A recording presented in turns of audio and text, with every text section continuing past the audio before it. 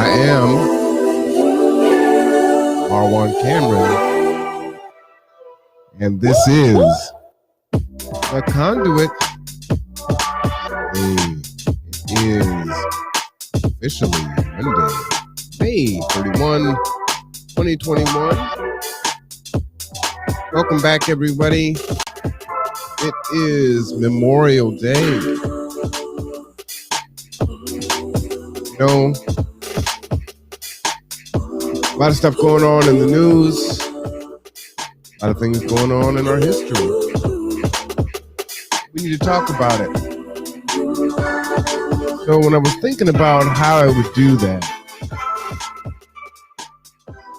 I had to really kind of think and consider what I was going to do. What I thought would be the most impactful and beneficial. So I was thinking back, watching, paying attention to our current events, all the different things that are happening across the country and, of course, across the world, projecting out what potentially could be happening in our country as the moratorium on evictions expire. And, I think there's going to be a lot of issues that we end up facing and grappling with as we go forward. And you're already seeing it, right? There are so many acts of violence that are happening here all over the country. And it's crazy. It's crazy.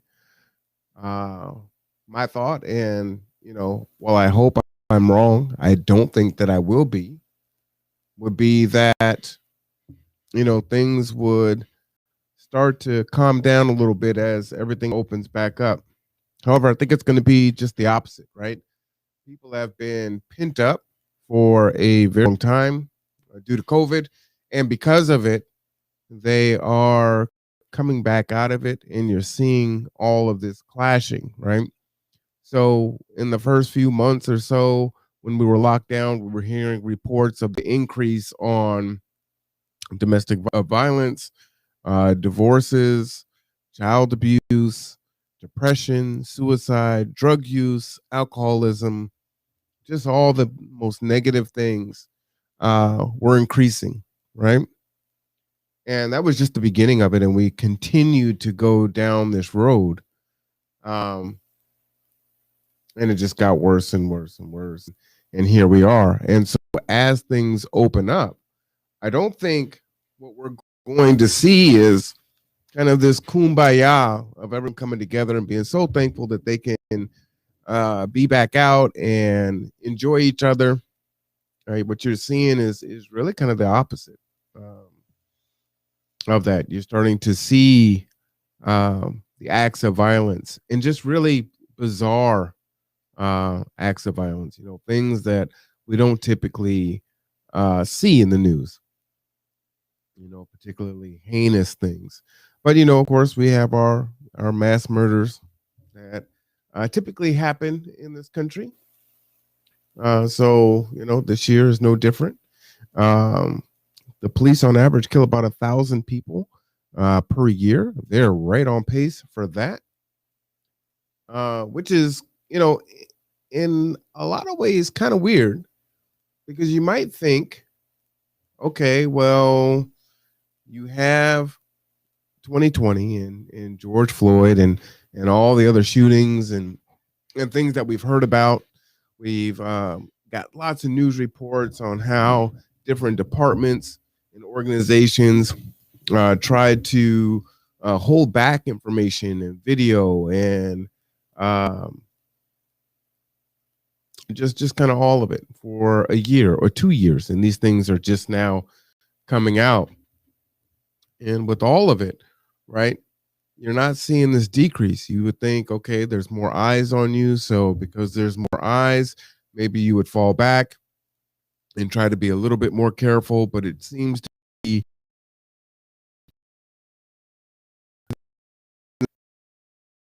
and that's really tough. It's really tough. Um, like I said, I believe that it's going to get worse.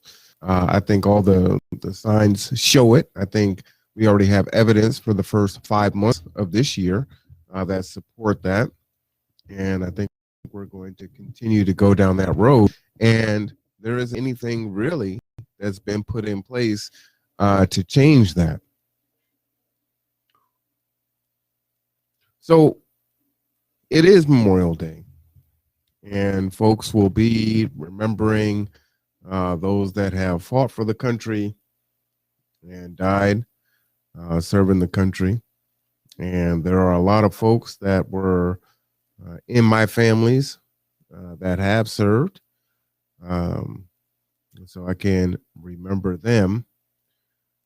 But I think it's also important to remember, what happened when many of these veterans that we are celebrating that did come back, um, what happened in America after some of the conflicts that we had around the world. And I think we need to remember those folks also.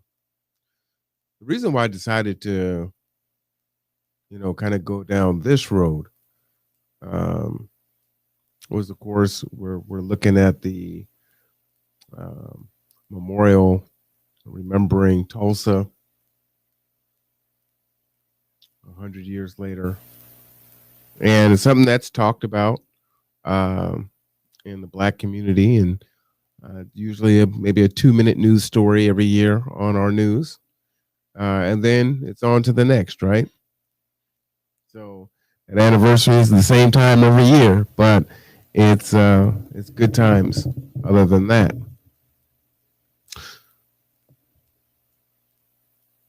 there's going to be a discussion, and I don't know if it's come out yet, but I do the 2x2 studies with the Rev, and so the Reverend and myself had our discussion, and he wanted to discuss critical race theory and the should it be taught in the schools? What's going on with all the conflict around there? Shout out to the Rev, and then he had his daughter on too, which was great. So she got to weigh in on that and have a really good conversation. And I have my thoughts on critical race theory, and you can check out that podcast to hear about that. But a lot of that, or at least a good portion of it, is our history isn't talked about. We're supposed to just get past slavery, and then it's slavery and then today. And so we don't talk about Reconstruction and Jim Crow era, the Joe Biden era. So if we're talking about more contemporary American history, we can do that. The Clinton era, the Reagan era. And we can talk about the issues that have plagued America. And the ongoing assault on the Black community. And what is very frustrating is, our plight, our issues are never really addressed. We talk about it. We're told that we just need to get past it and get over it. That was a long time ago. And that's it. And when other groups are having their issues, well, somehow we take a back seat, or we don't get the funding, or there's a study, and you'll see that in some of the things that I share today. Of course, this is a late night one, so that anyone that is following live can follow. Also, I need to have a chance to let Grandma know, well, maybe Layla shouldn't watch this one. We need to have a conversation before we have that, before she views it.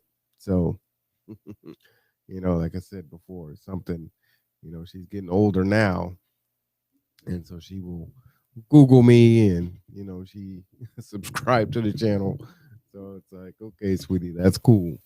But, I also have to have conversations with her when the content is of this nature. So, Yes, it is graphic. And unlike the news, where I say that these images may be hard for you to watch, no, these images are going to be hard for you to watch. This topic is going to be hard for you to watch, and there's no may to it. Why would they even say it may? Another question for you. You know, our news outlets can show our dead black bodies in the street being shot, being mutilated, all these other things. But, they say, oh, well, they were saying racially disparaging comments, and they won't say what it is, right? And it's like, so as offensive as some of these words are, how exactly does a word rise to be more offensive than watching a black man being shot or a dead body on a gurney?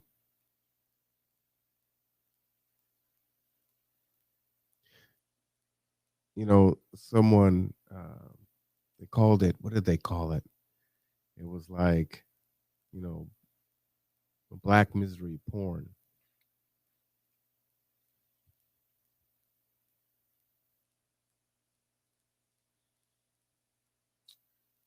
I consume a lot of information, trying to stay informed, not only for myself, but, for the people that I love and care about, but also, through that, I hear other people talk about, you know, their grievances or how they were impacted by certain things, and they have an experience here or there, and their post traumatic stress that they receive from it is so profound and palpable, and everyone around them can seem to provide the requisite empathy and sympathy for that. But when it comes to us, not so much. Not so much. So, disclaimer here is a copyright disclaimer under Section 107 of the Copyright Act 1976. Allowance is made for fair use purposes, such as, etc., etc., etc.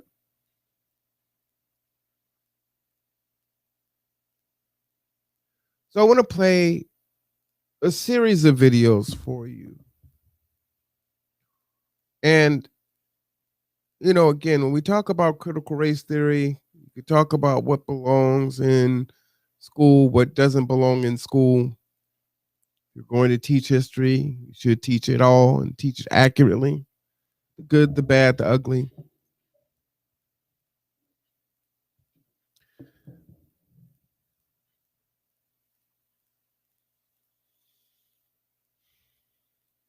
You know, if you watch the other podcast, I had Roosevelt Smith on and his display that is up at the Kitsap Museum. Wonderful and powerful that is. Do check it out. It does talk about the history. And I do love how, again, through the pain, there's also joy and triumph that goes along with that exhibition. So do check that out. Do support. But there will be no joy here. So let's check in on the oldest survivor of the Tulsa Race Massacre. Viola Fletcher, also known, if I can, Mother Fletcher. Thank you. Fair use. I don't have a mother, so thank you. Mother Fletcher is the oldest living survivor of the Tulsa Race Massacre. She was 7 years old when she lived through the massacre. Mother Fletcher, you are now recognized to testify.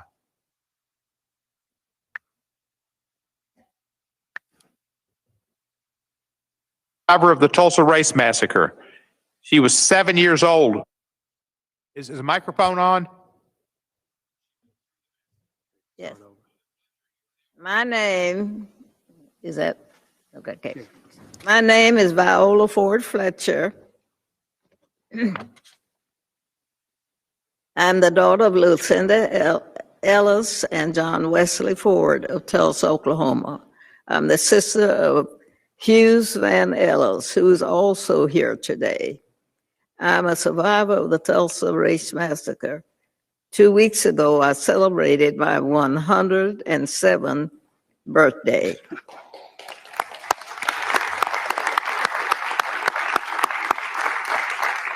Today, I'm visiting Washington, D.C. for the first time in my life. I'm here seeking justice, and I'm asking my country to acknowledge what happened in Tulsa in 1921.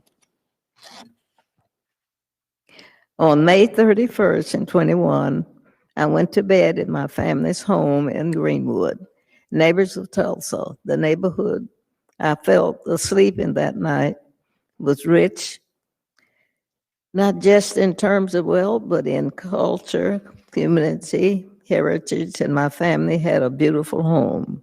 We had great neighbors, and I had friends to play with. I felt safe. I had everything a child could need. I had a bright future ahead of me.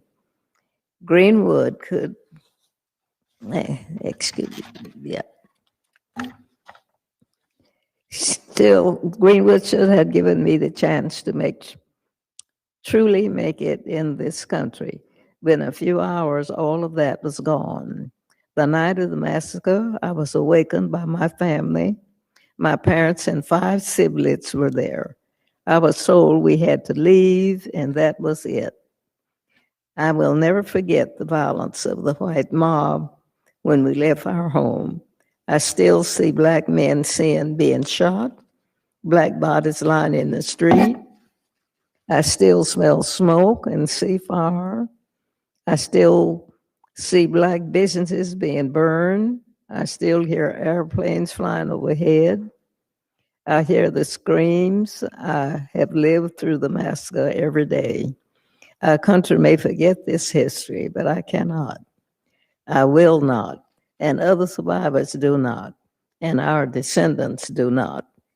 When my family was forced to leave Tulsa, I lost my chance of an education. I never finished school past the 4th grade. I have never made much money in my country. State and city took a lot from me. Despite this, I spent time supporting the war effort in the shipyards of California. But most of my life, I was a domestic worker serving white families. I never made much money, but to this day, I can barely afford my everyday needs. All the while, the city of this Tulsa have unjustly used the names and stories of victims like me to enrich myself and its white allies through the 30s million through the 30s million raised by the Tulsa Centennial Commissioner while I was continued to live in poverty. I am a 107-year-old and have never been seen justice. I pray that one day I will. I have been blessed with a long life and have seen the best and the worst of this country. I think about the terror, horror inflicted upon Black people in this country every day. This subcontinued committee has the power to lead us down a better path. I'm asking that my country acknowledge what has been happened to me, the traumas and the pain, the loss, and I ask survivors and descendants to be given the chance to seek justice, open the door. All of you know how easy it is to deny that a violent mob threatened your lives and took your property. For 70 years, the city of Tulsa and its stream of commerce told us that the massacre didn't happen. like we didn't see it with our own eyes. You have me here right now. You see Mother Randall, you see my brother Hughes Van Ellis. We live this history and we can't ignore it. It's our lives with us. Oh my goodness. We lost everything that day, our homes, our churches, our newspapers, our theaters, our lives. Greenwood represented all the best of what was possible for Black people in America and for all the people. No one cared about us for almost 100 years. We and our history have been forgotten, washed away. This Congress must recognize us and our history. For Black America, for the white Americans, and for all Americans, with that's some justice. Guess was that it. Thank you. Do you want to say anything else? I thought it was another page. Do you want to say anything else? Mm-hmm. Is there anything else you want to say? No, it's not. Thank you very much. We appreciate very much your testimony.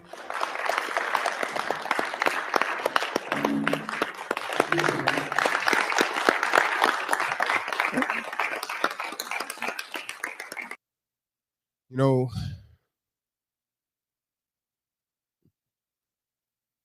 to me, this is so offensive to watch them stand and applaud at the end of that.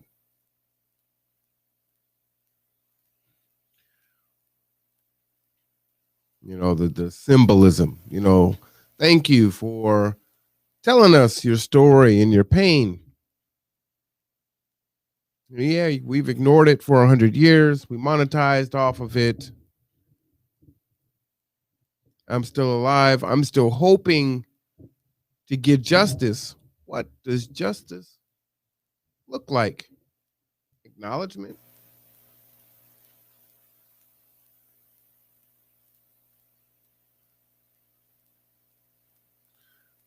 And even in her statement that she read, you know, it doesn't do justice to what actually happened during that day. And the cover up that followed after. And so we're talking about Memorial Day.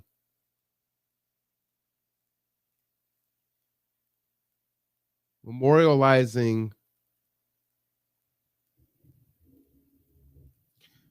our heroes, patriots.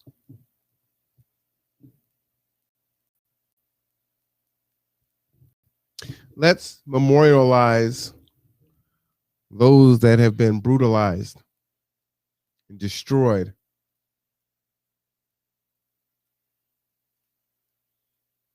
And so after slavery, when we do pull ourselves up our bootstraps, it's destroyed.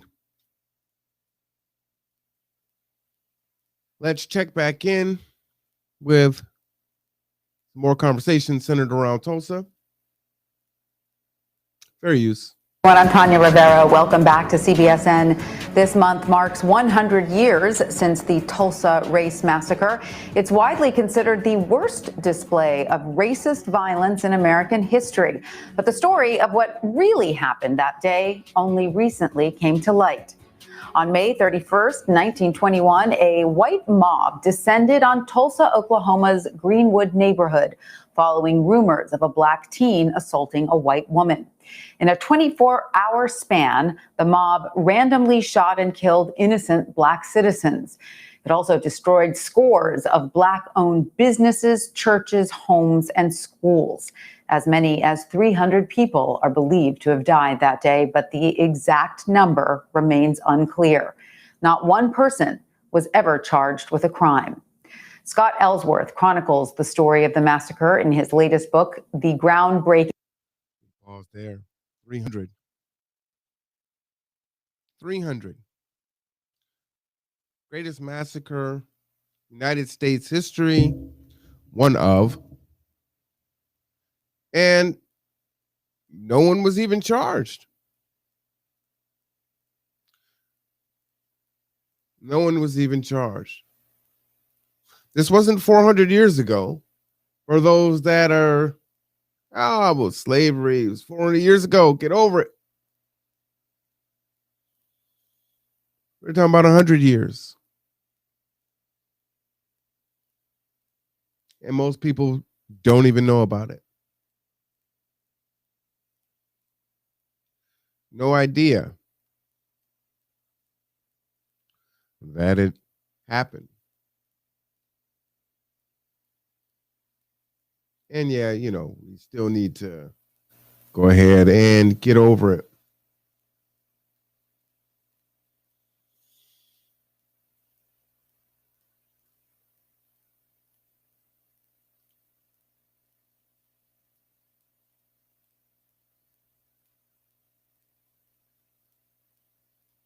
It's so frustrating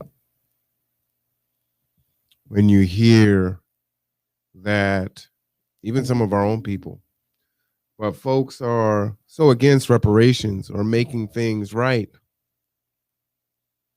when these things, this genocide was being done on blacks here in America.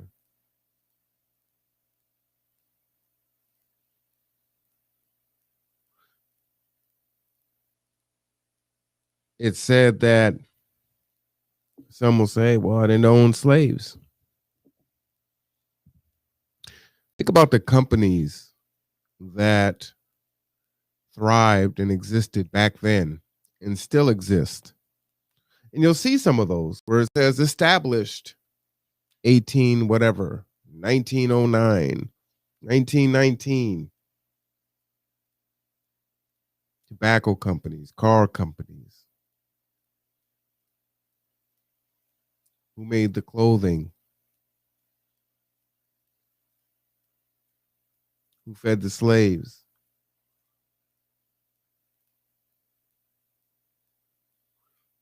And we talk about institutions, right? It wasn't just, hey, you know what? The only bad people were just the slave owners that had the slaves. Everybody else was cool. See, the institution of slavery,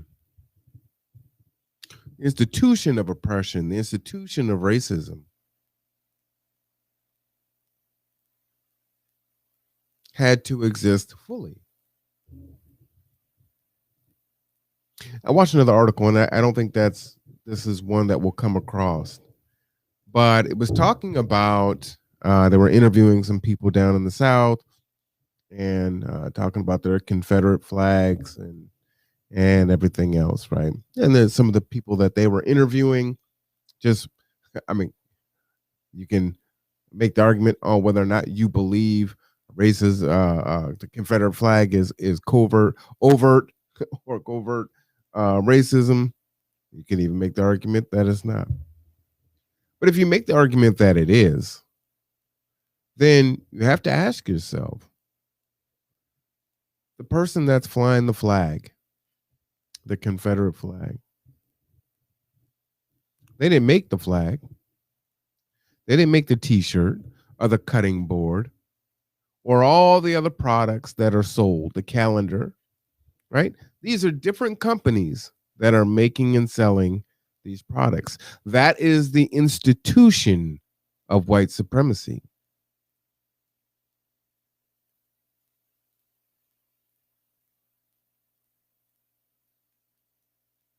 And so you think about today, and again, you heard me talk about it. Well, you heard Biden say it out of his mouth. You're not black if you don't vote Democrat.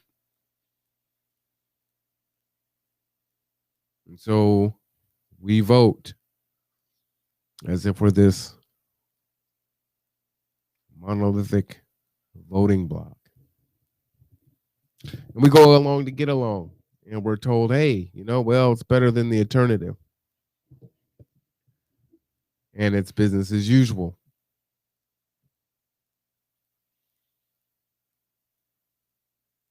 Charlie Brown and Lucy. To the Democratic Party, to me, is Lucy saying, hey, come on, kick the ball. I'm going to hold it. I won't move it this time. I'm actually going to do something. I'm going to do right. But in this case, I mean, Lucy just said, you know what? I'm going to move the football. You need to kick it anyway. You ought to be lucky that you're on the field. And I at least acknowledged that I've pulled the football away from you in the past. So, well.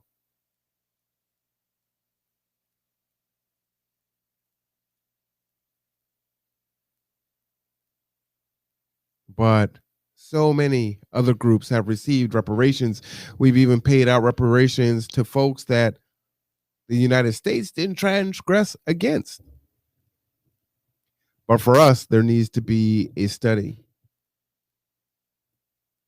to see if it's even worthy of a study. We're watching Republicans right now with the revisionist history talk about how January 6th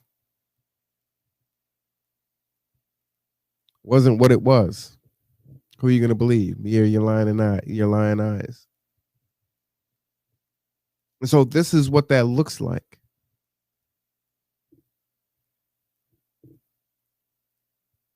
And again, party above everything else. So, well, even if you don't believe and you say, well, it's just a fringe of my party, we still have to go along to get along. I can't just come over and be Democratic because I disagree with something so heinous and wrong.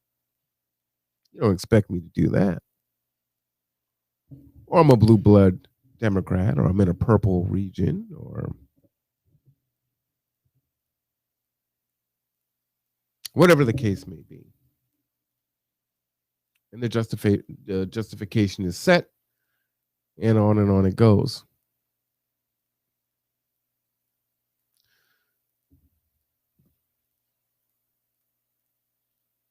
As I said before, 2020 was the year of the Karen. We saw the memes, we saw the videos. We know how dangerous it is for a black man to have the police called on them. Central Park Karen is now suing. But remember how apologetic she was? Now she's suing that she's been wrong. And I won't play that video of her choking her dog out while she's hyperventilating and making it sound like the black man is imminently raping her. And as forgiving as the black community is, he himself, oh, you guys are being too hard on her. Just let it go. And then she turns around and then levels a lawsuit.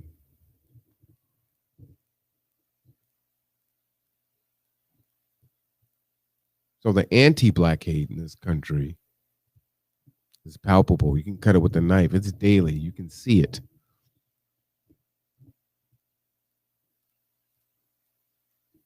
I'm at a barbecue with a few other black men today, and they're sharing their stories, current stories, within the last 2 weeks of their racist experiences here in Bremerton.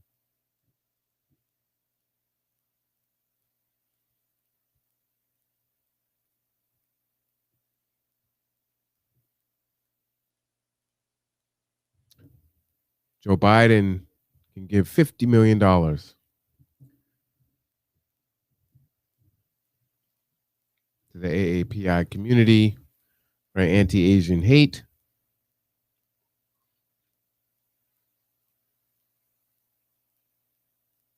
And again, we're all about intellectual honesty, intellectual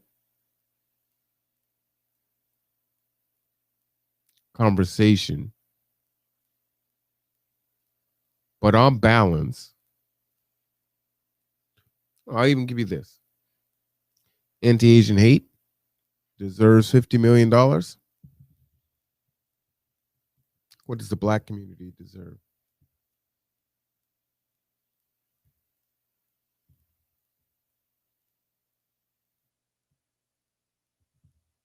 $15 trillion. It's actually not hyperbole if you've looked at some of the studies that are out there. But let's continue. An American city and its search for justice. He also details how the massacre was purposely covered up for decades. Professor Ellsworth joins us now. He's a lecturer at the University of Michigan's Department of Afro-American and African Studies. Professor Ellsworth, thank you so much for joining us. Let's step back 100 years, if you will. Give us a glimpse into life in Tulsa, Oklahoma for a Black person in 1921. You know, you recently said that this was a place where African Americans leaving the Mississippi Delta, Arkansas, and Tennessee came to get the boot of white supremacy off their throats. So can you elaborate on that? Sure. Well, Greenwood, as the district was called, was just an astonishing place. It was a home to about 10,000 African Americans, with more people arriving every day. In Greenwood, there were 2 newspapers. There were 2 movie theaters. One sat 1,000 people, the other 750. There were more than 30 restaurants serving everything from a sandwich or a bowl of chili to 4-course meals with steaks and chops and all the trimmings. There were more than 30 grocery stores and meat markets, a dozen churches, more than a dozen surgeons and physicians. African-American surgeons and physicians had their offices in Greenwood. There were Black attorneys, real estate agents, dentists. There was a hospital, a public library branch, a post office. This was an incredibly vibrant community. And it was a community for, a number of people where the American dream was really working for African Americans. And so, Scott, your 1982 book, Death in a Promised Land, helped bring this tragedy to light. How and when did you first realize that something terrible happened in 1921? And why did it take so long for this to come to light? Were there people who tried to stop you from publishing what you had discovered? Well, I learned about this as a kid. I'm born and raised in Tulsa. And even as a 10 and 11-year-old, I would hear stories of older adults would talk about what we then called the race riot. But whenever you went into the room, you couldn't learn much about it. It wasn't until really I was a college student in the 1970s that I started to do work on it. I personally was never really threatened, but boy, that wasn't the case for people before me. In the 1940s, as late as the 1970s, there were researchers whose lives were threatened, whose careers were threatened, for wanting to look into this. And the reason, quite frankly, is that for nearly a half a century, in the white community, the story of the massacre was actively covered up. Official records were stolen and destroyed. Articles were cut out of newspapers. It was Tulsa's white daily newspapers went out of their way never to mention the event, for nearly 50 years. And ironically, in the African American community, it wasn't discussed publicly either. You think about these survivors of this horrific event. If you imagine them like Holocaust survivors, many of them did not want to share this awful trauma, the memories of that with their children and grandchildren. So the massacre, as John O. Franklin, the great historian, once said, Tulsa lost its sense of honesty. And it lost it for about 50 years. And it's taken us nearly 50 years to get the story out. Well, as you mentioned, you've interviewed dozens of survivors over the years. And, last week, of course, we heard from a 107-year-old survivor on Capitol Hill. Amazing. I mean, she's just incredible, 107 years old. So are we at a point now where, as a country, we can address this openly as these last few survivors are still with us? Well, I certainly hope so. I mean, the story is out now. I mean, it's largely out. I still run into people say, I can't believe I've never heard about this before. But I think the story is out. There'll be a lot more attention coming into next week or so. But we have a lot more work to do. Look, everyone let these people down. Not only did their neighbors try to kill them and destroyed their homes and businesses, but their city government let them down. The state of Oklahoma let them down. The federal government never investigated this horrific incident. And insurance companies let them down as well. They refused to pay claims by African American insurance holders. So I think that we have, as a society, have a lot of work to do. We need to make this right, not simply for the three survivors of the massacre, but also for the descendants of any survivor as well. Right. And what does make this right mean? I mean, as you know, some of the descendants are suing for some kind of legal reparations. What does that mean? I mean, what does that look like? And how would the city of Tulsa embrace some of these options? Well, I think that, and the city deserves a lot of credit too for, supporting our work to find the mass graves and other things as well too. I think this is going to be a national issue. Quite frankly, I can't claim to know what the proper figure is. There's never going to be enough. But, 20 years ago, the state of Oklahoma had a chance to pay some form of financial restitution to the 150 or so survivors. They turned their back on that and instead gave them a gold-plated medal. I think we can define who the survivors had been of the massacre. I think there can be mechanisms created to figure out who the descendants are, and whatever the payment is, it won't be enough. But I think this is going to ultimately have to be a federal responsibility. Look, everyone let them down, and I think we need to do something to make it better. I agree. I mean, the effort has got to be there, and the effort needs to at least attempt to match the crime. Well, Professor Scott Ellsworth, thank you so much for joining us and all of your insights. I'm sure that we will have the opportunity. So, you're hearing it there, right? And it's something how no one seems to know what would be appropriate. How do we make the people that were wronged right? And what you'll find out is that this was more than just Tulsa, right? This is across America. It wasn't one incident. This is after slavery.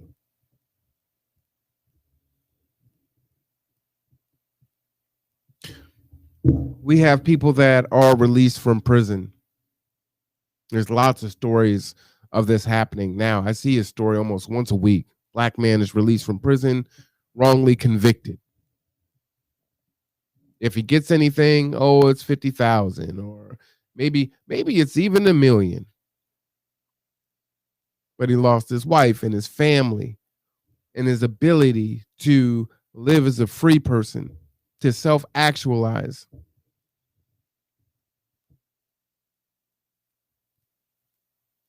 Here's 50,000. I'm just so glad to be out. And that's what you get. What are they supposed to say?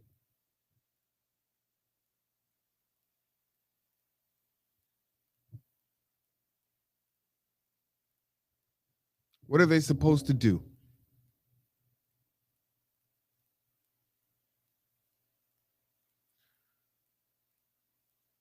As I said before, Tulsa wasn't the only, but we're focusing on Tulsa right now. I'm going to play a couple of short clips here. Shout out to the Black Authority. Check it out. Now, it goes without saying that I never agree with 100% of what a source has to say. But you do need to be aware, one, of what the facts are, how we are thinking. Because, see, the game is you're only going to hear from Black America that's go along to get along. You're only going to hear from Black America that says, well, you got to forgive and move on and love.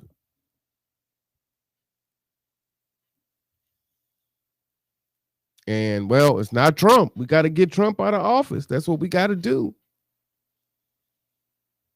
Now we could start doing the work.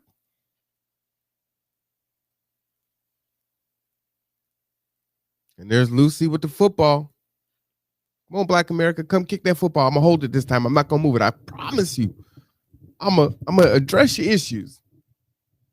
And I'm not just gonna talk about it. We're gonna actually do something.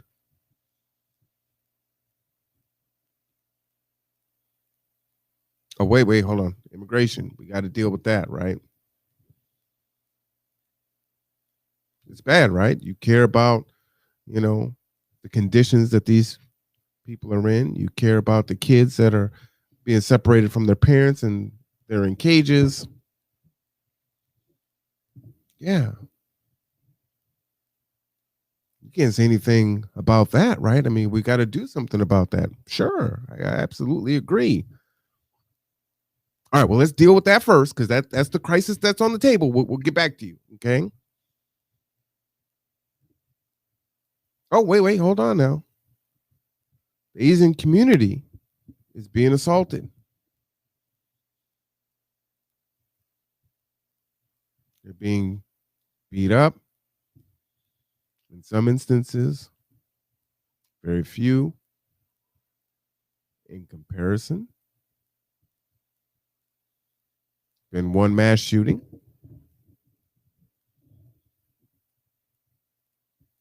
It's almost unanimous.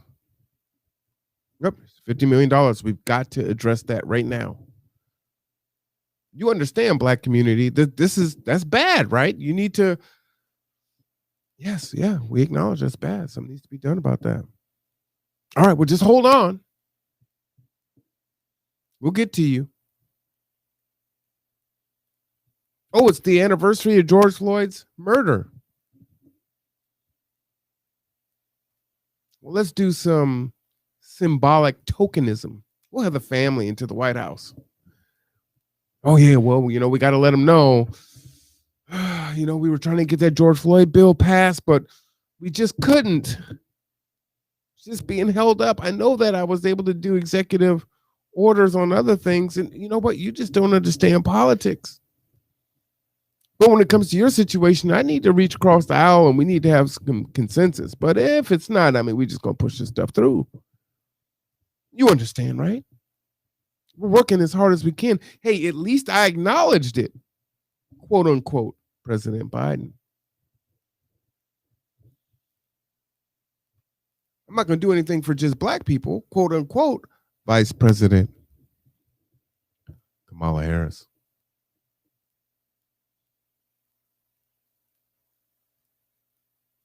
So we wait and we wait. Oh, wait. There was this bad massacre that happened. All these people were shot and killed, and it's a travesty. We've got COVID that's going on.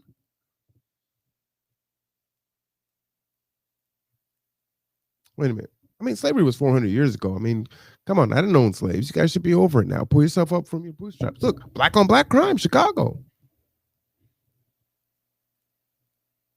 You guys are the orders of your own demise.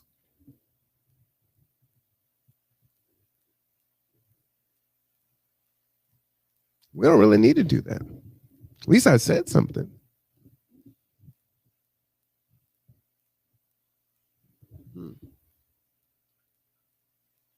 All right. Let's check out the Black Authority. I think what he has to say is interesting. Something terrible happened here.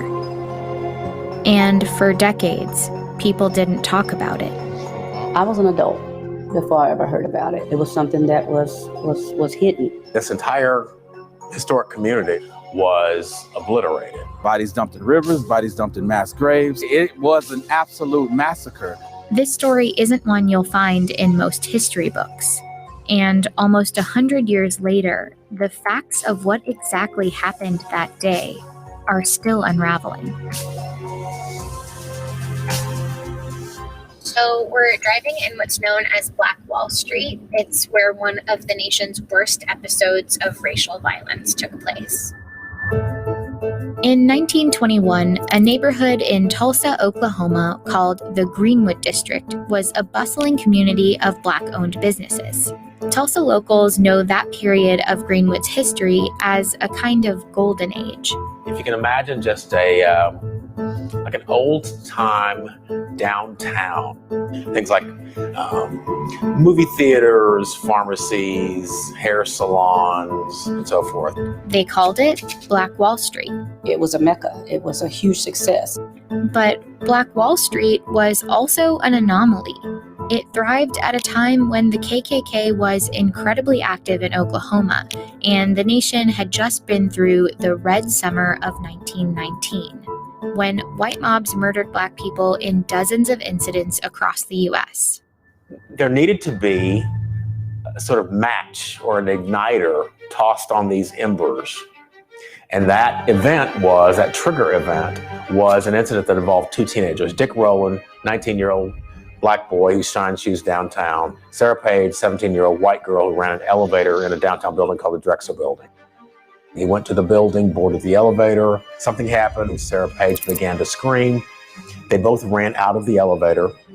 Now, we don't know exactly what happened in this elevator, but a day later, Rowland was arrested and taken to the courthouse. The local newspaper ran an article claiming Rowland had assaulted Page. Even though Page refused to press charges, the article was essentially a call to action for whites. A large white mob began to gather on the lawn of the courthouse. Dick Rowland was in jail on the top floor. A number of Black men, several dozen, marched down to the courthouse to protect him, some of them armed. There was a struggle between one of the Black men in the small group and one of the white men in the larger group, and things sort of went south from that point. Hundreds of white people descended upon Black Wall Street, armed. Black residents withdrew behind the railroad tracks that marked off the Greenwood District. Some of them were armed and fought back, but they were outnumbered by the white mob, which shot their way through. The white mob murdered, they looted, and they set fire to Black Wall Street. This was the strategy, if you will, of how to deal with these communities, with these successful Black communities. The effects were disastrous. For 2 days, the Greenwood District burned. Martial law was declared, and the National Guard was brought in. By the time the massacre ended, Greenwood was in ruins. More than 1,200 homes were destroyed, and 35 blocks burned. The exact number of casualties is harder to pin down. Some initially only reported that white people died. Others reported somewhere between 30 and 100 mostly Black casualties. But estimates now put that number closer to 300. As for those that survived, thousands of them lived in tent cities in the months that followed, and were left to pick up the pieces of rubble they once called home. After the massacre, the cover-up started. Records went missing from city files, including the very article that started it all. It makes photos from this time all the more important as part of the historical record. But back in 1921, these images... Let me just stop right there just for a second. So again, you talk about fake news. This goes back so far, right? You're literally cutting it out. And this is on, looks like microfiche. So you're cutting the articles out. You're willfully hiding it, burying it. You don't want to atone for it. And saying you're sorry doesn't get it. So when Black folks do something in this country, we get the maximum. When everyone else does something, it's, well, come on, we need to move on. We need to grow. We need to have love. We've acknowledged it. Maybe we do a study. Or wasn't me, wasn't my family.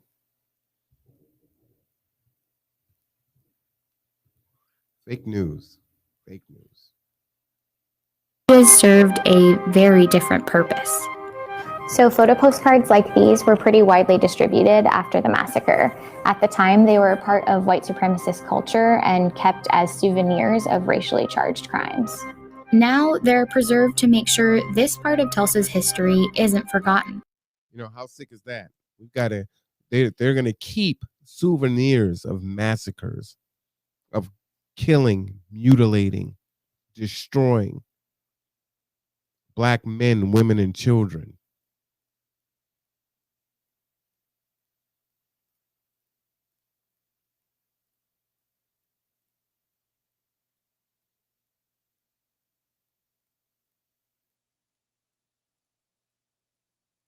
And I pause because we just seem to gloss over it. When so many in this country care more about their animals. Remember Michael Vick, dog fighting? People wanted him dead.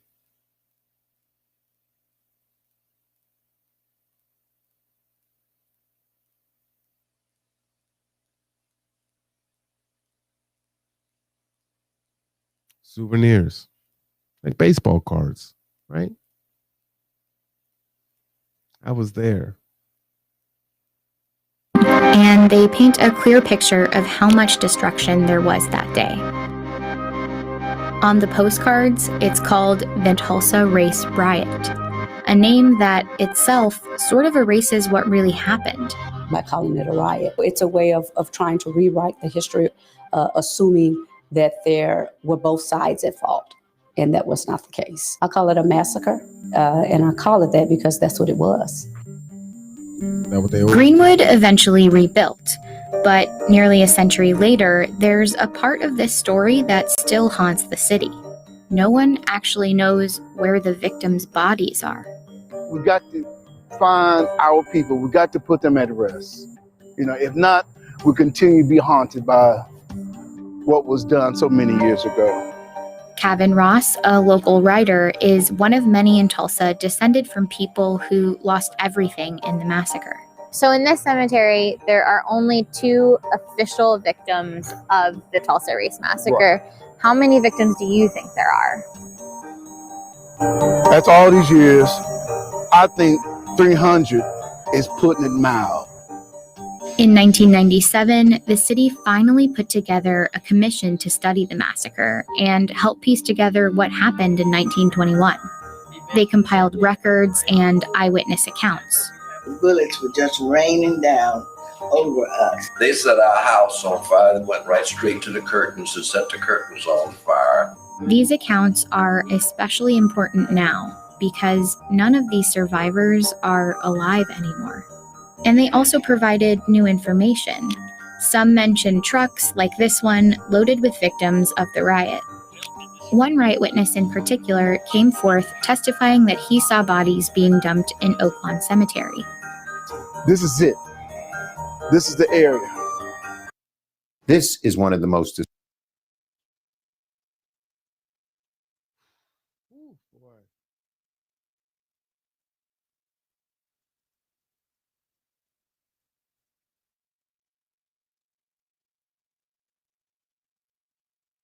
we can see and people can understand that what the Nazis did was so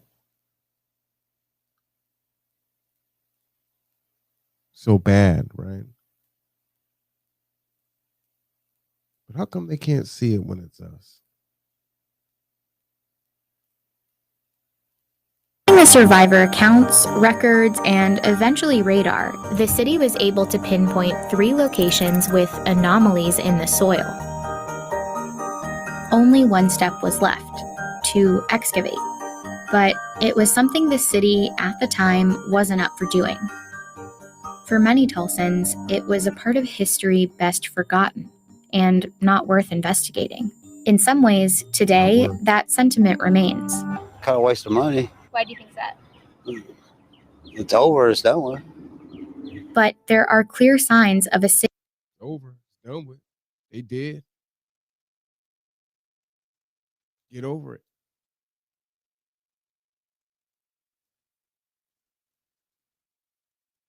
City that's ready to come to terms with the dark chapter in its history. Honestly, that's a lot of missing people that probably had families. We owe it to the people whose blood has actually fertilized the grounds of this place. There was a tremendous amount of racism. Injustice plus time does not equal justice. Today, a new mayor is reopening the investigation. I like that. I like that. Injustice plus time does not equal justice. Got to type that in the chat. Absolutely facts. Slavery was 400 years ago. Reconstruction was, Civil Rights era was, Jim Crow was.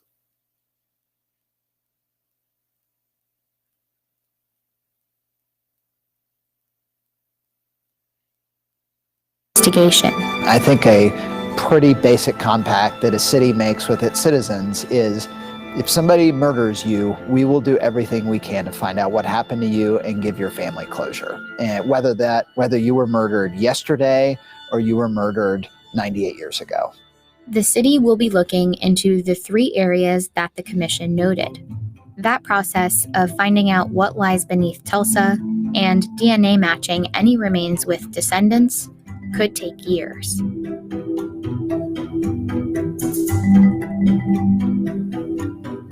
The investigation is just one part of a bigger historical reckoning, but the reality is it can't undo the crimes or the cover-up of the 1921 Tulsa Race Massacre. This story is the greatest conspiracy of silence that I've ever seen in history.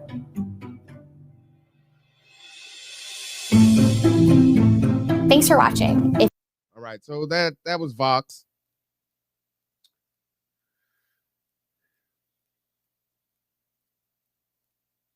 We're gonna cover it up. We're gonna hide it. First, we do it.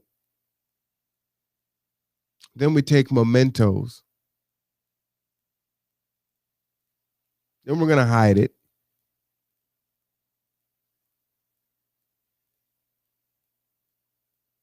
Now, most everyone is long dead and gone.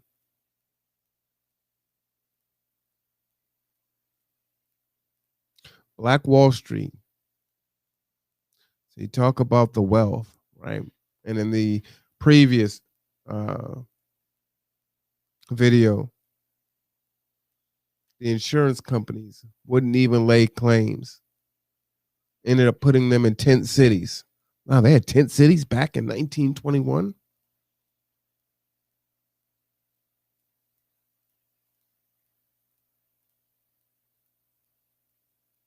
Majority of our homeless are men. And a high percentage of them are Black. You don't think this can happen again?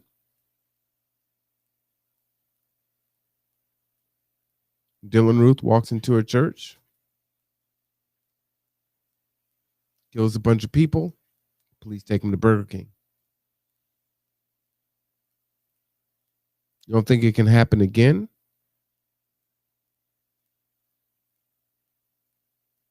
We watch display after display of violence on Black bodies, particularly Black male heterosexual bodies. No biggie. No biggie.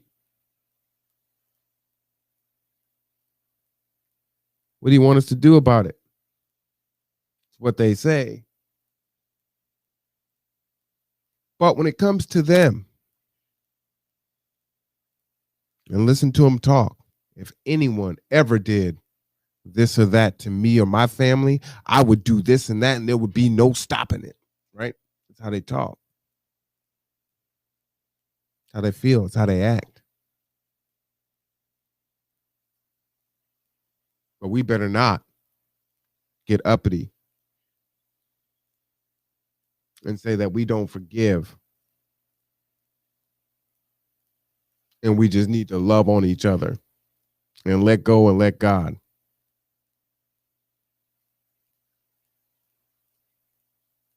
Injustice plus time does not equal justice. I love that. Never heard that one before. All right, let's go into the Black Authority here. But I'm going to play some of that for you because I want you to understand a couple of things and to see that Tulsa was a metaphor. For a lot of you, this will be new because you've heard the names, but you're not really aware of what's going on there. So I'm going to play some of this for you because there's something in particular I want you to hear. I'm not going to play the whole thing. I'm just going to play part of it, but I want you to hear it.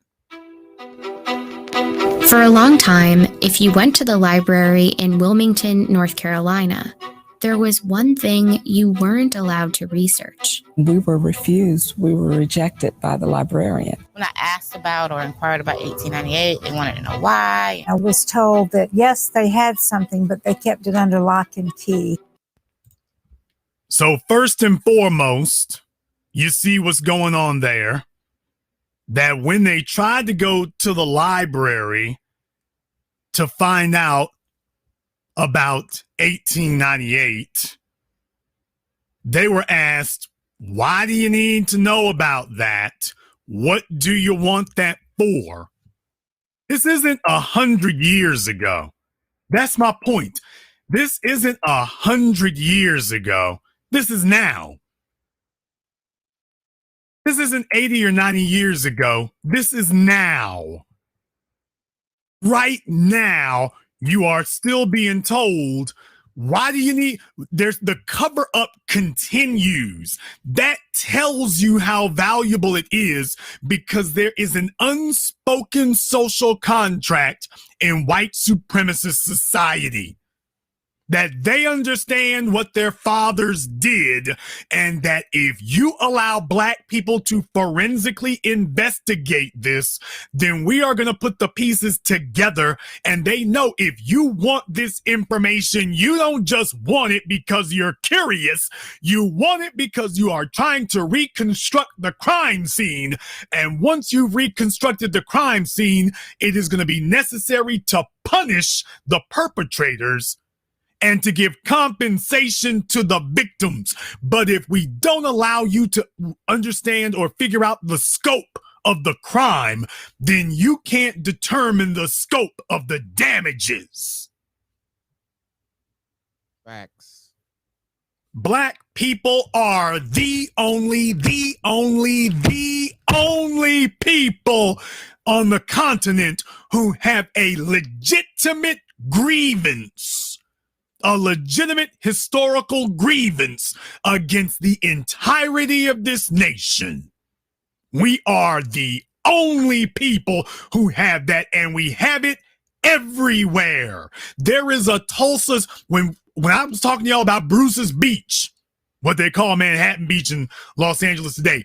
No, when I talk about Bruce's Beach, I said, man, there's a story like that everywhere in black society in America. There's a Bruce's Beach story everywhere. Literally every black person listening to me right now, unless you're an immigrant, every single black person listening to me right now, you are no more than 1 degree of separation from somebody who has a Bruce's Beach, Tulsa, Oklahoma, Rosewood type story. If it didn't happen in your family, you're not 2 or 3 dimensions removed. You're not 2 or 3 steps away. You're only 1 step removed. Foundational Black America. You're only 1 degree of separation removed. Just 1. And you know it. You don't have to go searching across town to find somebody who's got a story like that. You got stories like that in your family. And if you don't know, it's because you haven't asked. And if you are one of the very few who don't have a story like that directly in your family, somebody in your family directly knows somebody who has that story. If your family don't have it, they directly know someone who does. And can say, hey, go talk to Mike over there. They know that happened to them. It didn't happen to us, but it happened to them down the street. Came back from the war. So if you bury, y'all think that the work and the effort to this campaign to bury the history of slavery is one dimensional. No, they went to work to bury everything they did. And these were huge events. These were gigantic events. These were horrendously large, enormous events that occurred, and they covered them up. That is the power of white supremacy. White supremacy is the power to conceal enormous, gargantuan events as if they never happened. That's what power really is. The ability to erase enormous events. Not one or two people, the structure.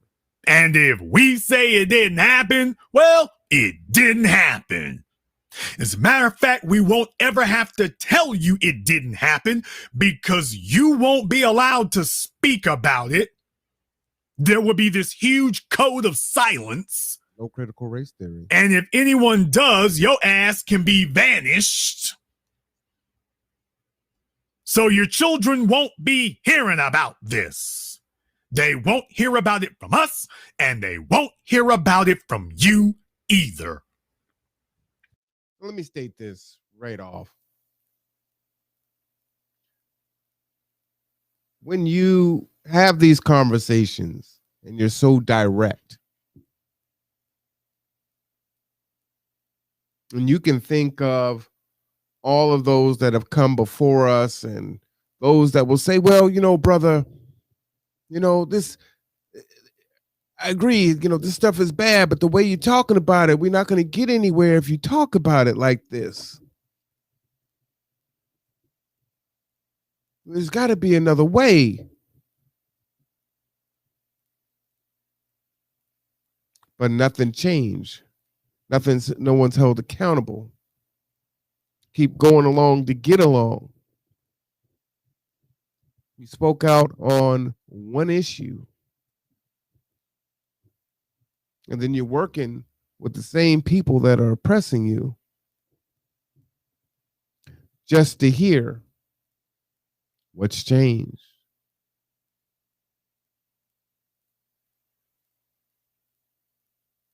Y'all two are good, but the system is still in place.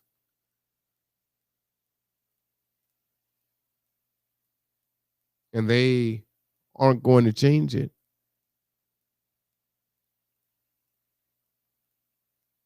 They have a vested interest in not changing it because it's a zero-sum game, right? True reparations, atonement, accountability means that it's going to cost them something and a whole lot of something. And they can't have that. Do know, as I said, they are going to come for me because they have to. They have no choice. And I want it to be 100% crystal clear that when that day comes, no friend or family member is authorized to say Marwan wouldn't want you out there. Go home. Be peaceful. Forgive. That's not what Marwan would say.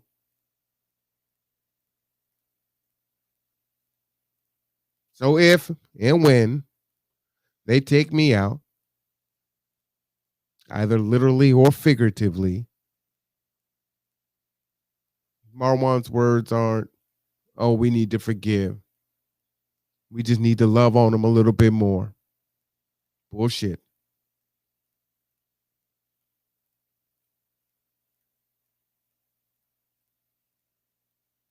So no family member or no friend or no person who claims to know me or to have known me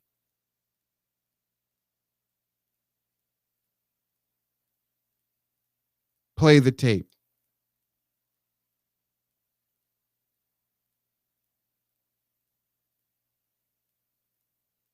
Malcolm, justice by any means necessary.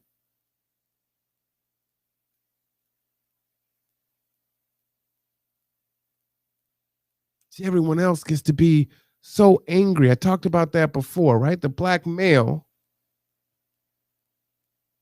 doesn't have the full range of emotion.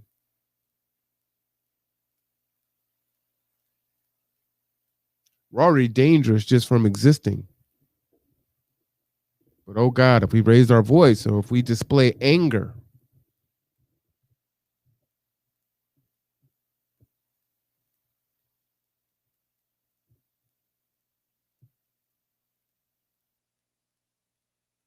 it's a problem.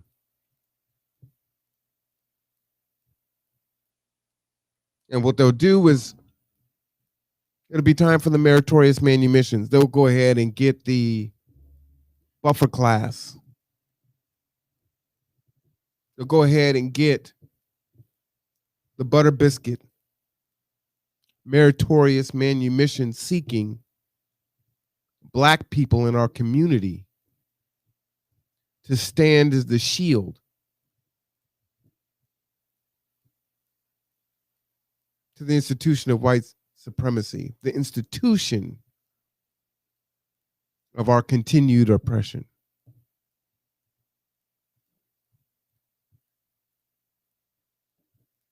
Tell the truth. If Master tells you that either you're going to whip your brother or you're going to take the whipping, which one you going to do?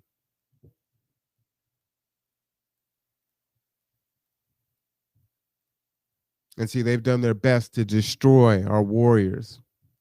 So we're softer than tissue paper, me included.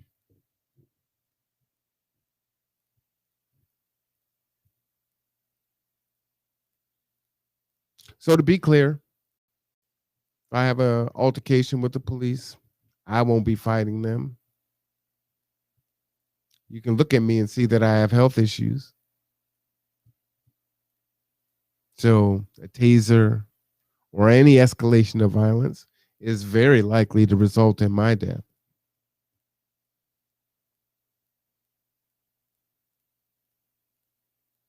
And the funniest joke of them all is how they were in fear of their life.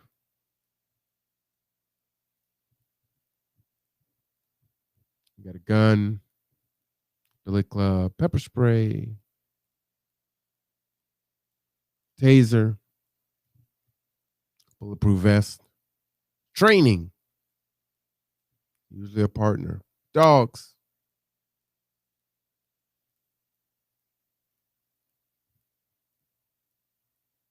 He's unarmed. I'm afraid for my life.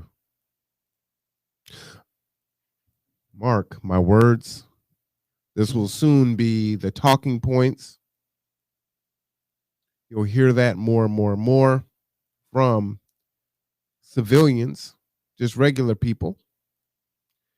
You'll probably start to see that in Texas first as they work to pass some pretty insane gun laws. But let's move away from Tulsa because they would have you think, first off, they hid it for 50 years. And they hid it for 100 years. They're fighting. They're hopping mad. We don't want no critical race theory. We don't want to hear about what we did bad. And if we do hear about it, we don't want to take accountability for it, right? No, that wasn't my dad. That wasn't my grandfather. That wasn't my grandmother. That wasn't my great-great-grandfather. That wasn't my great-great-grandmother. See, the life expectancy of white people and black people are very different, right? Very few of us live to 107. It's very common for them to live into their 80s and 90s. They're not that many generations away from that. Some of them may even still be alive today.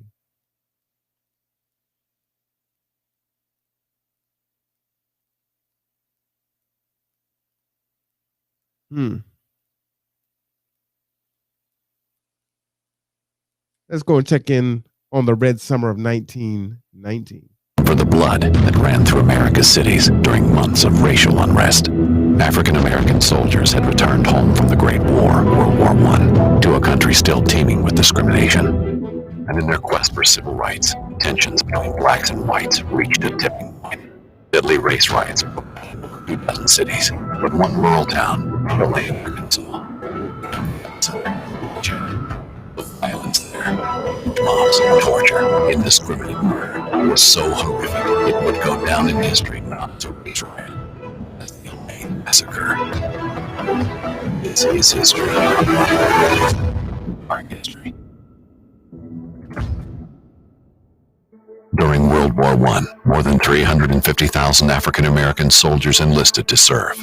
But while they fought for democracy abroad, their own country, America, was still not willing to see them as equal. White supremacy was very mainstream at this time in the United States. Basically, a lot of African Americans were seeking to obtain their full rights and equality in the United States, and violence was often used by mobs of whites. Tensions reached a boiling point in the summer of 1919. Race riots broke out in dozens of cities across the country.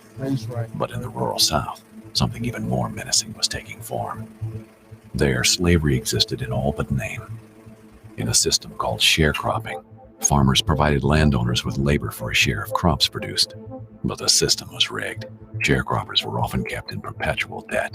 One black sharecropper raised $500 worth of cotton, and his landlord told him, yeah, but you used $697 worth of supplies, so you owe me money. Everyone who has any power at this point is working to make sure they keep African American laborers tied to the land. This is OutSystems. All right, let's go ahead and get past this quick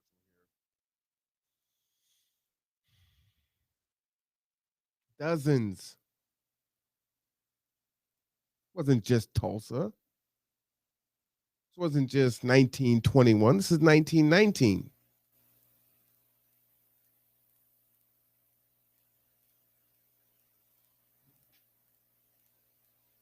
Years, the system went unchecked. In the fall of 1918, a black man from Arkansas had had enough. Robert Hill had decided to form a union to represent sharecroppers. It was a dangerous decision, and one that would set off a chain of events involving mass murder, torture, and a landmark Supreme Court ruling. But first, he would need to organize. In his message, Hill was pretty simple and direct. Why is it that we cannot have fair payment for the honest and hard work we do? Despite the inherent risk involved with challenging whites, World War I veterans and other black sharecroppers became card-carrying members of the Progressive Farmers and Household Union of America. We believe that by paying dues, these members could have the services of lawyers and sue plantation owners for cotton that had been stolen from them and false numbers that have been placed in the plantation stores' books. On the night of September 30th, 1919, union members gathered in Elaine to discuss their legal plan.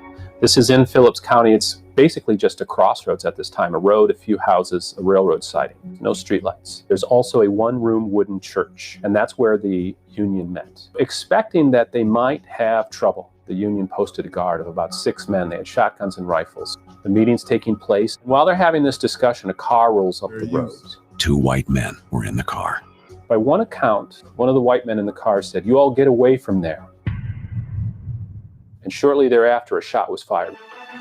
Though it remains unclear who fired first, a barrage of gunfire broke out. One of the white men was killed almost instantly. The rumor of a black uprising spread in a matter of hours. The idea of a sharecropper rebellion conveniently played into the hands of landowners who did not want their sharecropping practices scrutinized. They did all they could, as quickly as they could, to sound alarms that black farmers were out for white blood. The story gets magnified that the town is under attack, that blacks are killing people in the streets, that there is a revolution afoot. The sharecroppers quickly formed self-defense groups, expecting repercussions over the death of a white man. But they could not have predicted just how severe the response would be. The following morning, under the watchful eye of Sheriff Frank Kitchens and his deputies, posses of white men were sent to find, detain, and kill the offenders. When you have an out-of-control mob just being told there's a Negro insurrection going on, that mob's being very indiscriminate in its violence. You see houses being attacked, black-owned homes being ransacked. The black school was burnt. Notable families were killed. Black women and children have to go literally hide out in the woods because many of these people are indiscriminately shooting at African American women and their children. Black veterans and other African Americans took up arms in self-defense. This no doubt just feeds into the mob fervor. The fact that, oh, they're daring to shoot back at us. This must really be an insurrection. One historian has identified more than 20 different killing sites where African Americans were being killed. There are stories that mob members were taking souvenirs, such as ears or fingers from the bodies of fallen African Americans. One of the leading black families of the county, they weren't even in the town. They had just received a brother back from the French front. They are pulled from a train, put in the back of a car, and they are stabbed, shot, and their mutilated bodies are left on the side of the road. Within 2 days, 500 U.S. troops were sent to quell the supposed black uprising. They don't find any blacks killing or shooting down the streets. In fact, Colonel Jenks reports that the city is filled with hundreds and hundreds of white men with guns. Many of the individuals who were hiding in the thickets were former soldiers who had just gotten back from the war. And when they see the army troops come, they rush out, believing that the army troops are there to assist them. The army believes that these people are rushing toward them to attack, and they're cut down by machine gun fire. Although the exact number will never be known, a recent estimate suggests 237 black men, women, and children were killed. There was an immediate demand for justice, but not for the black lives lost. 5 white men were also killed in the fighting. Hundreds of African Americans were rounded up and put in jail, and when the jail was full, they detained the rest in a schoolhouse. While they are detained, there is torture going on. The goal? To elicit false confessions of a black uprising. They whipped the men, whipped them for long periods of time. They stuffed formaldehyde up their noses, and they stripped them naked and shocked them with electrical charges. They did this until they confessed to the conspiracy. Robert Hill escaped to Kansas, but his peers back in Arkansas were not as lucky. 122 indictments were issued, and trials quickly started. The men were brought into the court in chains. They weren't allowed to consult with their defense attorney. The defense attorney rarely interjected, and then the all-white juries started delivering guilty verdicts. In one case, the guilty verdicts came back in 2 minutes. It's also important to point out that there were mobs of people outside who were demanding black blood. Governor Bruff maintained that at some point these people would be killed, but they would have to have been killed justly. The governor lived up to his word. When among the 87 black citizens charged with crimes, 12 were sentenced to death by electric chair. Despite the system being blatantly rigged against them, the convicted men had one unlikely beacon of hope: the American justice system. The trials of the Elaine 12 had been highly publicized. The NAACP took notice and stepped in with legal help for the 12. 4 years, the team faced a series of legal setbacks and advances, until in 1923, the case made its way to the Supreme Court in what is now known as Moore versus Dempsey. There, the defense argued that the original trials had been mob-dominated, and the black prisoners had been denied their constitutional rights. In a landmark decision, the court agreed. The good that comes out of this is that the NAACP sees for the first time that they can win in the Supreme Court, that things don't always fall along the color lines. The 12, subjected to torture, injustice, and litigation travesty, were at long last exonerated and released in January 1925. They might have escaped with their lives, but there was nothing that could reverse the pain and devastation felt by the black community in Phillips County, and no way to unsee the ungodly truth that American men, alongside the American government, were complicit in a massacre of American citizens on American soil.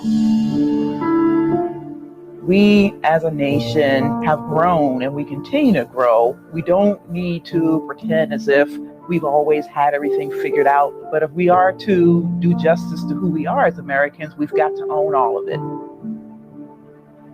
You got to do more than just own it. Owning it is not enough. Welcome to Raid. Not enough.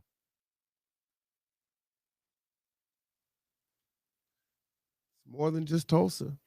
Dozens. It's Memorial Day. Recognizing our veterans.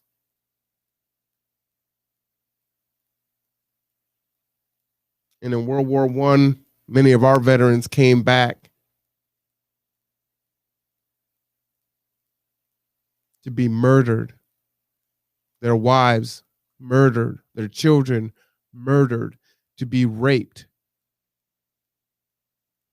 To have their houses, their livelihood destroyed. To have body parts cut off and kept as souvenirs.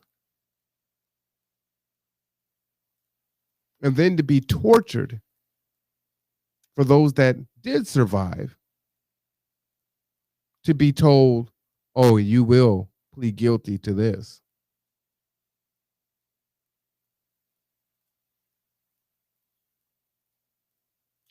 That is the institution of white supremacy. That is oppression. That is racism. That is genocide.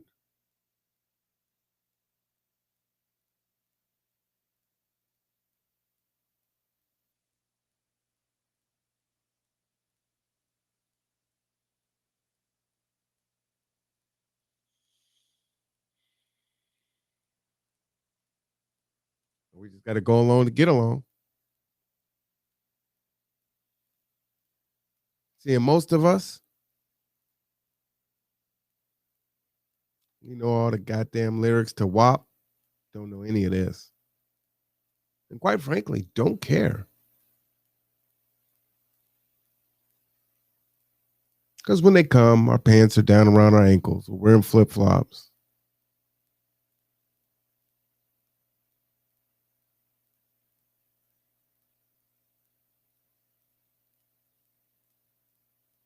We're on OnlyFans.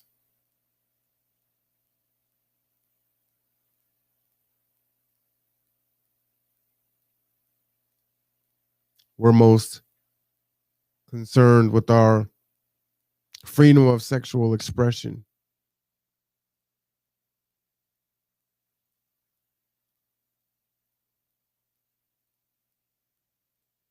Or are we destroyed every day?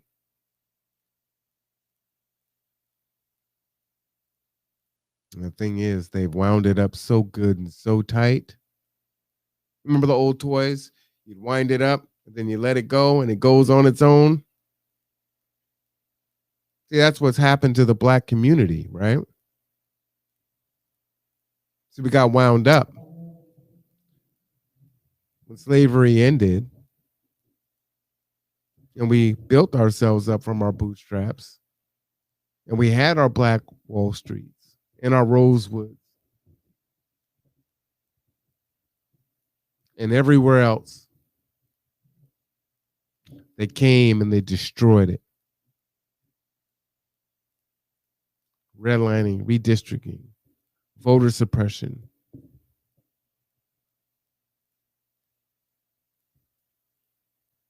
Police brutality, injustice in the court system, injustice in education and health. Can't remember that crazy stat that I told you of our black boys that are illiterate and read at the 4th and 5th grade level in 2020, going into 2021.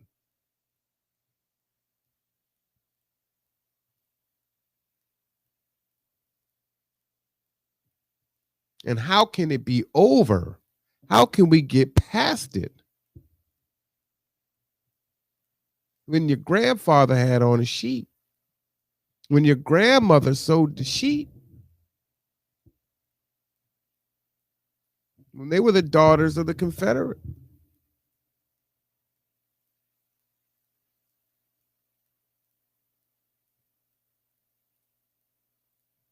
When you're the 3rd and 4th generation of this and that. Everybody's got the incentive, right? Black folks, we got to go along to get along. We got a little something. We want to hang on to it. We sure don't want to be victimized. We don't want to be shot in the back of the head, shot 7 times trying to get to our kid, or all the different ways. Eating a bowl of cereal, on our couch, be shot to death, jogging down the street, be murdered. All of 2020, they were finding young black men, sometimes black boys, hung in parks.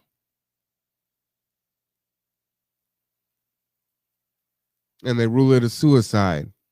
But upon investigation, the kids were happy and great, weren't having any issues or strife. No explanation on how they even could have got themselves up there to hang themselves.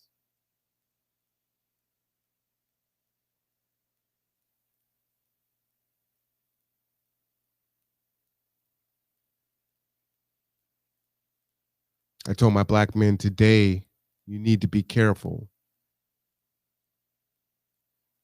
Situational awareness.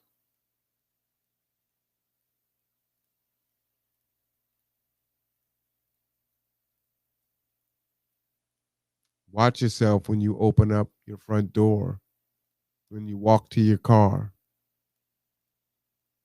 when you park, where you go, what time it is when you're going, who you're with, where you're at.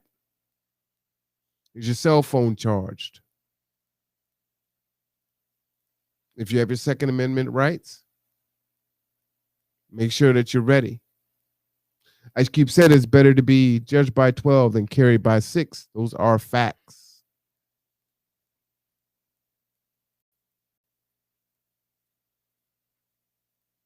Women talk about feeling like they're not safe.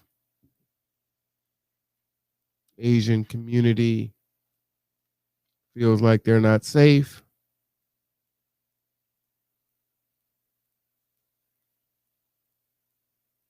If they don't feel safe, what the hell? How do we feel?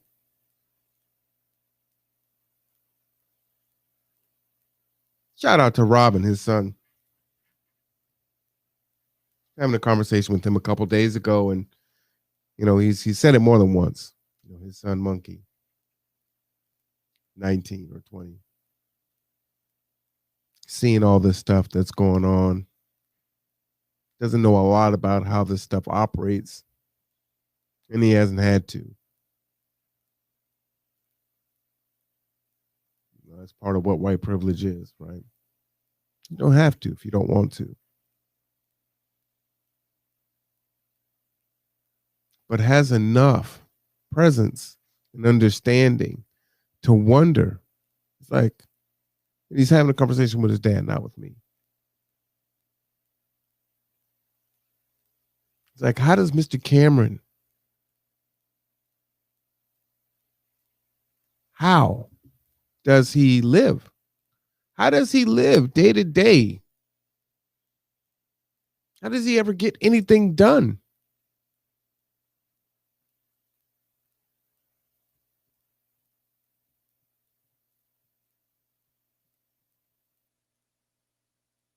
I will tell you, there was a time for a little bit when it was a lot easier when I was asleep. Or I should say, maybe I had one eye open, right? Trying to fit in with the dominant society. I know I'm going to go get a degree. I'll go get several. That'll do it. I'll smile and I'll be very disarming. Hey, awesome. You're awesome.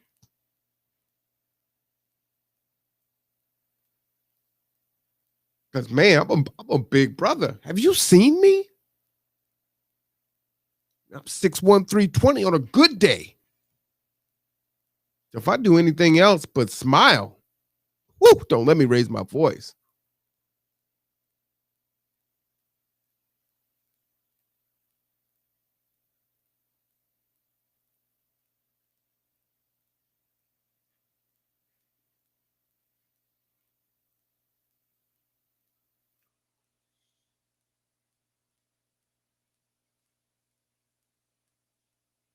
They'll say, I was afraid for my life. Or, stop resisting, stop resisting. Something like that. Or, he had health issues.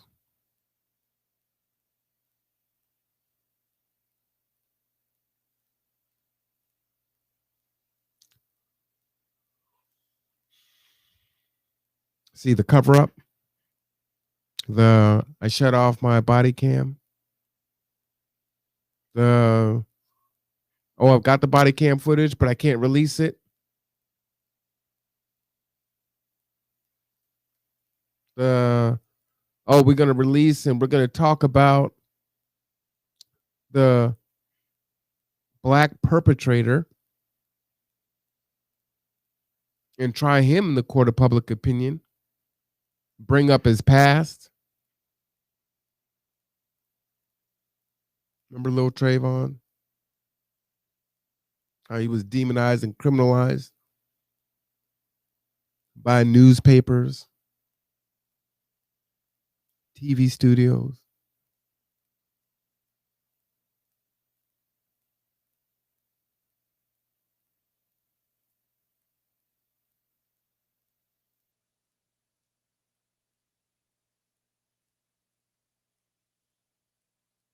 What man? What human takes a child's life, even if you gave him the greatest benefit of the doubt and said, you know what? George Zimmerman was innocent. He was right. He was justified in what he did. To sign autographs on Skittle bags and to monetize it. How sickening and disgusting is that?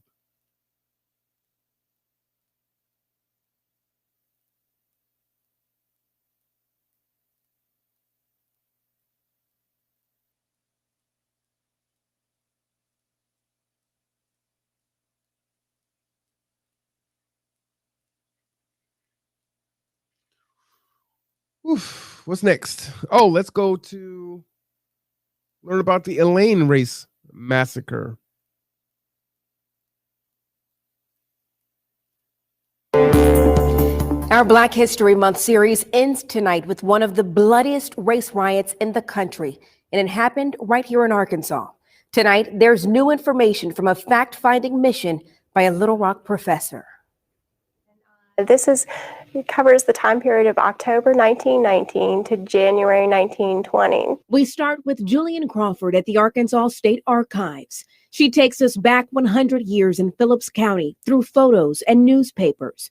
Black veterans returning from World War I were upset over their wages.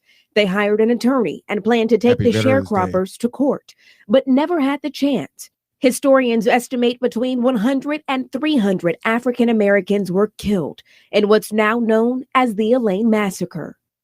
So I've been waiting weeks to talk to you about this new discovery in the ledger. Tell me a little bit about what you all found when you opened this up. We were able to piece together what happened that night immediately following the shootings. For decades, the Black workers were to blame, accused of planning riots. But this ledger, found in the attic of the Helena Museum of Phillips County, tells another story. We discovered that the posse was comprised largely of the men that made up the American Legion Hall for Phillips County. And they attest to this and give a testimony of how they were recruited in this ledger. Dr. Brian Mitchell says it and other recently found documents suggest that the white employers sparked the violence, fearing the lawsuits from their Black workers. In 1920, this letter was sent to the Little Rock Mosaic Temple, supporting the ledger's record. He maintains that the police officers who were there were not there accidentally, and that the plantation owners where the sharecroppers were planning to sue had all sent out men to surround the church, and that they were going to intimidate and shoot into the church. That changes the narrative, completely. White racists sure love to Dr. shoot Mitchell in the believes there's churches. much more to this story, but we may never know every turn of events that led to more than 100 deaths. He plans to continue searching for more documents to find facts that could change how the Elaine massacre was written into history. We'll be right back. Didn't he say 300? Then she went down to 100. It's like, we just gotta not make it sound it's just as bad as it is, right? It's like, eesh.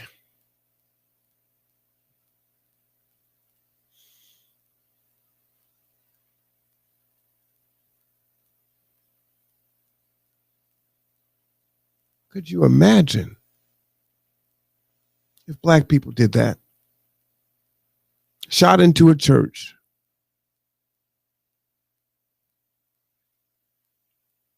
Yeah, look what happened when a gunman shot up a massage parlor. $50 million. All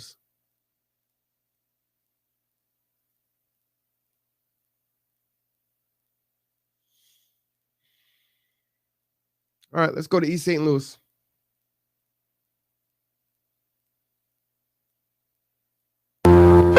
East St. Louis back then was an industrial boom town with all kinds of conflicts and tensions between ethnic and political groups, between workers, companies, unions, but there were plenty of jobs.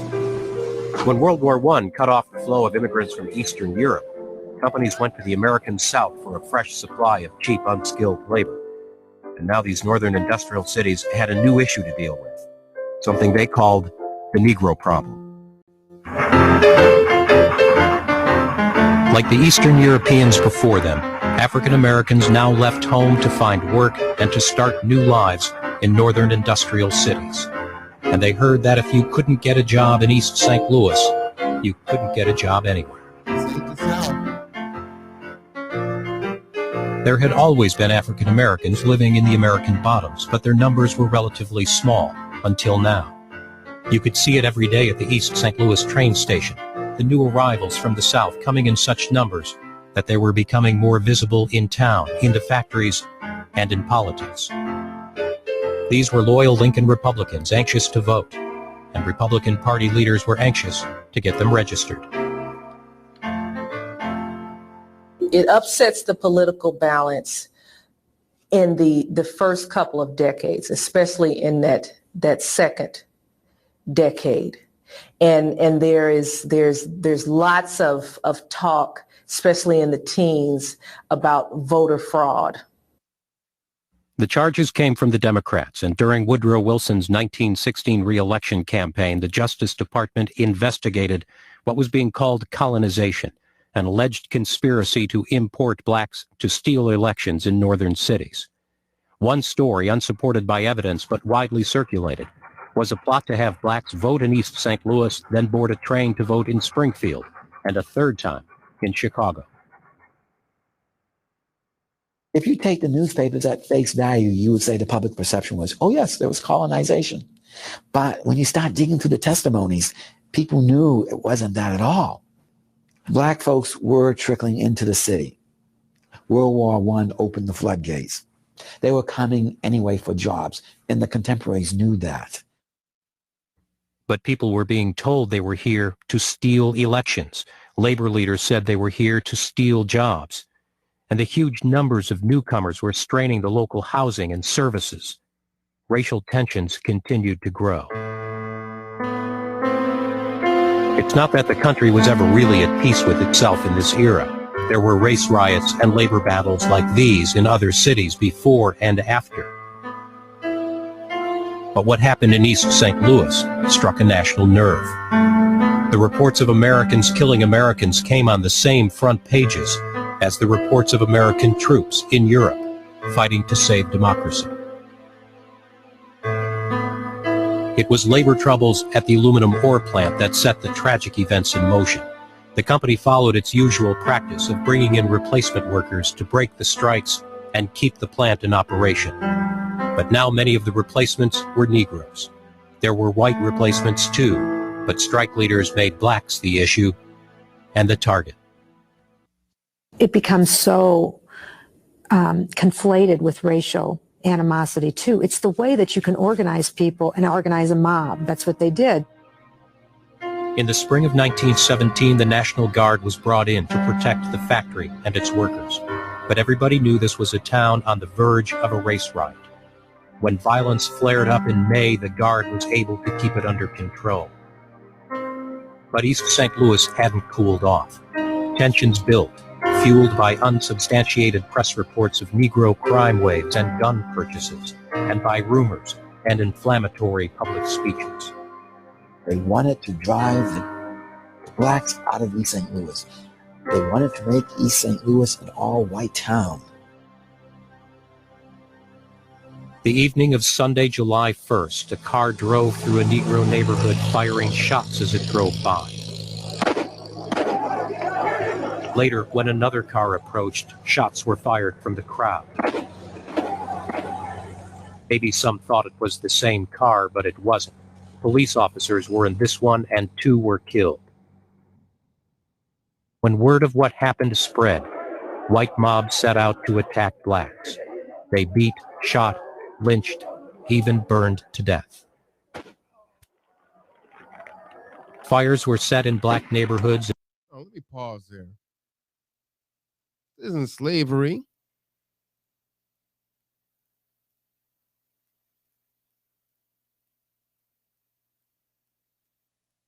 People have a grievance, crime of passion, fight, kill someone. Pretty much shot them, they're dead, right? It's already bad. Now we're going to hang you. We're going to burn you.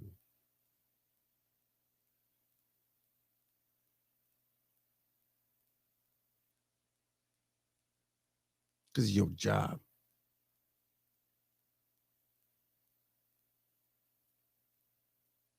That sound familiar? Right? They're going to take your job and take your homes. You're not safe.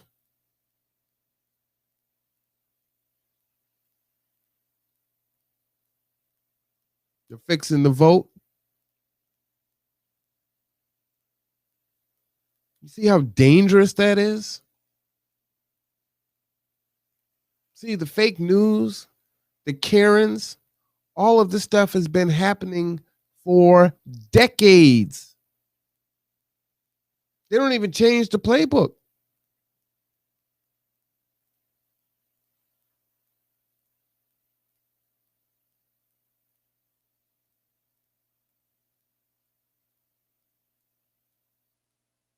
But marijuana's legal now, so man, let's roll this blunt and get some Hennessy. I ain't got time for this, man.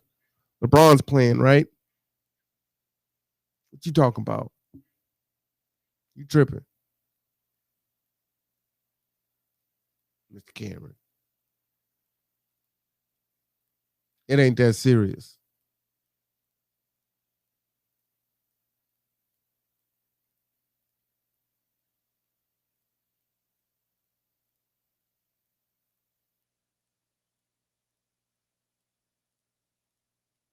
So you divided now, right?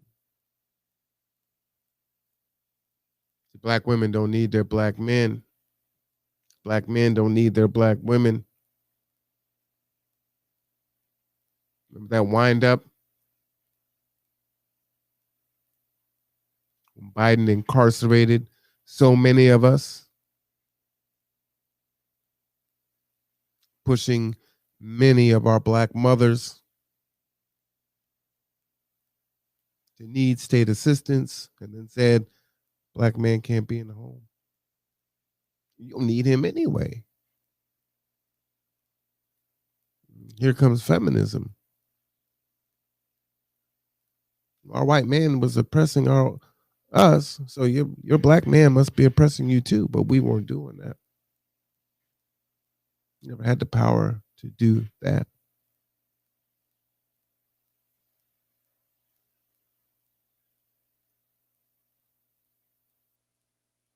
So now we're fractured.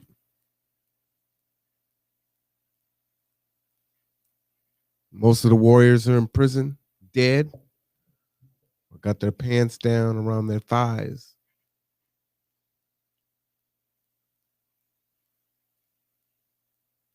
And the only thing that they will attack is each other. Which I could never understand. The hardest of us that are out here, pee on each other's graves, and do all this really heinous stuff to each other.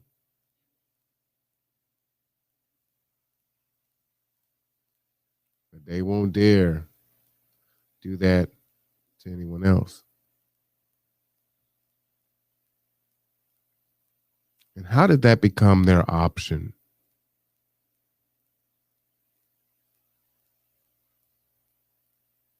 Remember when you held them when they were babies? When they were cute, when they were 4 and 5? What happened when they turned 12, 13, and 14, 18, and 21, 23? For the ones that are still alive, not in prison. What happened?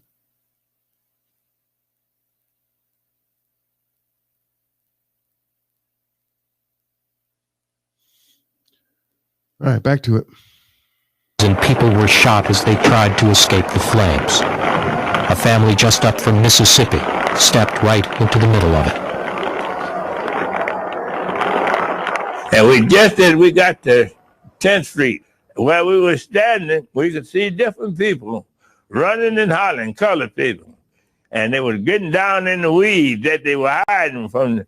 And the guy would run and shoot you. He didn't know what to shoot. You just see the smoke and hear the shot. That was a scary time. The daughter of former Mayor Melbourne Stevens was told to stay indoors, and she watched from her bedroom window.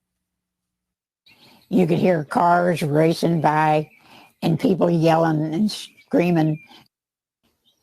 And I could see all the fires burning. Did you see the where body? they'd set fire, to the colored houses. I was petrified. No one will ever know for sure how many people were killed in the East St. Louis race riot of 1917. Some of the early reports were exaggerated. The official death toll was 39 blacks and 9 whites. Others accepted the higher number of 100, almost all black.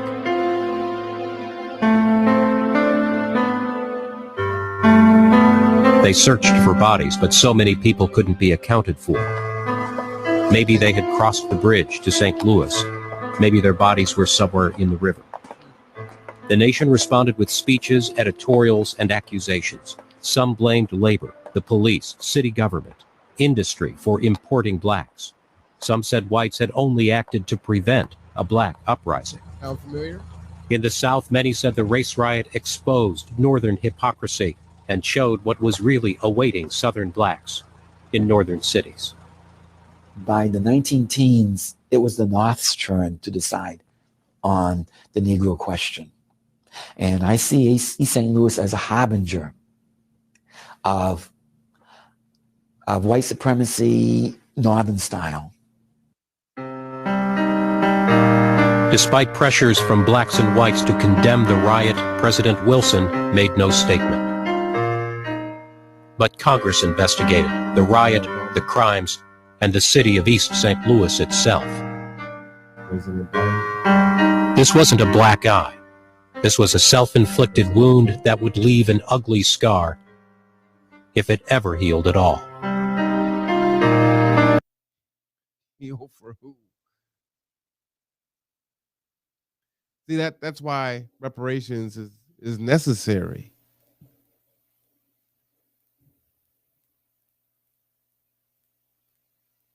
But again, they can't have that because that's a zero sum, right?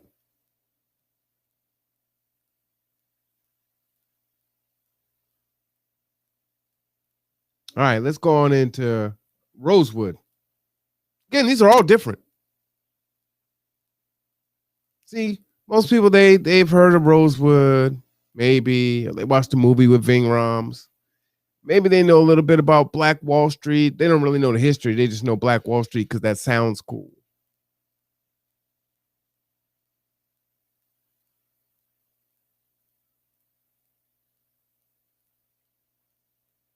When was the last time your brother or sister, mother or father, friend, neighbor was burning in the middle of the street, hanging, being shot dead while you're fleeing for your life, watching your house and everything else around you burn?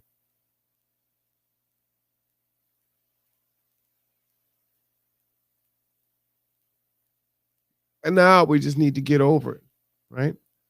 I didn't own any slaves. This ain't got nothing to do with slavery. And this ain't the South.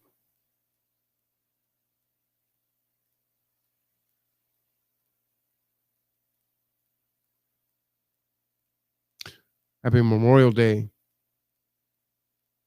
Man, our veterans from World War I, the ones that made it back.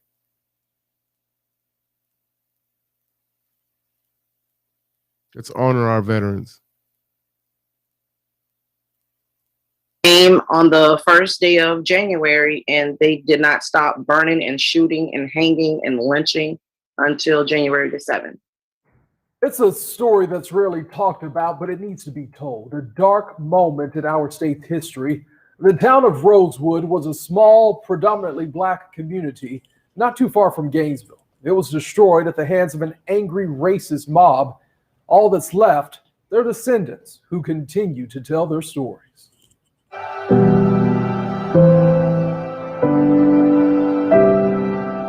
We were entrepreneurs. We had businesses. We had 3 churches in Rosewood. I mean, and this is in the early 1900s. Rosewood is a part of Ebony Pickett's family history. She never lived there, but she can tell you all about it through stories handed down through 5 generations. Everybody's lawns was manicured and there was roses all around, and it was almost like this picture perfect place. That picture shattered on New Year's Day 1923 when a mob of white men invaded Rosewood, burning homes and churches and shooting people as they fled. They came on the first day of January, and they did not stop burning and shooting and hanging and lynching until January the 7th. Pickett remembers being a young girl at family reunions and listening to the stories from the mouths of survivors. When I would see the horror on their face, and then they would begin to wail and cry and, console each other. And it was like so emotional, and it was such a vivid picture because this wasn't just something I was reading in a book. 1923. The black town of Rosewood was a land of opportunity. In 1997, Warner Brothers produced a movie about the town's history, bringing what happened on that tragic day to the big screen. The film, based on accounts at the time of what started the attack, allegations from a white woman in the neighboring community of Sumner that a black man had assaulted her. Pickett disputes that narrative. She says family members told her it was actually a white man who assaulted the white woman. Pickett's relative, Sarah Carrier, known as... I got to stop right there. Emmett Till, Rosewood. What was the other one that we just read, right?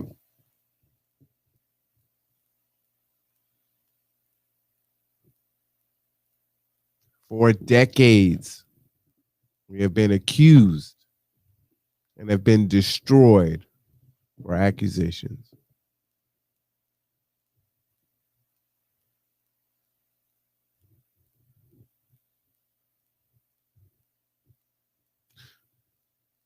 Whatever you think of Bill Cosby and what he may or may not have done, from what I understand, he still proclaims his innocence.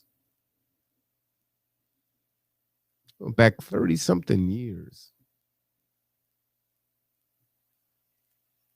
Blind, was he in his 80s, failing health?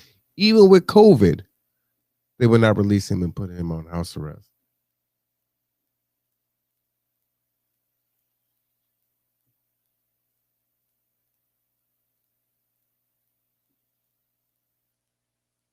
They will make sure he dies in prison. You've already convicted him, right? And so if you know what's going on with Bill Cosby right now, he's up for parole, but because he won't admit to what he did or go through his victim classes, he is denied parole. Where you already found him guilty, you've already sentenced him to all this time, but you're going to continue to find ways to punish. But you have insurrectionists, like what they call him, the Q cowboy or whatever. Oh, he's got a special diet, and now he's special needs.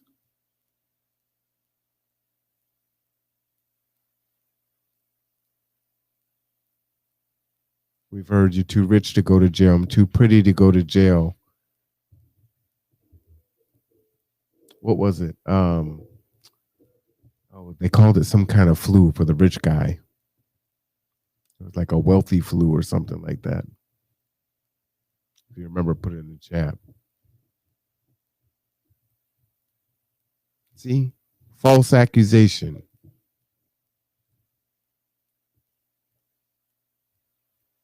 And then the police show up. Hopefully, you don't die.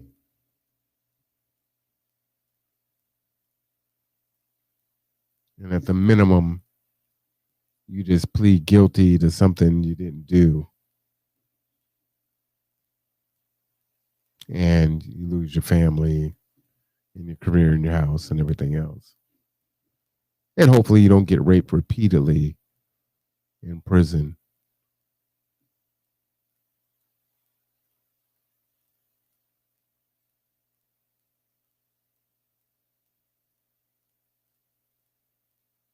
Because right now, today, no,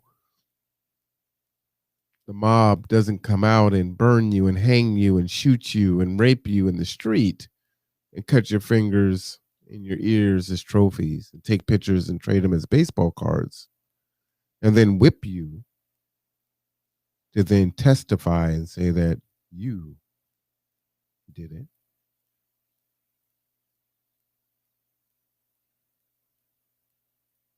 They come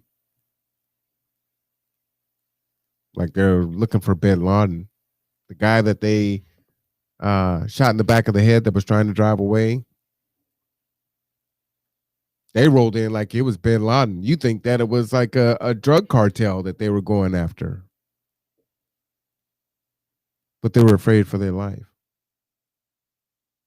They were whipped up into that murderous frenzy. And there's a history, documented history of it.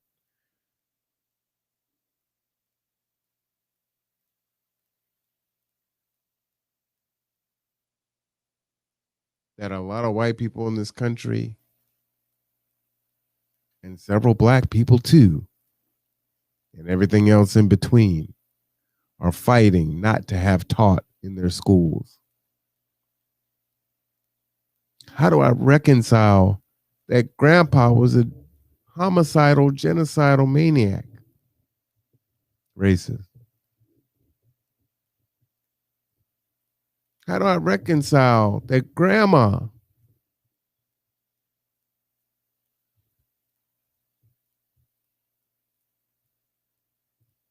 how do I reconcile that my inheritance and my wealth and my home that has been passed down generation after generation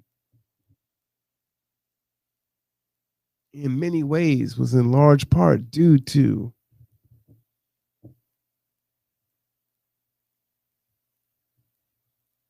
the ongoing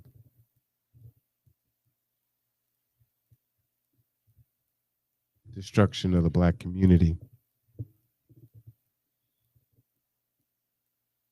At best,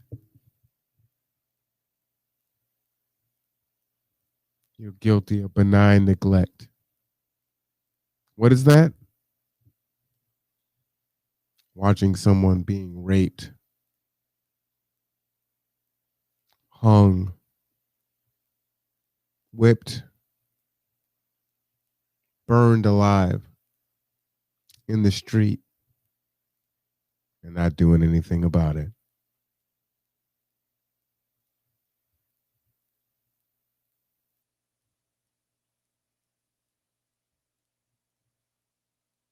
I didn't like the match. I didn't hold the whip.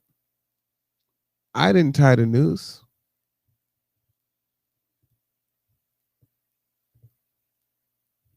I just sold a t-shirt.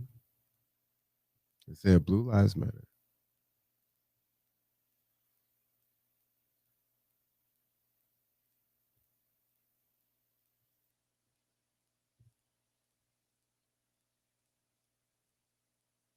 I just fought against learning about what really happened.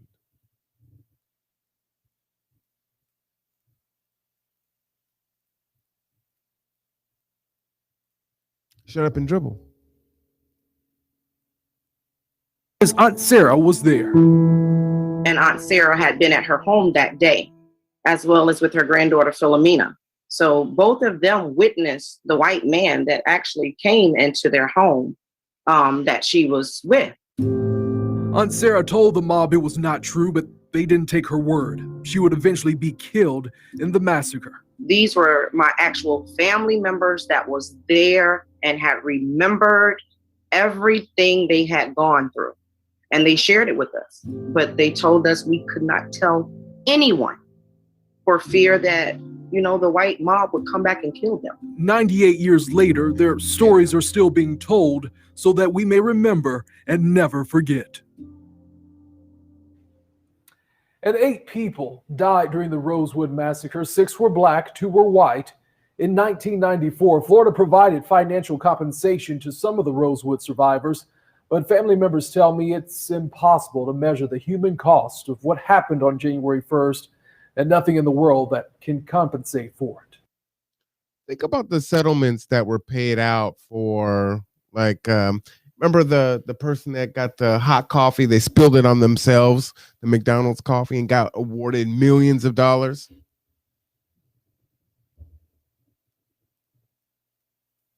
You give him 50,000, give him 100,000, give him a couple million. Remember, the attorneys got to get paid too, right? They're taking a third or 40%.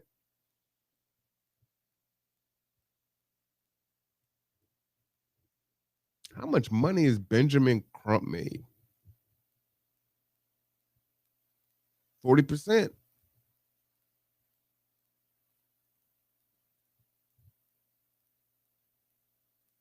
It's interesting, some folks will say, well, I'm a taxpayer and I shouldn't have to pay, and I didn't have slaves, and I didn't do this, and I didn't do that. But somehow you're good with the city paying out millions of dollars in wrongful death claims, wrongful murder claims. Still taxpayer money.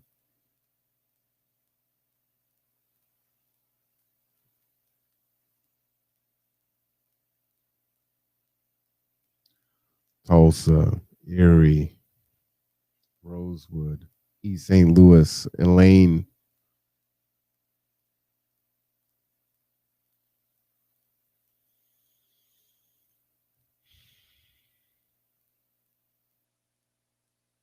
Should we go to Memphis? Let's head over to Memphis. The Memphis Massacre was one of the first and largest acts of racial violence that took place during the era we call Reconstruction, and it erupted on May 1st of 1866. And it immediately kind of escalates into a 3-day running battle massacre that ends in a massacre of African Americans. It was a bloody, brutal attack. And left at least 46 people, men, women, and children dead in its wake. All of the African American schools in Memphis were burned. All of the churches that had been constructed or were in the process of being constructed were also destroyed. There were any number of burglaries of freed people. There were homes that were burned. Women raped. It was a brutal act of terrorism. It was inflicted on Black Memphians with the support and the collaboration of a large part of the city police force. The people who were attacked, whether they were the men, whether they were women, in some cases even children, they were people who had clear identifications with African American soldiers who had fought in the Civil War. It was an act that shocked the nation. It occurs at a moment when the nation is really growing increasingly dubious about the Reconstruction policies of President Andrew Johnson. And what Johnson had done had been pretty much to turn Reconstruction over to newly restored white governments in the South, governments that were filled by former Confederates, often high-ranking Confederates. And you also had a realization on the part of many Northern families and former soldiers that what they had fought for and what you had so many men who had died and so many families that had been disrupted during the Civil War, that might be in vain if the South were brought back into the Union without this period of truly reconstructing. Over the course of the next 2 years, Congress takes control away from these white-governed states. And in fact, in the spring of 1867, Congress puts these states back under military rule and effectively enfranchises Black men so that they too can participate in the making of government and the enforcing of law. Of the massacre itself, there was quite a bit of press coverage in terms of the Memphis press, maybe not quite as much, but the national press, mainly because this was the first major conflagration in an urban area in the South. The local press was a press that was devoted to white Memphians. It was a local press that was rooted deep in slavery. It was a local press, like its local readership, really would rather turn back the clock. And so the local press was not going to look favorably on the Black victims of this outrage. The local press would rather point fingers and blame those victims. It's been overlooked because mainly Reconstruction itself has been overlooked. People generally jump from the Civil War to the period of segregation. To talk about Reconstruction requires then that we talk about slavery. And by the late 19th century, the last thing the nation, particularly the white nation, wanted to talk about was slavery. The nation would rather completely forget about slavery. And so what we see by the end of the 19th century is this literal whitewashing of big chunks of American history, and Reconstruction is dropped out. The first thing many Memphians, native-born Memphians, will say is, what is that? And then, why didn't I know this? And why wasn't I taught this in history? We have to understand it if we are to understand the nation as we are today. And so what the Memphis Massacre Project has been one of the first ever attempts to bring Reconstruction back into the public memory. We pulled together this broad coalition to examine the Memphis Massacre. And one of the reasons that I think we've done this is that if you only have one institution pulling together a commemoration like this, then you don't have as strong an impact in the community. And in making it a community project, we found ourselves with this very large and active community base. We're not just two people talking, we're hundreds of people talking. This is a moment where the university is interacting with the community and helping the community understand what this particular historical event was about. We're breaking ground. The Memphis Massacre puts the University of Memphis on the cutting edge of history making. Over the course of this 6 months with the university's support, we have changed the language. No one in Memphis calls this a riot anymore, which is very prejudicial. We all talk about it as the Memphis Massacre. In the course of 6 months, we have created a model for other communities to follow as they begin their commemorative activities, as they begin to talk about Reconstruction. And we have provided a very powerful model for community and academic collaboration in the humanities. And I think that this is something that the University of Memphis should take deep pride in, that we are on the leading edge of a very big shift. Right now, that's Memphis. You know, again, Reconstruction, World War I, 350,000 Black men. I don't know if there were women that were able to join during that time. Predominantly Black men go and fight for their country. And for those that came home and didn't die, we memorialize you. Salute to you. and those that came home only to, again, be murdered, watch their wives and children murdered, to be mutilated, to watch their livelihoods be destroyed.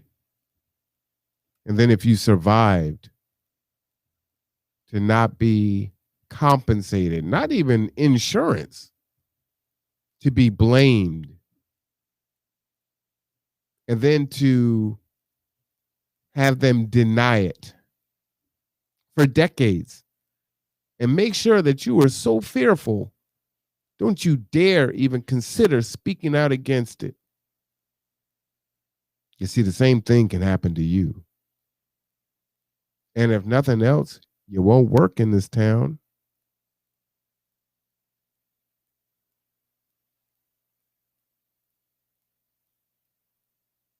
Oh, no, you go to McDonald's.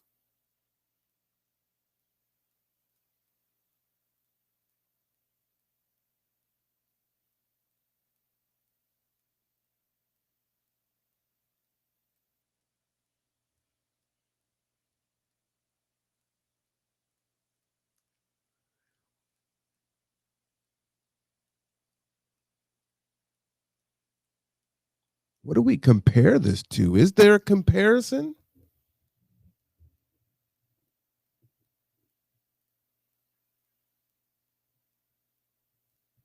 Maybe the Holocaust comes close. But we're talking about hundreds of years. And we're still in it. You got families writing letters to the UN for help.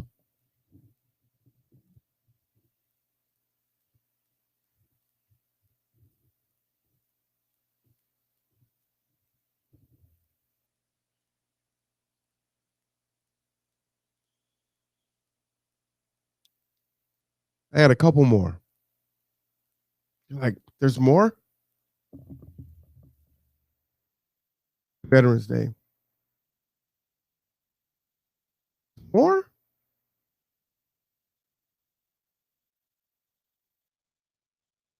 Yeah, there's more.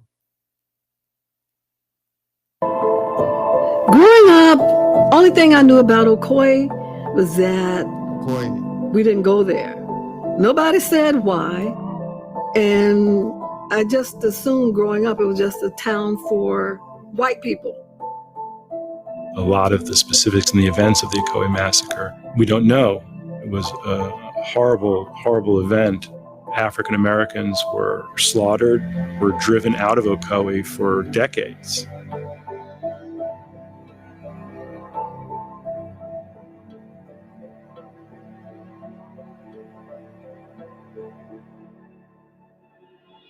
Ocoee was a rural community that would have been pretty familiar to people living in Central Florida at the time, in the late 19th and early 20th century.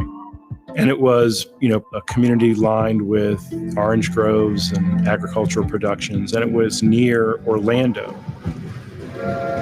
which was a transportation hub. The railroad came through Orlando. Farmers in Ocoee could go to Orlando and send their goods to market. And so it had a very desirable place, just geography, because it was so close to a railroad hub. Citrus was the king. And July Perry, being that he was a labor broker for both black and white, he ruled. Some people said that he was not, they said that he was meaner than a junkyard dog. So he probably had to be tough, being that things were the way they were. And to accomplish what he was accomplishing there on the shores of Lake Apopka, everything was hustling and bustling here, and it was all about success, black or white, success.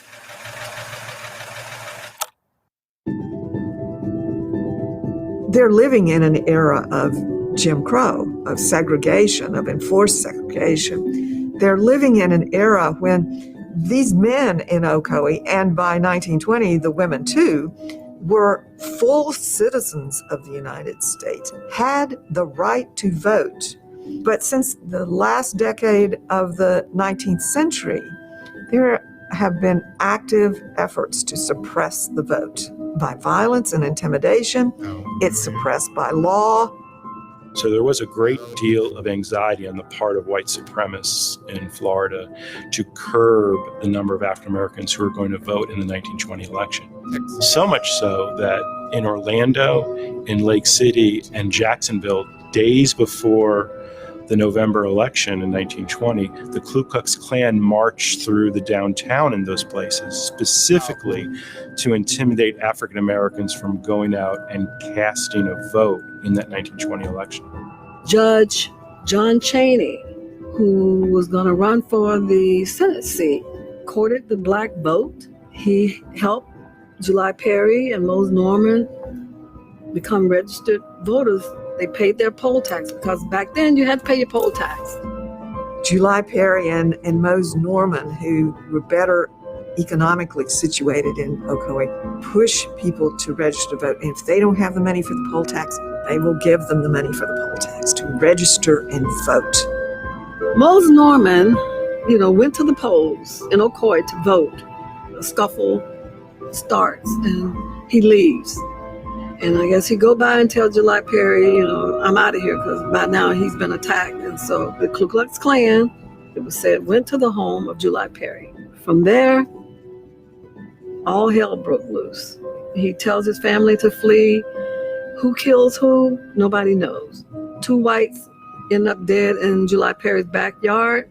News of this gets out and a white mob comes to July Perry's house armed. And of course, this leads to the Ocoee massacre. You have 30 to 60. See, one of the biggest fears is I like it that we're so forgiving. That's why they push so hard when we're murdered to get the mothers to come out in front of the press and say, y'all go home. My son wouldn't want this.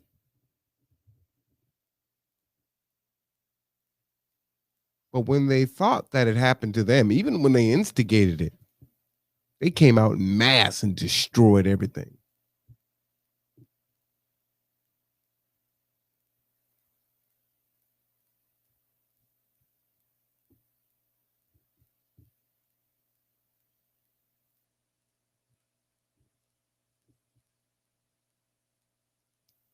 Do our little protest,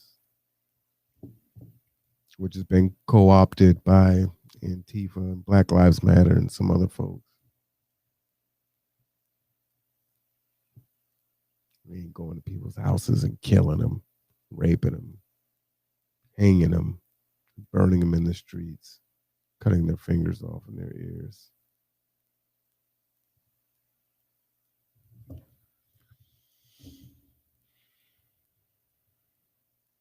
This isn't one place. See, those that saw the little news article today, while they're at their barbecue, celebrating their Uncle Bob like I'll celebrate mine. Well, Tulsa, yeah, that was 100 years ago.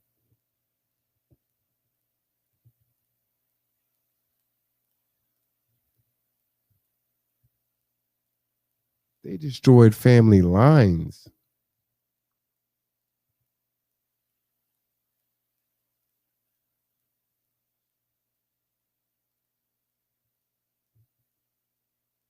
And hid it. And you think that just merely acknowledging it will suffice?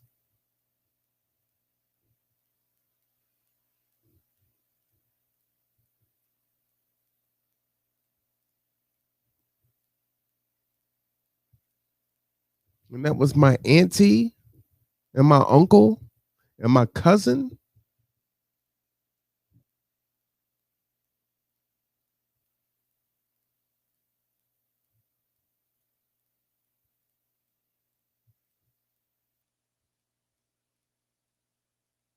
Well, after they killed all these people, I better not raise up because I don't want that to happen to me and mine.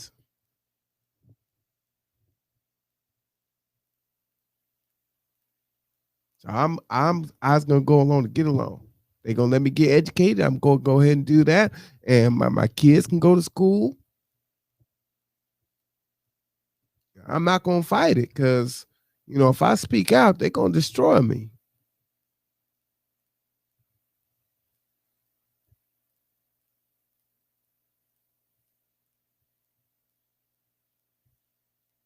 And at best, even the ones that might even be my allies are going to say, well, it's benign neglect. I mean, what do you want me to do? I mean, that's my pawpaw. That's my nana.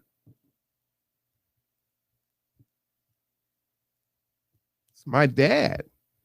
That's my mother. It's my brother. It's my sister. What you want me to do?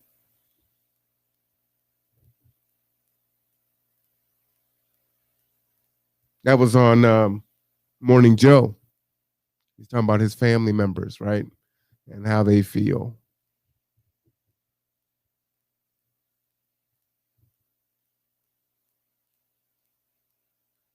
So you can speak out against it a little bit, but that's wrong. I'm not Trump's friend anymore.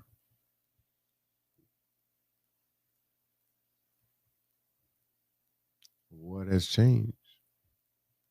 What has he changed? What can change?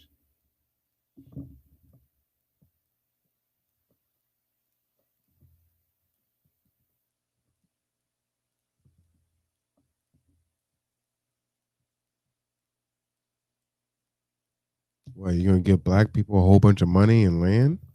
Oh no, you can't have that. They didn't deserve that. They didn't do anything for that. I wasn't responsible for that. I wasn't even born. Even if I benefited, it's not my fault. Hey man, I'm an immigrant. I'm not even from here. My people weren't even here when all that happened. I just came over here in the 80s or the 90s.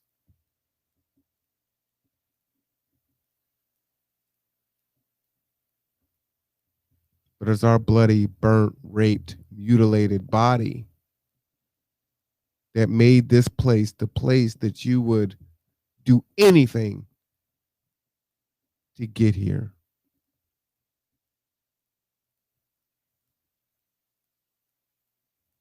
And unfortunately, oftentimes, when they do, they're against us too.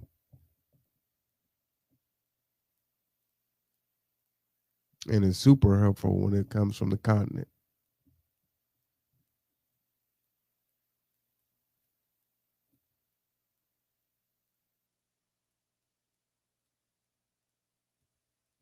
When the Nigerians, some Nigerians, and some other groups see themselves as the model minorities. I know what's going on with them black Americans. That ain't us.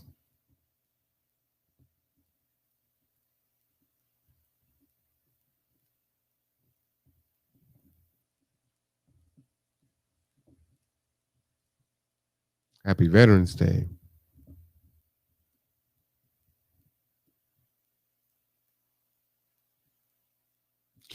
Listening to a story from one of the black men at the barbecue earlier, a veteran.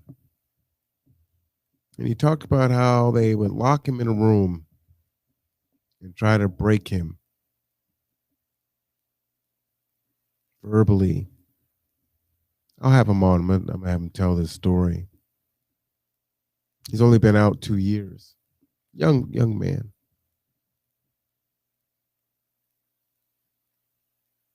Talked about how he had a family emergency and he called, said he was going to be late. He gets there and they're berating him. Family emergency was his fault. He could take it.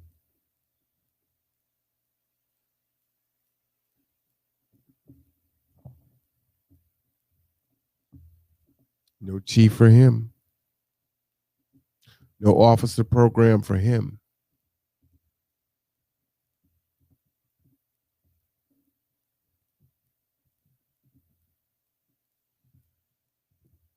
Thank you for your service.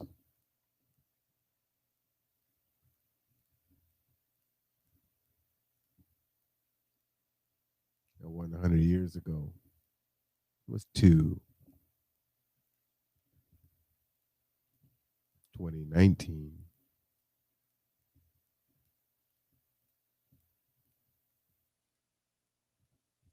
Let's go back to Okoye. People that we think died there. It's painful. It's horribly painful to think about being in a situation where people are shooting at you and have set your house on fire and you're trying to escape in the dark of the night. Alan Frank's uncle was July Perry. Alan Franks was a refugee or survivor of the Ocoee massacre. He knew the perimeters of the Lake Apopka. And Alan, who had to carry his sibling who had a physical illness through the swamps, I just can't even imagine the pain, the fear of trying to get to a safe place. And July Perry, taken from Ocoee. Some say he was near death before he left Ocoee, that he had been wounded and allegedly tied behind a vehicle and drug into Orlando. He was locked in the jail, wounded near death. The vigilante group came to the jail and took him away, and they hung him in the vicinity of where Judge Cheney would see his body. And as a reminder to Judge Cheney, this is what happens when you register people to vote.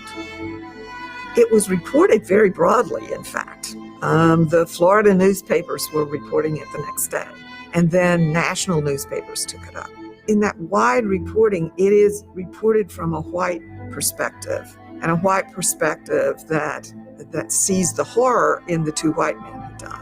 There are reports, that the town was burned, but the implication often is that that's the fault of blacks, that the town burns down. The African American accounts of Ocoee lived with the people who experienced them initially.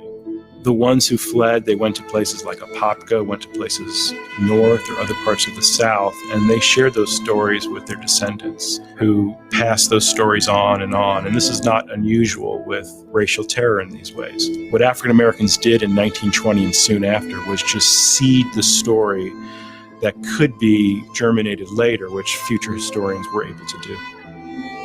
Ocoee suffered greatly after 1920. Who's going to work over there? Not black people from those who knew. So for a long time, the economy suffered, all because of people wanting to vote. Sound familiar? 1920. Sure sounds an awful lot like 2020. 2021. But you didn't learn about this in school. And they are fighting to ensure that you do not. See, it's hard for you to do that and then not have any kind of reconciliation.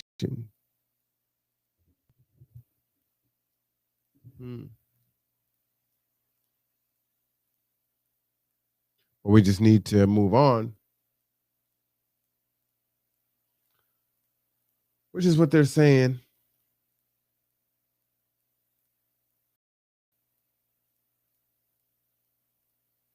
They get us to go along with it too. The last one, they're all so heinous.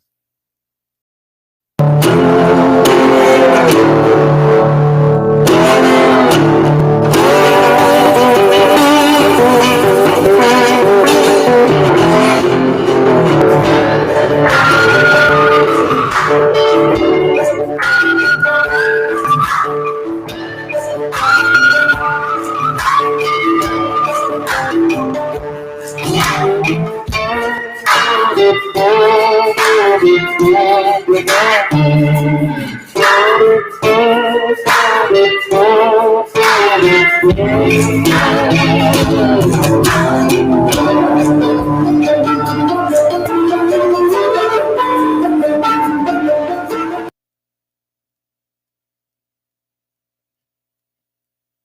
going to turn off the music.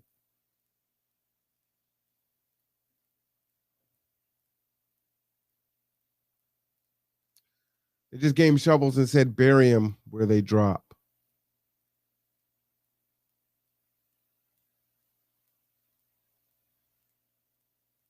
Couldn't remove the bodies from the camp.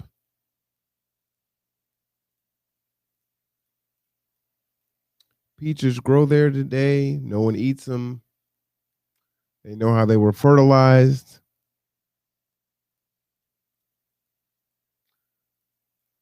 Concentration camp in America.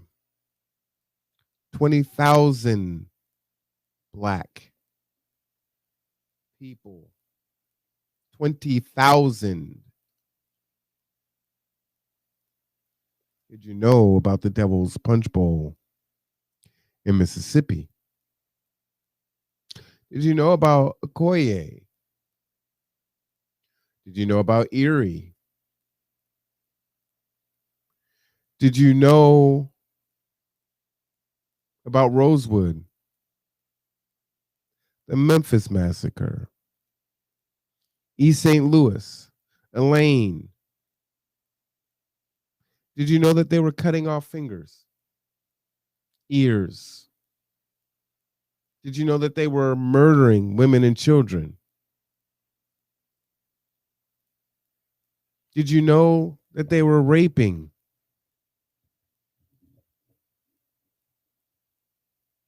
Did you know that they hid it for decades? Well, of course you did, because you never heard of it till now.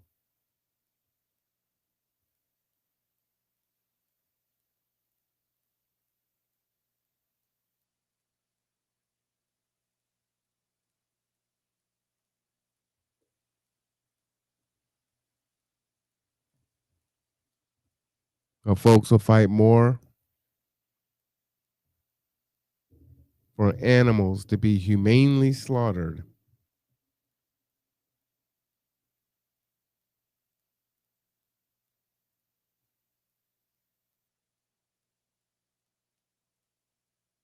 having a conversation about anti-Semitism with a friend,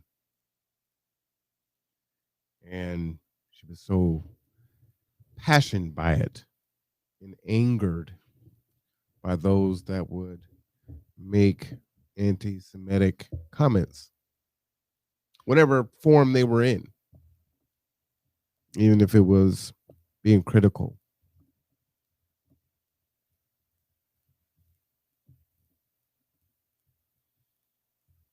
Now, she herself is not in that group. The anger, the vitriol is palpable. Just not so much here.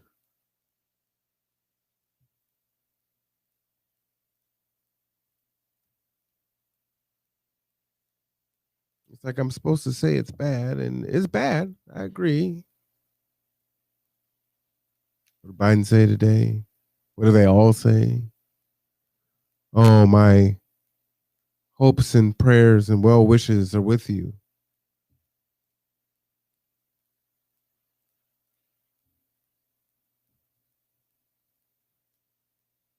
You know, what have your prayers and well wishes done? Last year, 1,000 murdered or killed by police. This year, still on pace. Mass murders still happening. Might be a little hard for you to see this. A little hard for me to see this. So I'm going to put this on my big screen, turn my head a little bit so I can see it a little bit better here. See if it's still on there. All right. Hello and welcome to Let this me go ahead and edition pause of that. And what this is notable incidents of racist violence between emancipation and 1900, there were many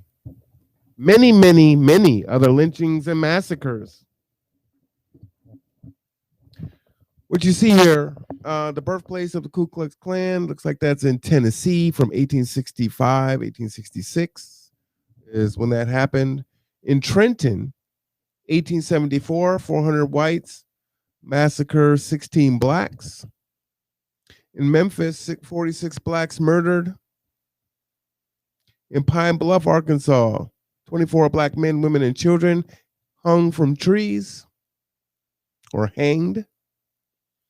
Limestone County, so many blacks were murdered that vultures became a nuisance.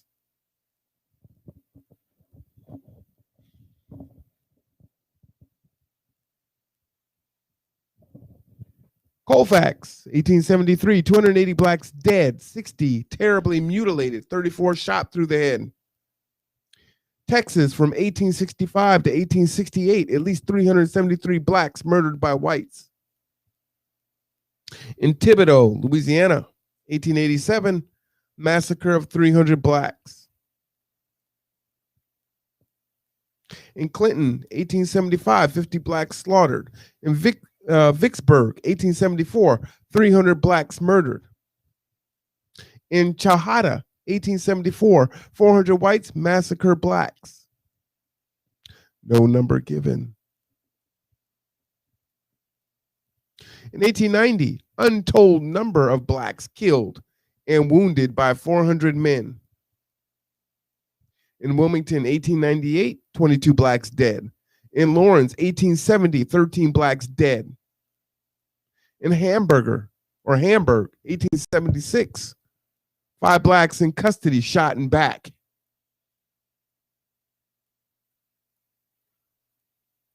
Ellington, 1876, 40 blacks slaughtered. Charleston, 500 whites, race riot. We know those aren't riots, those are massacres.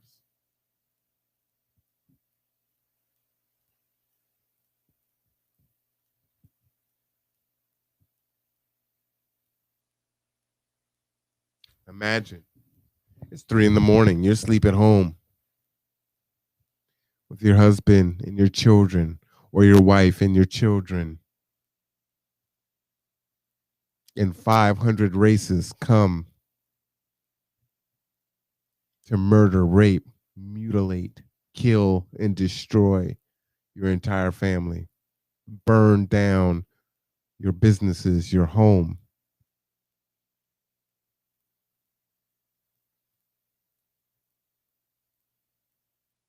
Imagine that. Botham John's eating a bowl of cereal.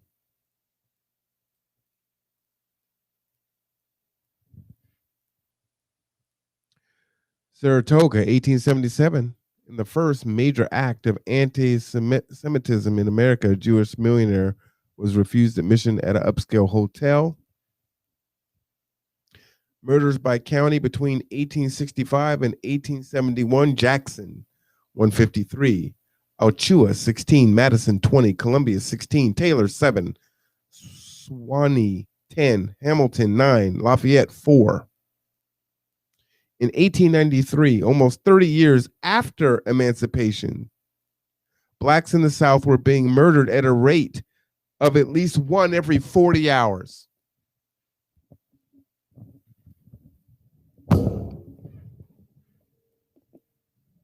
One every 40 hours.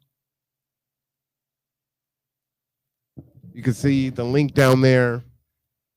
Colfax, Vicksburg, and Thibodaux, 3 massacres of black people. Shout out to Consciousness Raising Online. You like the site where I got that information from. And again, as you can see, right? 1,308 views. This isn't viral.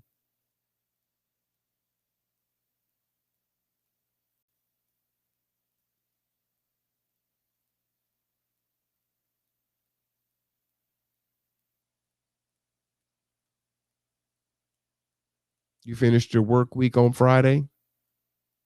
Black person dead. Oh, yeah, it's your work week. But 40 hours is just what? Not even 2 whole days. A day, and right before you go to sleep for your 8 hours. Murdered. Not dead. Murdered. Not just men, women. Not just women, children.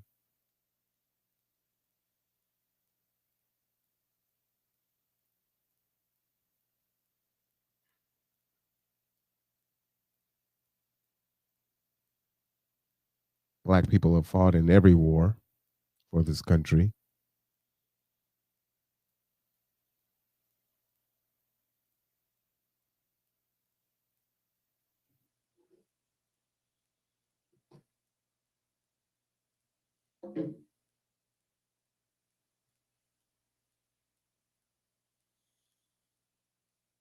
You know,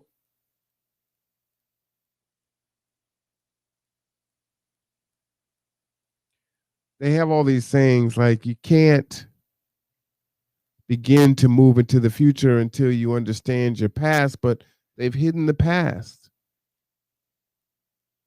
And they have continued to try to hide the past.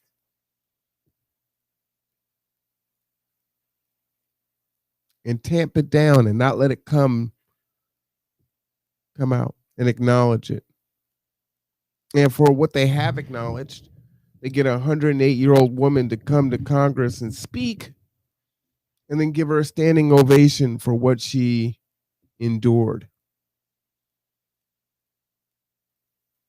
And at 108, what could you possibly do to reconcile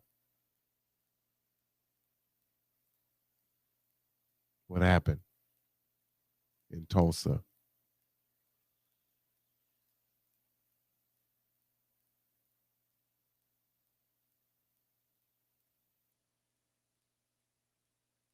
Symbolic atonement.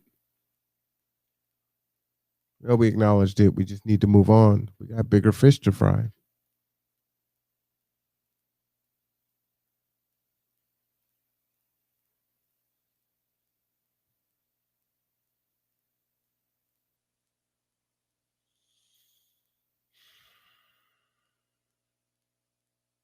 Again, I speak for myself. Do not let any of my family members or friends tell you that I said that's not what he would want. Go home and forgive and be peaceful.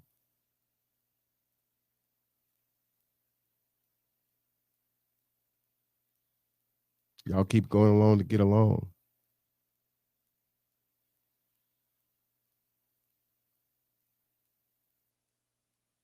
You ain't black if you don't vote Democrat.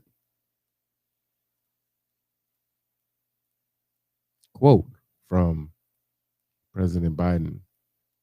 I'm not going to do anything for just black people. Quote from Vice President Kamala Harris. Executive orders, $50 million for AAPI, Asian hate violence.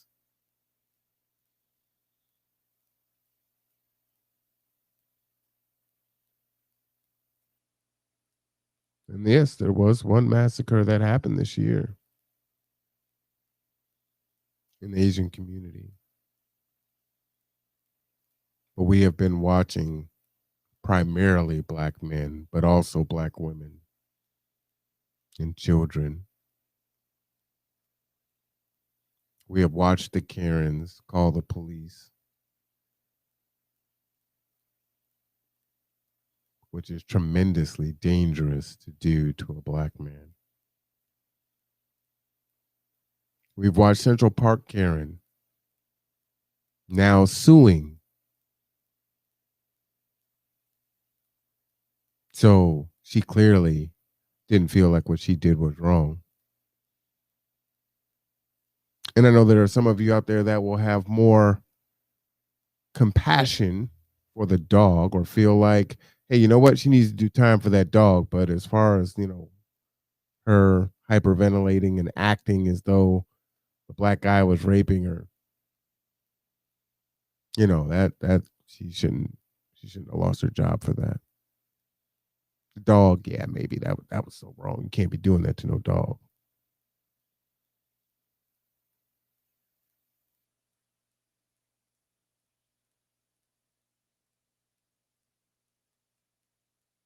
See, this is where reparations comes from.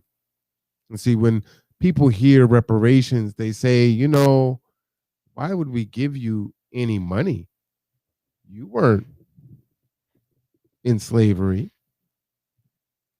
Your dad wasn't a slave. Your grandfather wasn't a slave.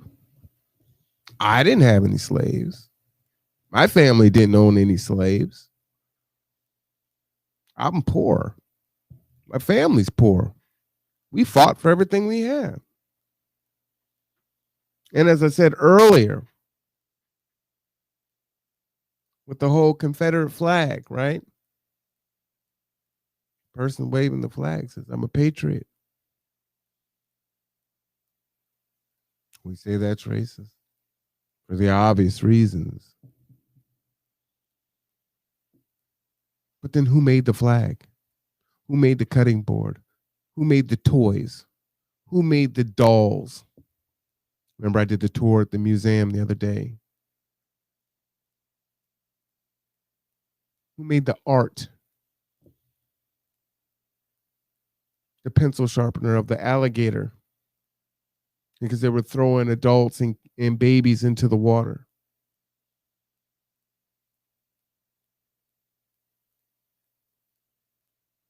For those that have immigrated here, European and otherwise, I've just showed you story, city after city after city of us being hung, burned, set on fire, our ears, our fingers cut off, men, women, and children murdered, raped, our towns destroyed. In 1921, this is why it's the 100-year anniversary of the massacre. And call it a riot as if, it was some kind of even fight.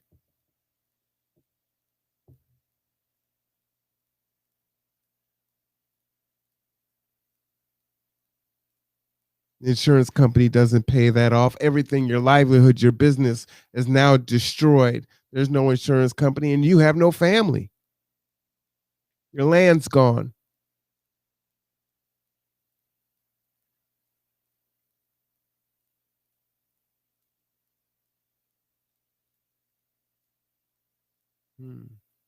Not so long ago.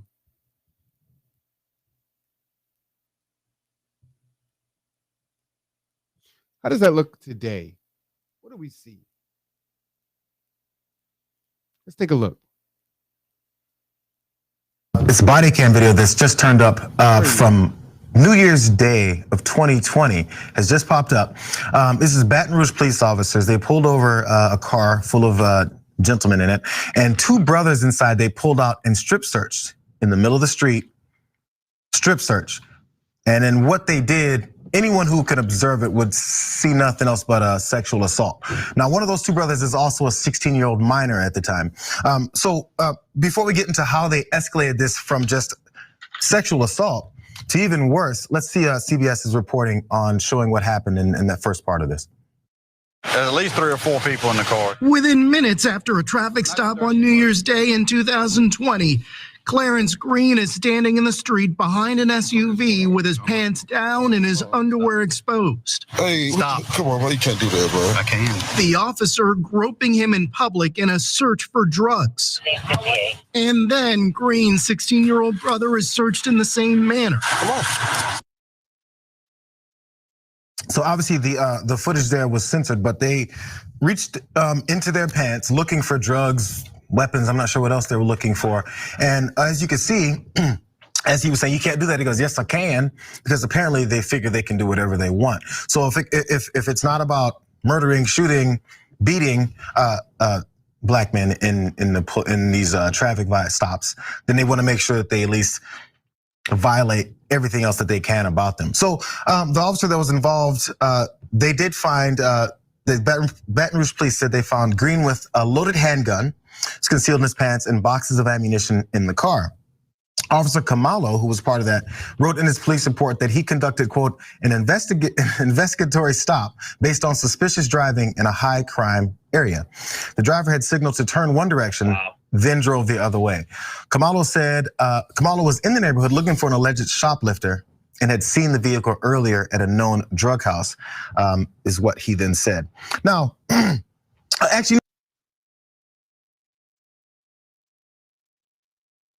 what can you do? You're driving down the street. Hey, I was looking for someone else, and you happen to drive past the drug house. So, you know. And did he signal left and turn right? And is that suspicious?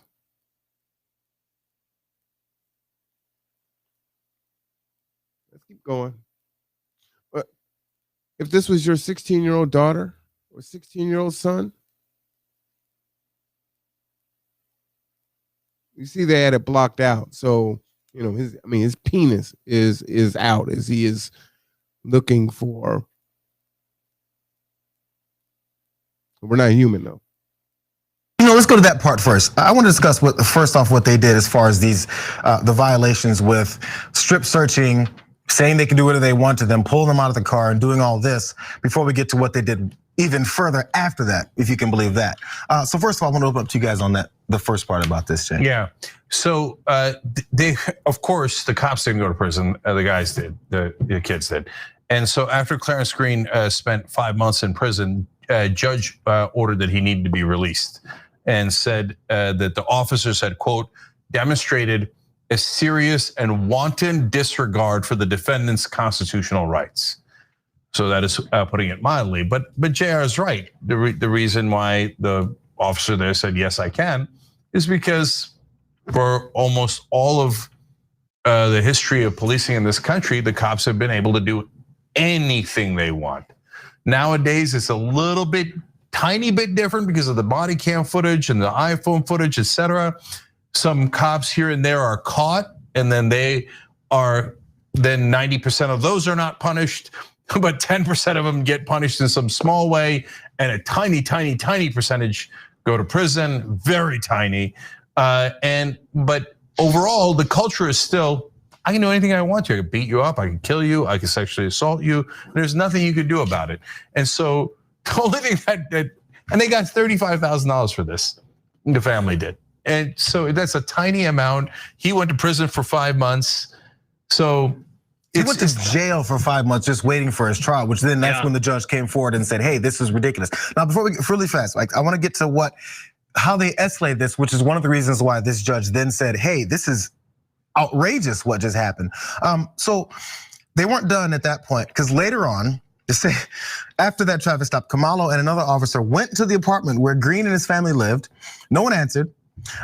No one answered the door when the officers then arrived. They waited outside for several minutes, then they walked inside, and that body cam evidence has also come forward as well. Let's see what a real quick version of what happened there once they stepped inside. Later, body camera footage shows an officer entering the Green family home with his gun drawn and without a warrant. Introducing Michelob Ultra Organic Seltzer.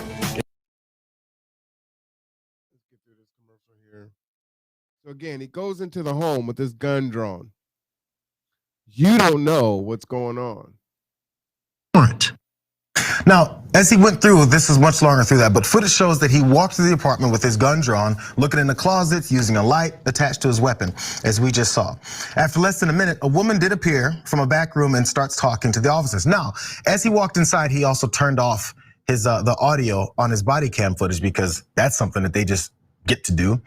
So we didn't hear the beginning of the conversation, but so the recording it remained muted, and the conversation was inaudible over much of this interaction. So Kamalo testified that he meant to unmute his body camera sooner. I'm not sure when he was planning on doing it or why he did it in the first. Let me just stop there, right? What happens to black folks? See, it's our word against everyone else. And see, this is an officer of the law, and they've taken an oath, and why would they? I trust them. They're here to serve and protect. No, it doesn't seem fishy for him turning off his audio and his body cam when he first enters the home. Why would you even be at the home? He had a gun. However, he found it. He goes to jail, whatever. So any of you that have done a crime, you got pulled over, you had marijuana in your car. They should drive home and enter your home without permission and search your home to try to find more things to pin against you. 16-year-old kid, by the way. And I'm coming in with my gun drawn. I don't have to answer my door to anyone.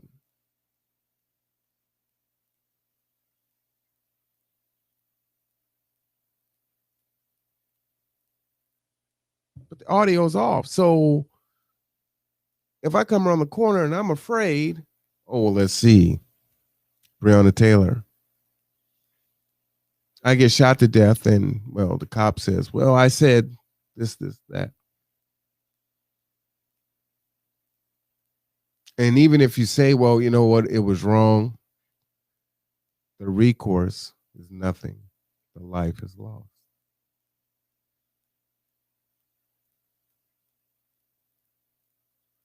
Let's continue. First place.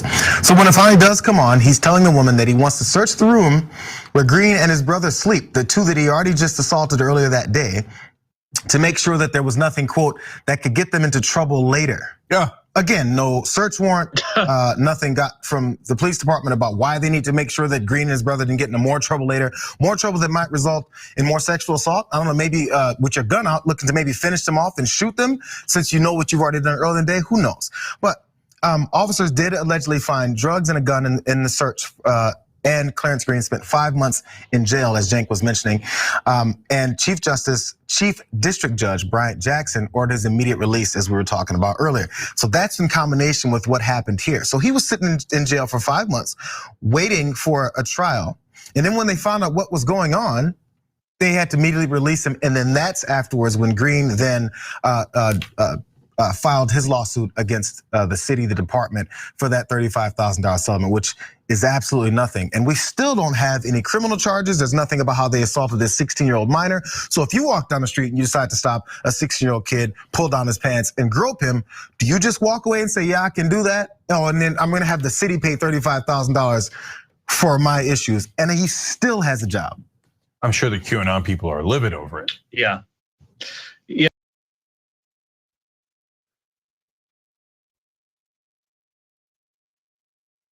Take care of your kids.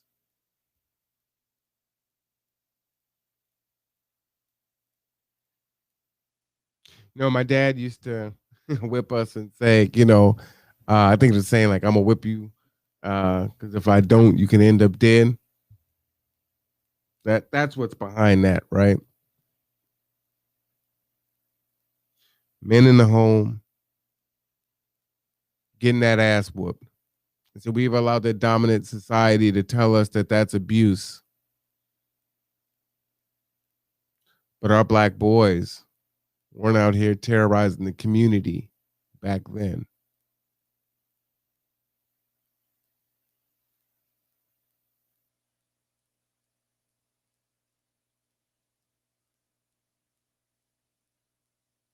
You had a few, but now there's so many. Spare the rod, spoil the child. It's bad out here now. 16, you got a gun, you got drugs. Why? Who's your role model? Why is that your aspiration? Why might that be your necessity?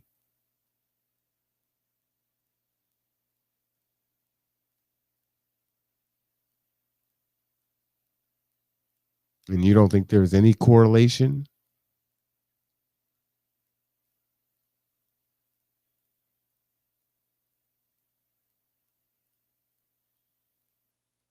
Talked about rape.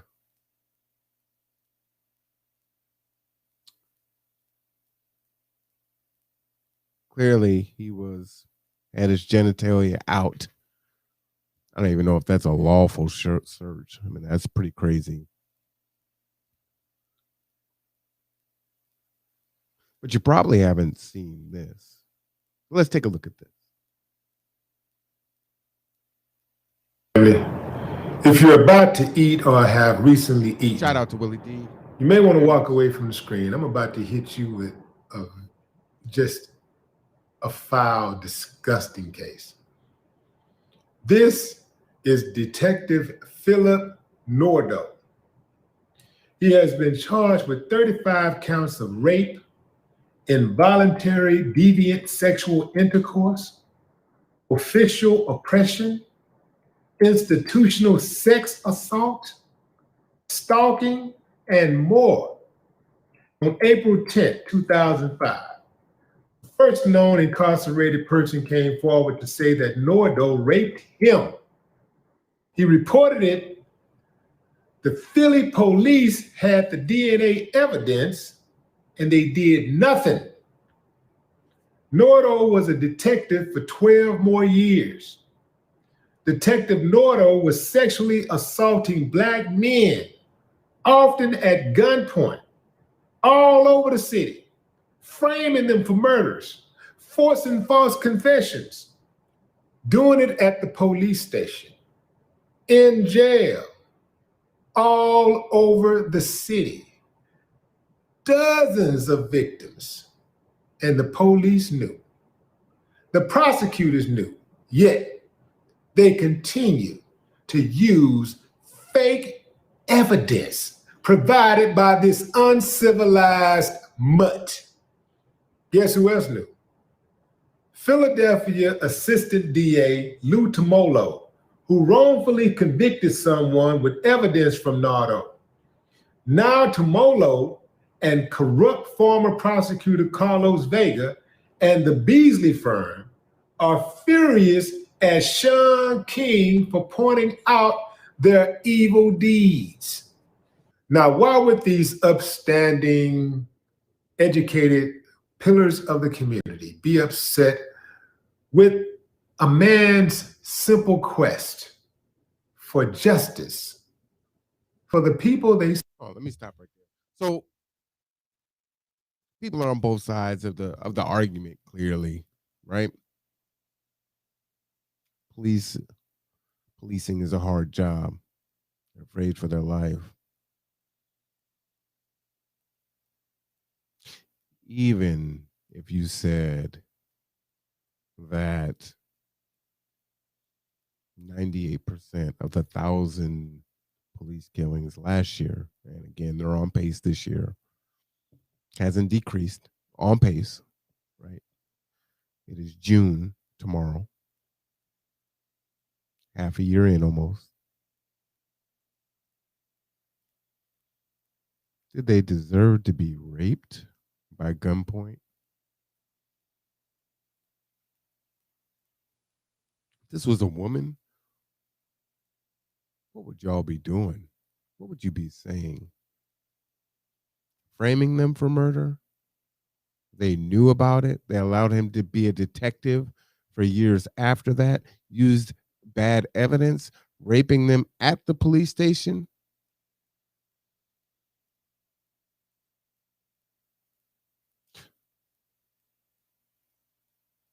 See, we're not being intellectually dishonest here.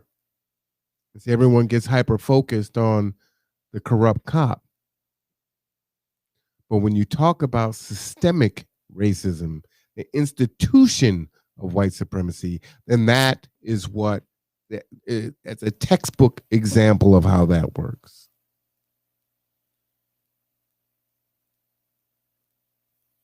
I'm gonna rape you at gunpoint. I'm gonna make you take this murder charge. Remember, I showed you the beatings from the whippings.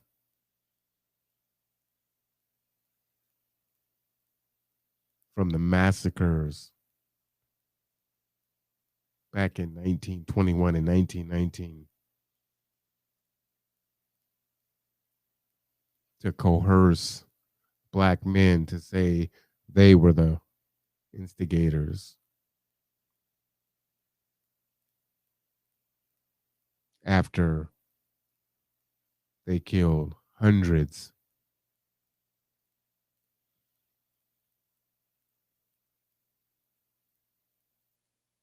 Murdered, burned, cut fingers off, cut ears off, hung men, women, children, burned their homes, burned their businesses. The Devil's Punch Bowl, 20,000.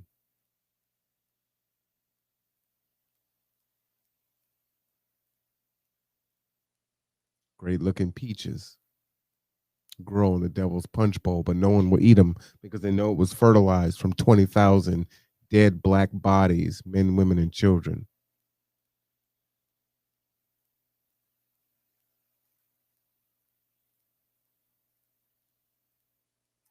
This is indefensible.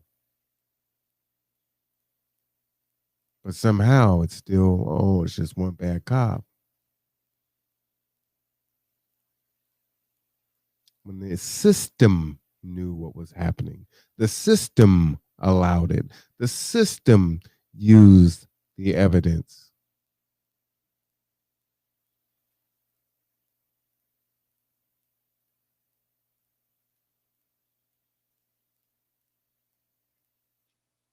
Let's continue. Serve. Could it be they really don't serve the people? Perhaps they're only serving themselves? Sean said that these monsters have been getting away with doing wrong for so long. I'm paraphrasing. He said that they've been able to escape accountability for so long. They're so used to privilege that accountability feels like oppression. They're so used to privilege that accountability feels like oppression. Whoo! Man, drop the mic.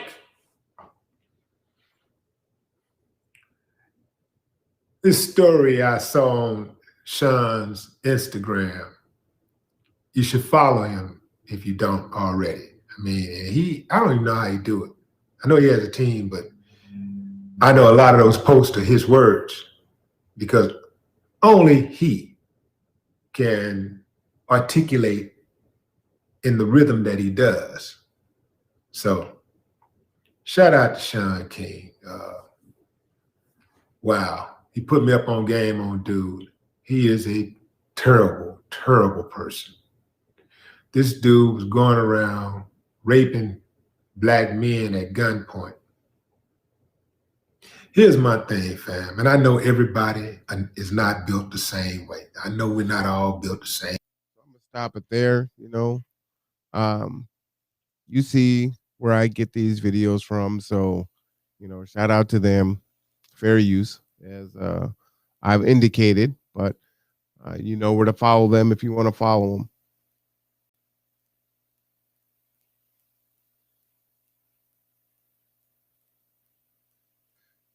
These things are happening, have happened to us, and continue to happen to us. Memorial Day.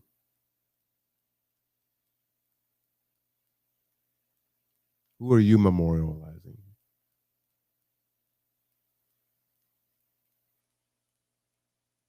We thought many when Barack Obama became our president, many were saying, oh, we're post-racial. We've made it. We've come to the other side. And folks always look so shocked when I say that I didn't think Barack Obama was a good president, that he did very little for the black community. He actually passed Blue Lives Matter law, did a whole bunch of stuff.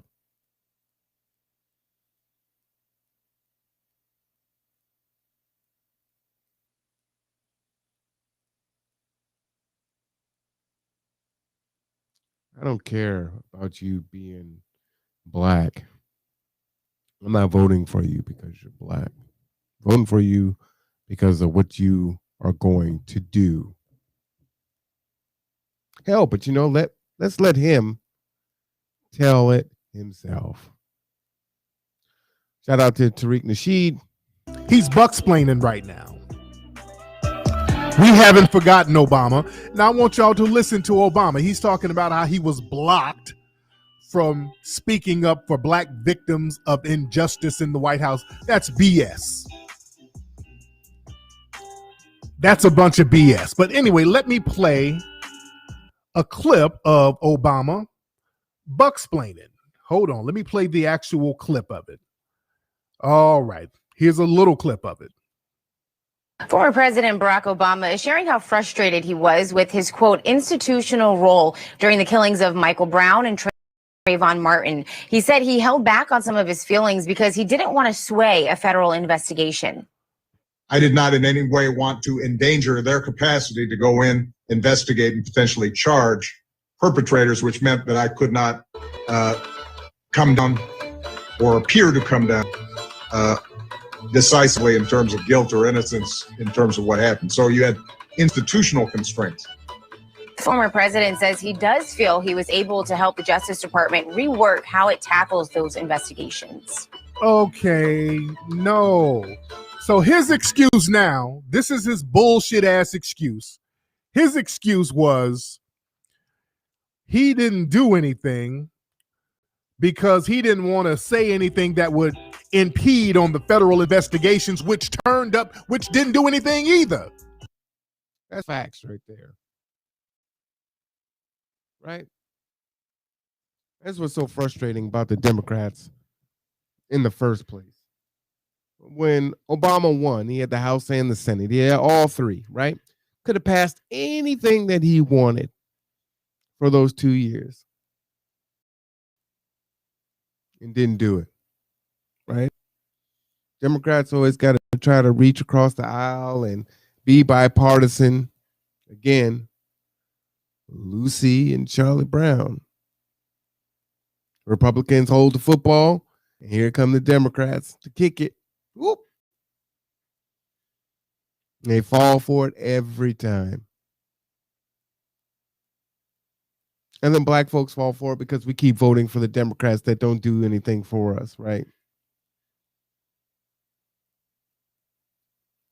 Just a bunch of social programs that keep us where we're at.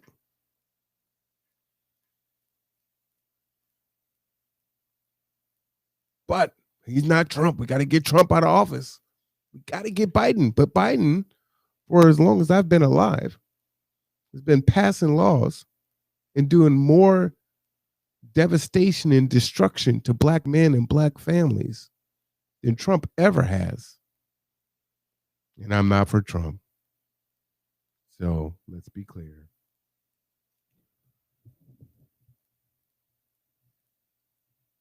Different wings on the same bird. But Biden's wing is far more dangerous and destructive. It's got a generational history of destruction.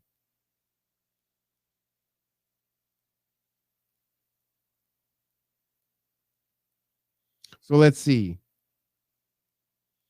The police stopped the 16-year-old black boy off of whatever they said they pulled. Oh, he drove past the drug house, but he was in the neighborhood because he was looking for a shoplifter.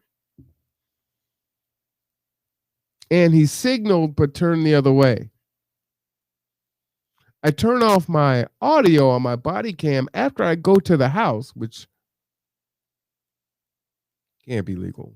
Doesn't even sound like procedure. But let's believe everything else. Especially since, well, he did actually find a gun. So, you know.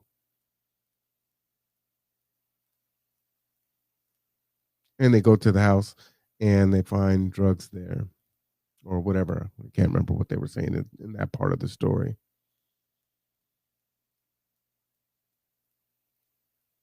But see, we know our brothers and sisters in a decriminalized marijuana country, for the most part, have not been released from prison, still under mandatory minimums or mandatory maximums or whatever.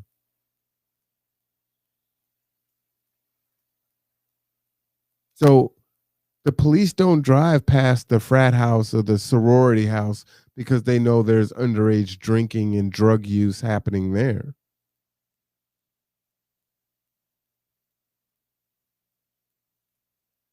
Because every college in this country, white people will be locked up and in prison. You can't destroy those kids' lives. The police wouldn't roll up to the frat house or the sorority, find the alcohol and the marijuana, then go back to their dorm.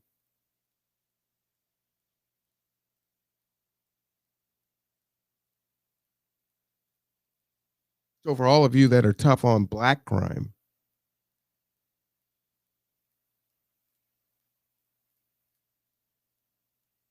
when you drunk illegally,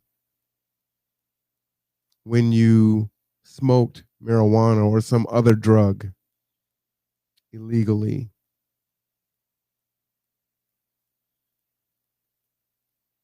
maybe you should go ahead and turn yourself in. Because the cop was able to go to the 16-year-old's house and go into the house and go and search the room and find more evidence. And the logic is, well, I need to search the room to make sure he doesn't have anything else that he can get in trouble for. What?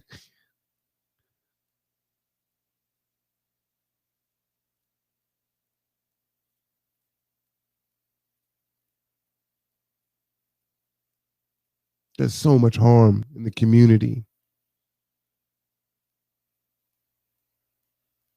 So when good people are victimized and folks need to talk to the police, they don't trust the police because of this. And it makes you a fool to talk to the cops. As they say, everything you say can and will be used against you.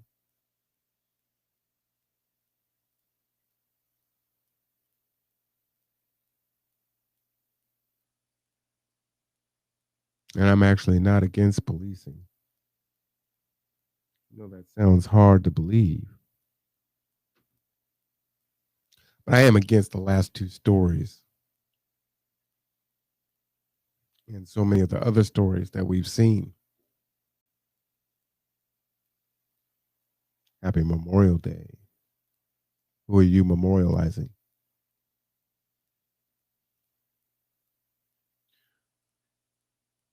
Again, it is the 100-year anniversary of the Tulsa Massacre, which prompted me to go down and look at other massacres that you didn't learn about in history and that they don't want you to know about in critical race theory, which is why you see the system and so many individuals, many Republicans, many white mothers and fathers, many white teachers, and many black folks that don't want to lose their meritorious manumissions. Because see, if we hold America accountable and we talk about it and it's out there, how do you reconcile it? How do you reconcile your grandparents' actions, your great-grandparents' actions? We're not talking about 400 years ago, right? 108, she testified, she was there.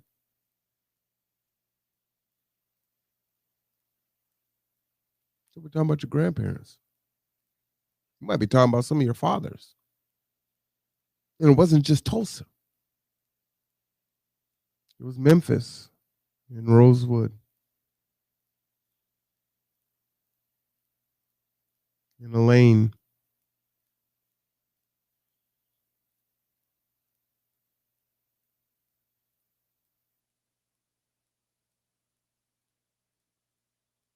So many cities, hundreds of us shot, raped, murdered, burned alive, fingers, ears cut off, men, women, and children.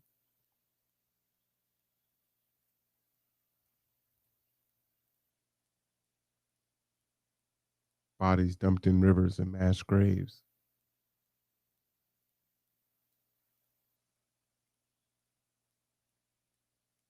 Then tortured black men to make them take the blame. Then hid it for decades.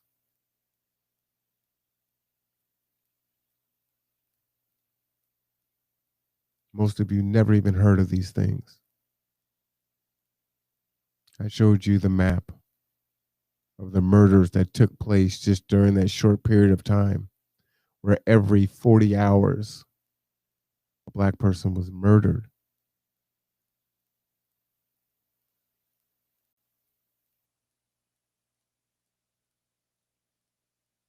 The Japanese, indigenous, Jewish, so many people received reparations. We're still having hearings on whether or not we should even have a commission on it.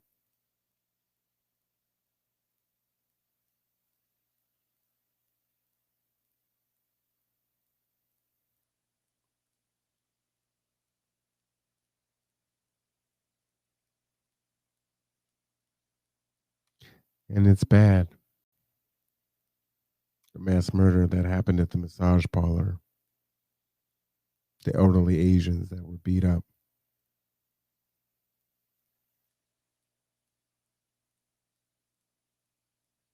But we're watching week after week, primarily black men being murdered and shown on TV like some kind of anti-black misandry snuff film, porn. You play it over and over again. And as I said, it's so strange that they can show us being murdered on TV, but it's just so offensive. They couldn't possibly say the N-word when they're reporting the story because it sounds so vile, right? To play the audio of what people say to us, but somehow it's not vile. And they even say these images may be hard to see. Like, may? They might be?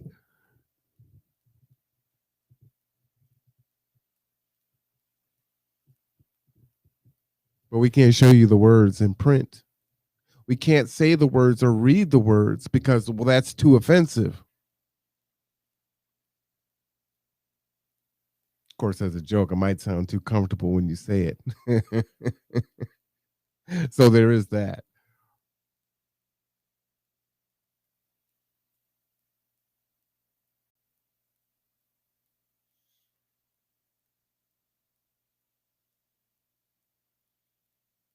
So why are we still facing this today? Because we haven't atoned for the sins of the past. We haven't acknowledged it. And everything is being done to make sure that we don't need to.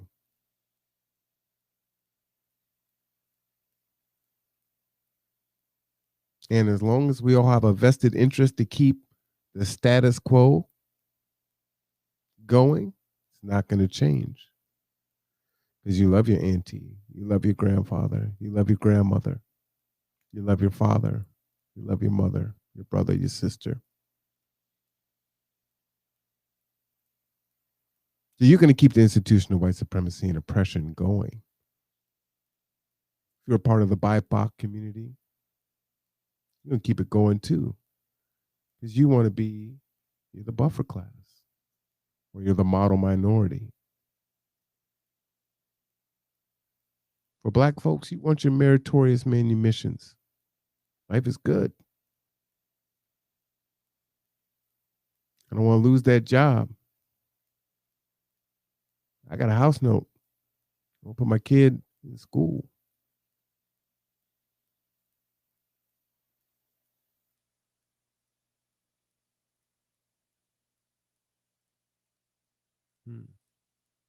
See, we're all part of keeping the system going.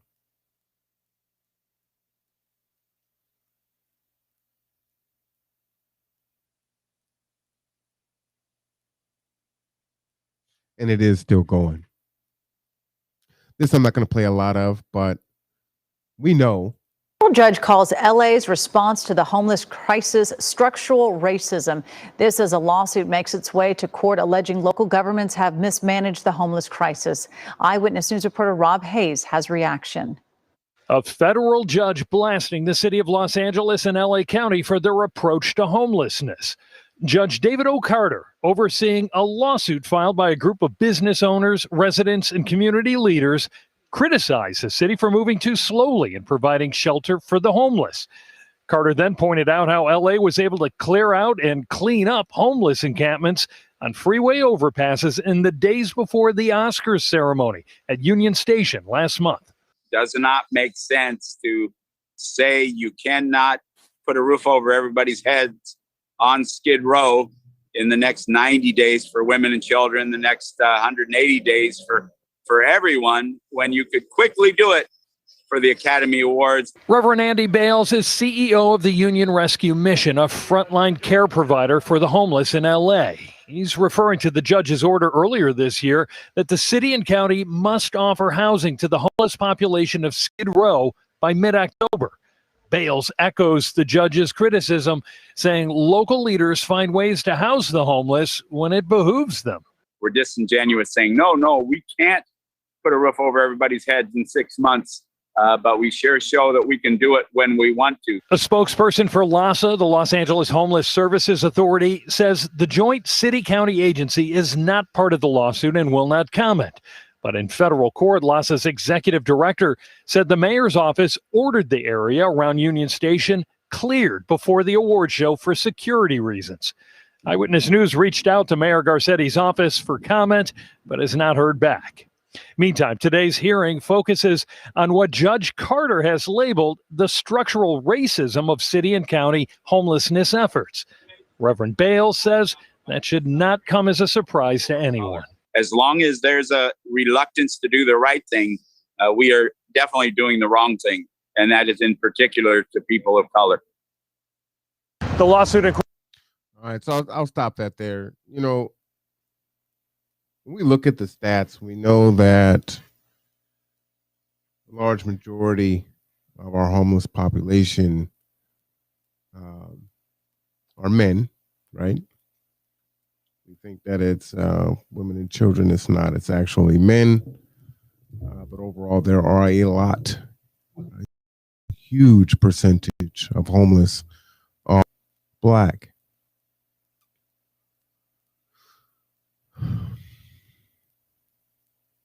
There's so many systems.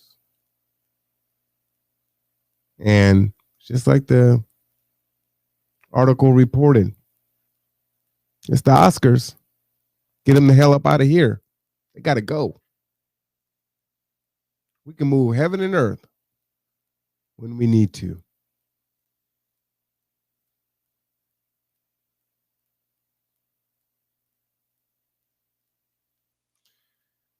You know,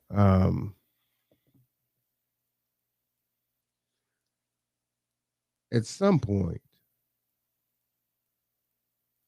folks are not going to have any other option.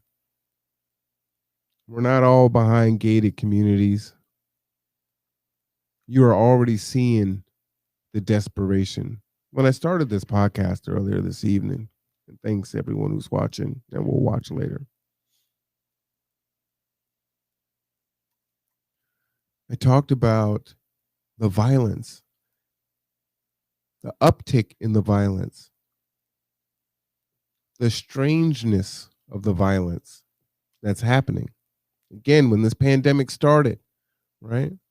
Domestic violence increased, spousal abuse, child abuse, drug use, alcoholism, depression, suicide, all of these things increased.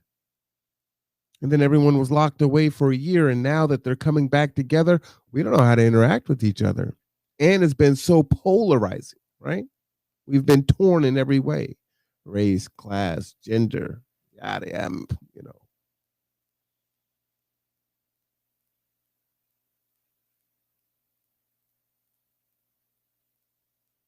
Road rage murder. Prominent black wife and husband killed on their front lawn. And from what I understand, it was like, I think a friend of a friend, you know, the kid's friend or something like that.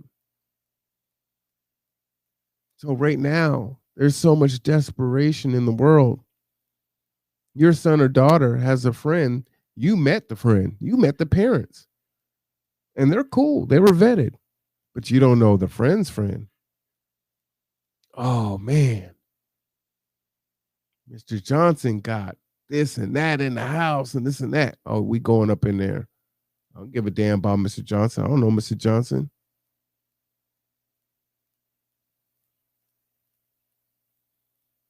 What are we going to do? The desperation. The moratorium on eviction is coming to an end. The Democratic Party cannot continue to spend money. The Republican Party definitely doesn't want them to spend money. And at the same time, they're cutting off the unemployment and trying to force people back into low wage, poverty wage jobs.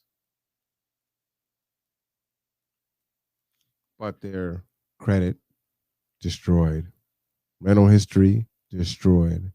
Of course, they don't have first, last, and deposit. Rent is going up. And now it's a renter's market. So I can ask for the cream of the crop.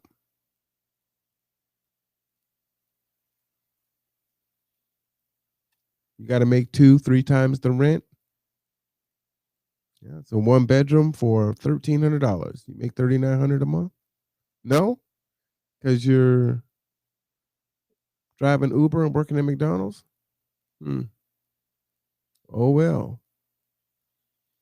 You waiting on that Section 8 lottery to open back up? Well, we don't know when that's going to open back up. There's not enough vouchers anyway. Oh, is there a program to help you? Well, everybody needs a program. There are already people waiting before you got into trouble. Now,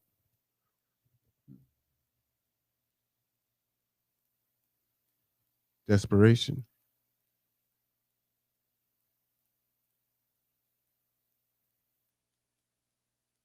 Desperation, you see it, and it's happening more and more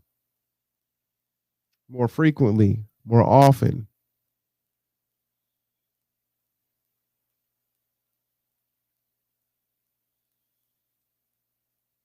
So what exactly are we going to do?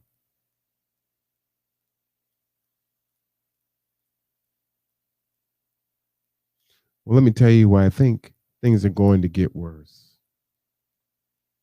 Check this out.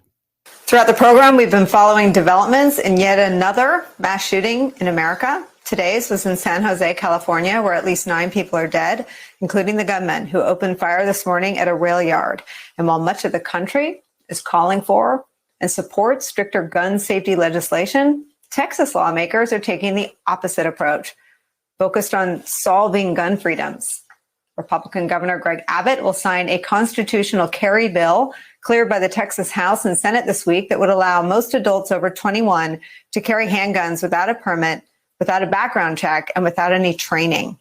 It's the latest evidence of how far to the far, far, far fringy right the state's leaders are, pushing a bill out of step with the majority of Texans, including many Republicans, as well as law enforcement in a state with a very recent history of mass shootings. From the New York Times, quote, versions of such a law had been proposed periodically over the last decade, but had not garnered much support. And the idea of constitutional carry was largely dismissed as a remote dream of the far right. But the 2020 election changed all that. as the Republican Party in the state shifted further right and moderate legislators feared being outflanked by hardcore conservatives. We're back with Matthew Dowd. Matthew, you've written about. So let me stop it there. Why is this so concerning? The reason why it's so concerning is what they do to us is when we're charged with the crime, they overcharge.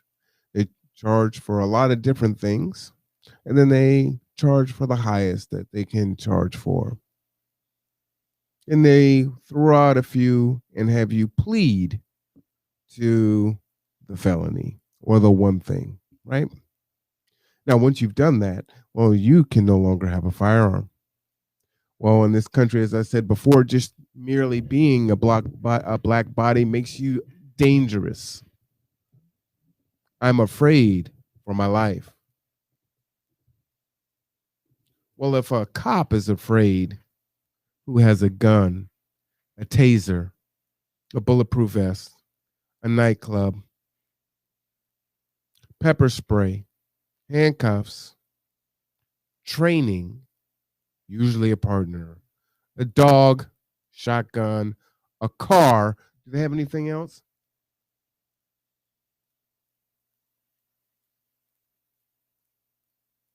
They were afraid for their life. Now you have citizens that don't need training, don't need a background check, and just have access to guns. Well, here's the thing. If your black ass has a gun and you are a convicted felon, but we still win because you're going to prison. But they're shooting people at Walmart, and they're shooting people at my job, and they're shooting people on the street. They're coming into my house and shooting me while I'm having a bowl of cereal or doing a no-knock warrant. Or I'm jogging down the street. Or I'm standing outside my front door. Shall I go on? Because I can.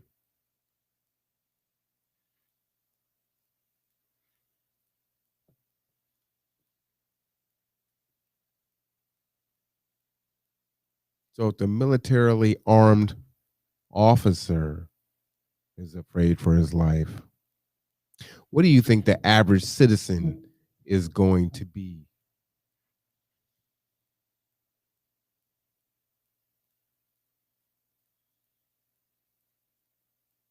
Well, you know, there was an altercation. Maybe I'm a YouTube influencer and I'm going to call you the N-word and try to get a rise out of you. And then when you get angry, because of course you are, I'm going to shoot you because I was afraid for my life. Look, you understand my defense. You'd be afraid too. He's 6'1", 320 on a good day. And man, if I'm not smiling, oh boy, because I'm so dangerous.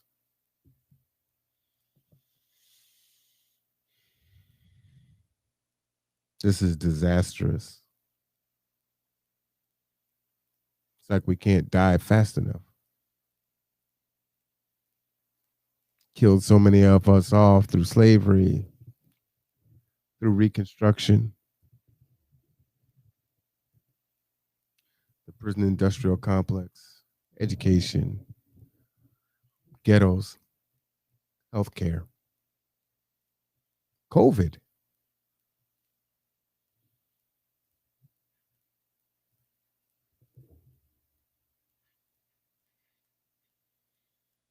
You know, they say that the biggest killer is, hypertension can lead to a heart attack, stroke, things like that, right? I think that's still like the main way that Black people die. As I was saying before, Rob and his son were having a conversation about how do I even exist? How do I wake up and go through the day understanding what the world is that I'm in? If anyone should be afraid of their life,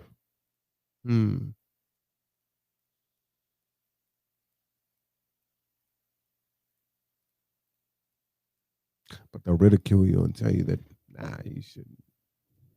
You got it good. You're not in the hood. It's hyperbole. Come on, Mr. Cameron. You're tripping. So let's see. I was already living below the poverty line. Or I was above the federal poverty line, which if you've done the math on that, you know that you're living in poverty. The moratorium on evictions is expiring, has already expired in some places. You may have seen some news stories where Black folks are being evicted. They're doing away with extended unemployment during this time. Of course, many of us have comorbidities, obesity, hypertension, diabetes, sickle cell, sarcoidosis, on and on and on it goes, asthma. The pandemic isn't over, but I may not trust it because, well, why should I trust? I go to the doctor, I don't get the same treatment that other people do.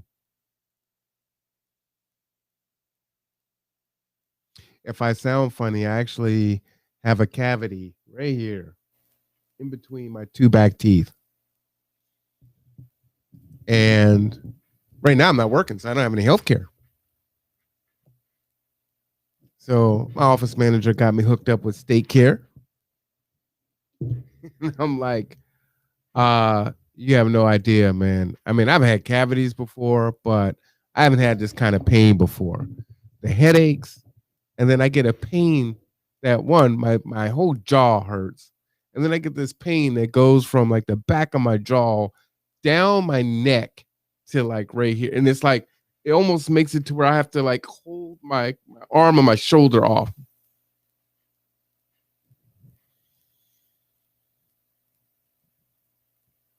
She got me an appointment this week. She's awesome. She called around, got me an appointment. I had to drive all the way out to Belfair for a dentist appointment. I was like, I don't care where. And the joke is I don't like to drive, right? So I got a transportation company and don't like to drive.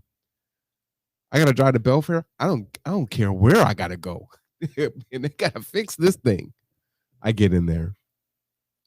They do the x-rays. They figure out what it is. Because I didn't know what it was. I'm brushing my teeth and pieces of my tooth or maybe my filling were in my mouth. So I'm, spit out like, what is this? I'm like, man, I think my tooth cracked while I was brushing my teeth. Like, oh Lord, never had that before. And it wasn't hurting before, but once it cracked, oh boy. I'm like, man, you gotta get me in. So she took care of it. I go in, they do the x-ray, they find out it's a cavity, this and that, right? Well, we can't take care of it today. Go to the front and they'll schedule you.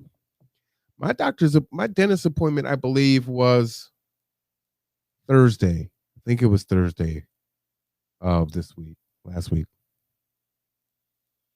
August 6th. August, not June, not July. August 6th is when I can go and get my cavity fixed. So I don't know how much more my cavity is going to deteriorate and make my situation worse. But I got a headache now.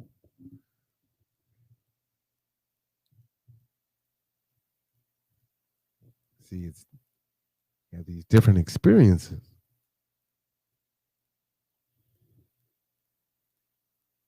Rob and I compared the medical treatment that he's received over time and the medical treatment I've received over time.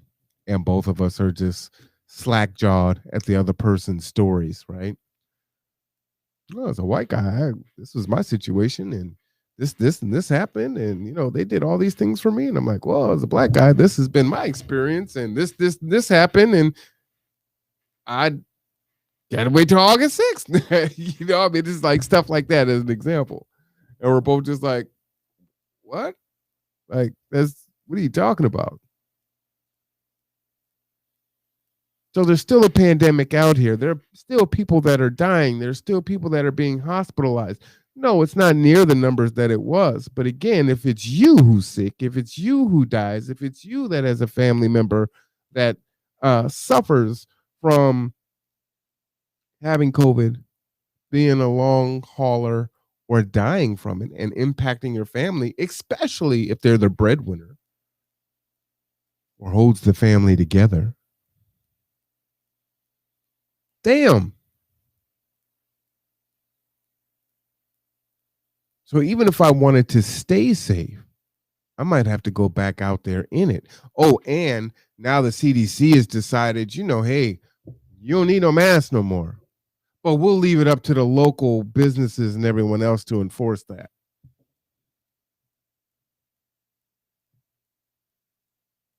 Make that make sense again?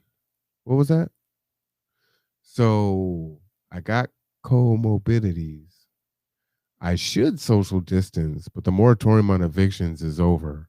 You're going to drop my unemployment off so I can't work. Everything has been destroyed. And there's no real bailout for me, right? Then I'm forced to go back to work. But oh man, even if I do wear my mask, I'm still at risk of getting COVID from people that we thought summertime was going to make the numbers. Last summer, people were even, last spring, people were thinking maybe COVID would even disappear because it's hot and everyone would be outside and the virus won't survive. People were still dying. Well, it's still mutating, right? We still have new variants. And do you think that people are going to recover in the few months?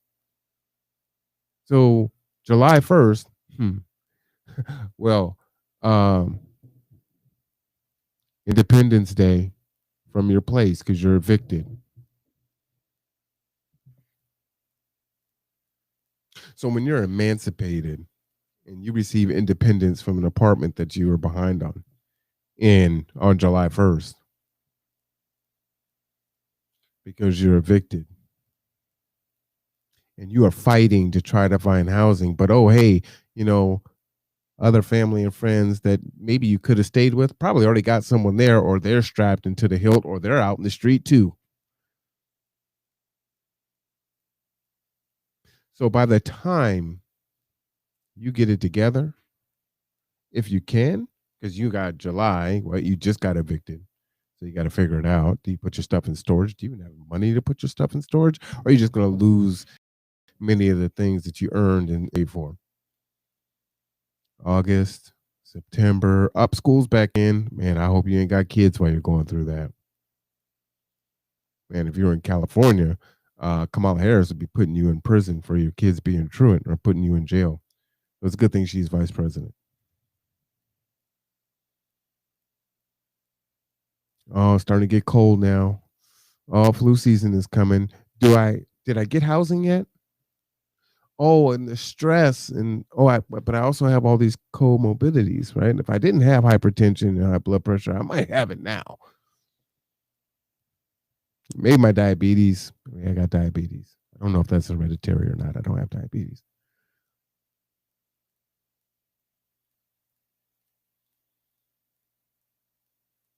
See, we're impacted so much more by these things. Oh, and nobody has to wear a mask. And even in the wintertime, they're not wearing no mask. They've been waiting to get this thing off, and a lot of people ain't been wearing them anyway.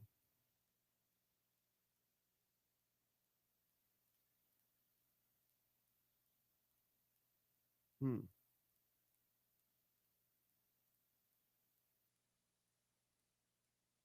luck to you. It is important. It is important. Watch YouTube videos, pick up some books, talk to a mentor, take a class if it's free.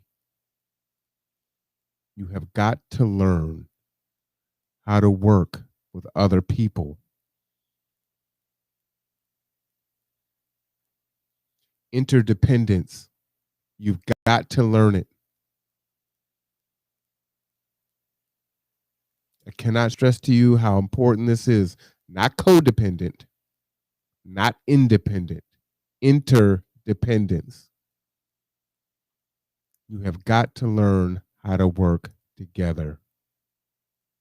When I was still in the college, I was working with a lot of students I work with non-traditional students, so single mothers, people coming out of incarceration, addiction, alcoholism, just coming back to school after a long period of time, like me, didn't graduate from high school, whatever the case may be. And with a lot of mothers, hey, I'm a single mother, I've got a kid or two on my own, I'm struggling, I want to go to school. This is going to change my life. I get this degree, I can get a job that's going to be more of a family wage, hopefully. And I say, hey, well, could Tanya and Stephanie live together? See, Tanya's got a car and Stephanie's a great cook. Tanya's kids are a little bit older and could probably watch Stephanie's kids. She's been through it before, and she's actually a darn good parent. Pretty calm and cool under pressure, too. This is her first kid, and everything seems like a crisis. Man, she's great at math. She's great at writing. Seems like a match. Oh, no, I can't live with no woman, man. Women, ain't no way. Ain't gonna work.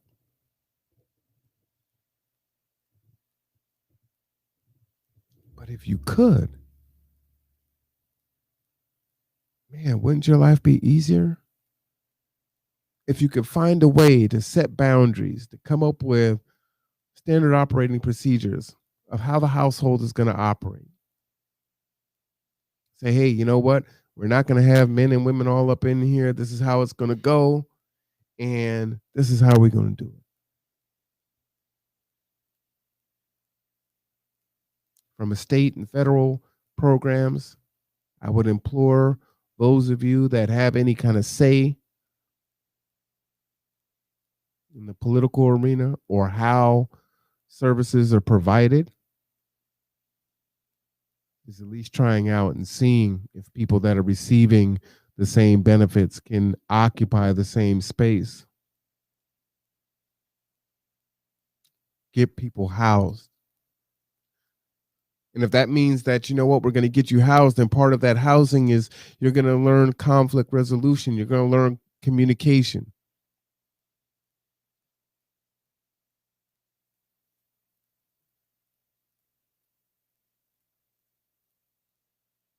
But you're going to be able to go to school, drive a car that's not a death trap, have a valid driver's license, be insured, be able to build your circle of support and your circle of influence.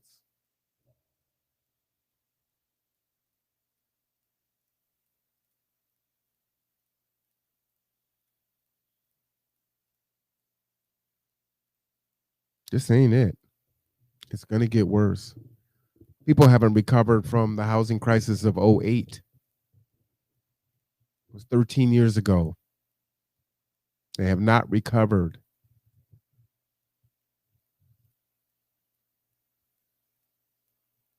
This is going to be far worse for a lot of people. And remember, some people just lost their homes. A lot of folks lost their lives. More than 500,000. So a lot of families that are impacted.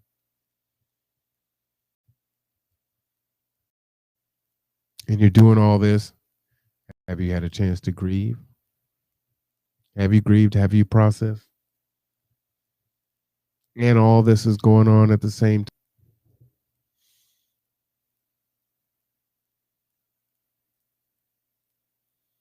Fuel gets hacked on the East Coast. Gas prices go crazy. The price of meat is up. What's next?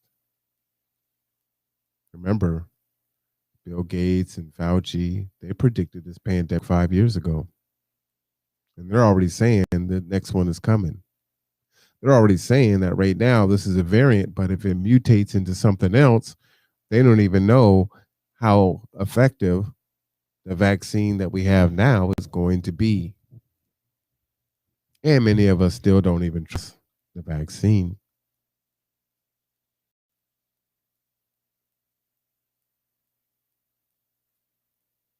coupled with civil unrest, racial unrest, class unrest, desperation,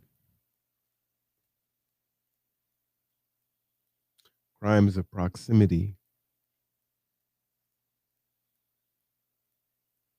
self-medication,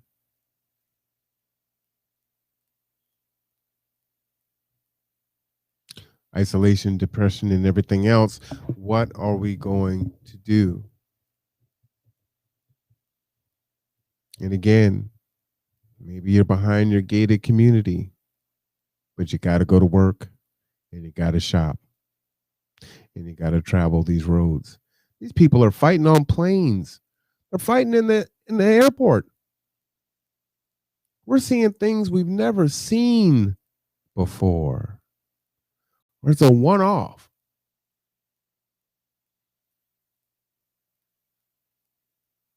This is becoming a regular occurrence.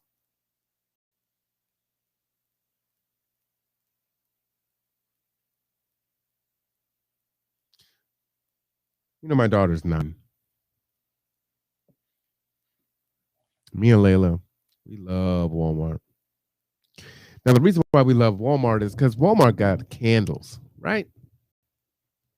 So Walmart's got these candles, right? They got this whole aisle of candles. They're all different colors, and they got all these scents. So when we go to Walmart, sometimes we'll go, we don't even really have a reason to go in there. Just we haven't been in there in a minute. Hey, Daddy, can we go smell the candles? All right, let's go.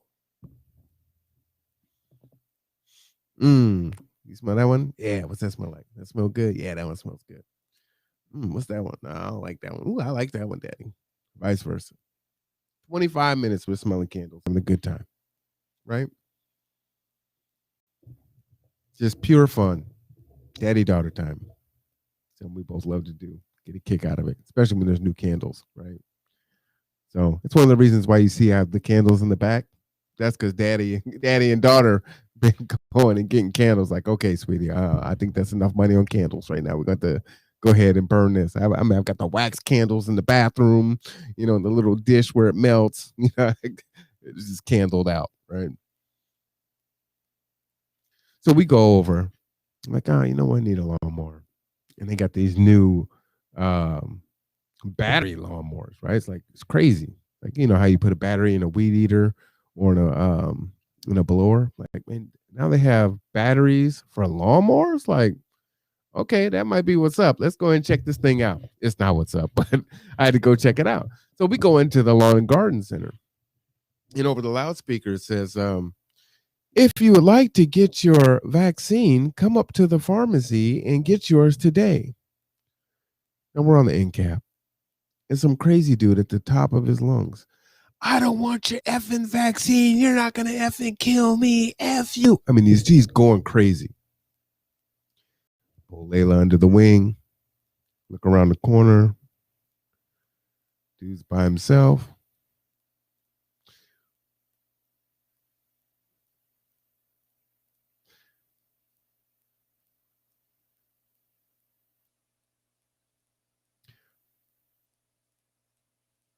Okay.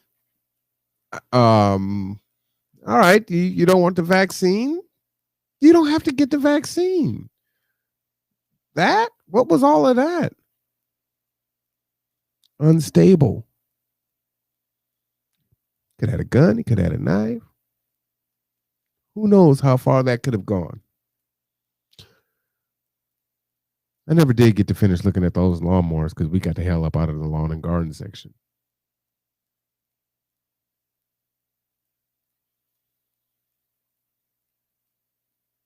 Be careful. We walk around here, we feel so free and safe. We take a lot for granted.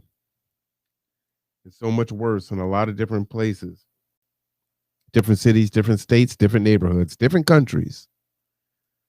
But these are uncertain times. And people are not in a good space. You need to have not only situational awareness, but just be aware of your surroundings. Be aware of the people that are around you. The conflict is not worth it. You can keep it real if you want to. Now, I'm not saying not to protect yourself, because as I said before, better to be judged by 12 than carried by 6. Shout out to Ice Cube. I'm a very firm believer in that.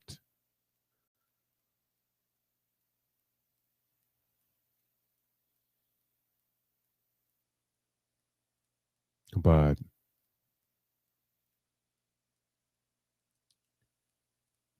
your children love you. Your significant other loves you. Friends, family. Probably have people depending on you. So, is it worth it to be triggered by someone who is not in their right mind? I say no. And these folks are not in their right mind. They're going to give them guns. They're going to give them guns. And I know I'm hard on the Democratic Party, but they haven't given me any reason to feel like, things are moving in the right direction. They're just moving. I feel like we just tread water. And when it comes to the Black agenda and things the Black community needs specifically, it then turns into a class issue. It's one of the frustrating things right now is you've got your extremists on the left, don't like them. The extremists on the right, don't like them. Start to move a little bit toward the middle. And now what you have is these moderates that are kind of in the middle. Those that have defected. You got a lot of those too, right? I used to be a Republican, hard right. Now I'm more moderate, almost somewhat left. Oh, I used to be a hard left liberal, and now I'm more moderate in the middle, almost a little conservative. Right there in the middle. Kind of where I think a lot of us actually are. The problem is when it comes to the Black community, we get hurt by that because the new talking point is, well, being woke is bad. Now that they've canceled all the Black folks, cancellation is bad, so they want to get rid of that. Well, if I had blackface on, or if I said this and that, and I was 16 or 17 or 20 or 30 or 40, well, that was just back then, It just was, we all were doing it.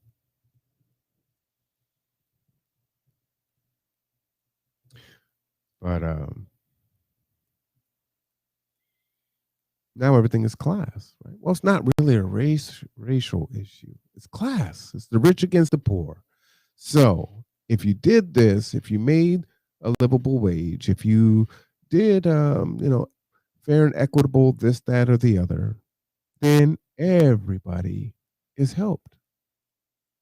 But when you frame it as just a racial issue, or especially if it's a Black racial issue, well, that's kind of dead on the arrival, right? Let alone the fringes, but even the middle don't want that.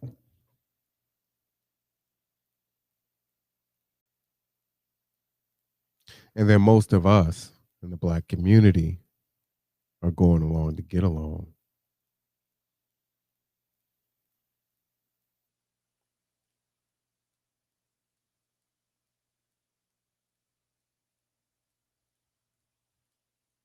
You can always tell too, because they will side with another group and they'll justify it.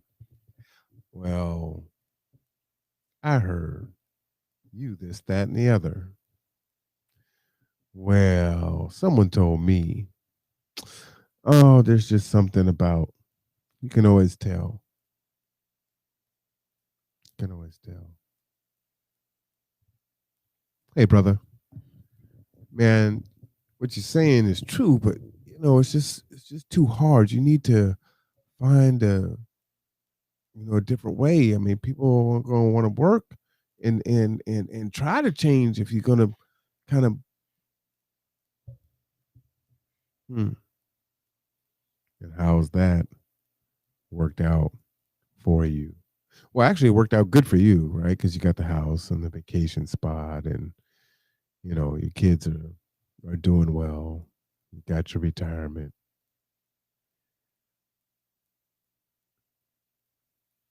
Kids are going to a 4-year. You can pay for them. But you better stay in your lane. You don't want to get cut down. And it doesn't even have to be at that level, right? And I'm throwing out stereotypes there, so, bear with me.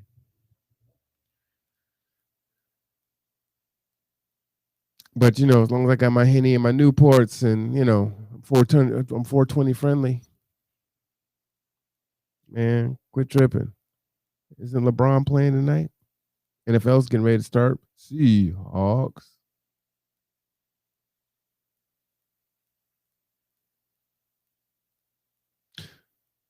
We all participate in keeping this machine going.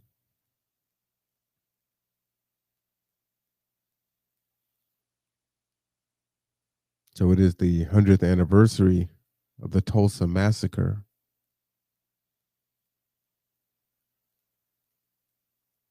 Oh, man, I've been on here for 4 hours and 17 minutes. Doesn't even seem like it.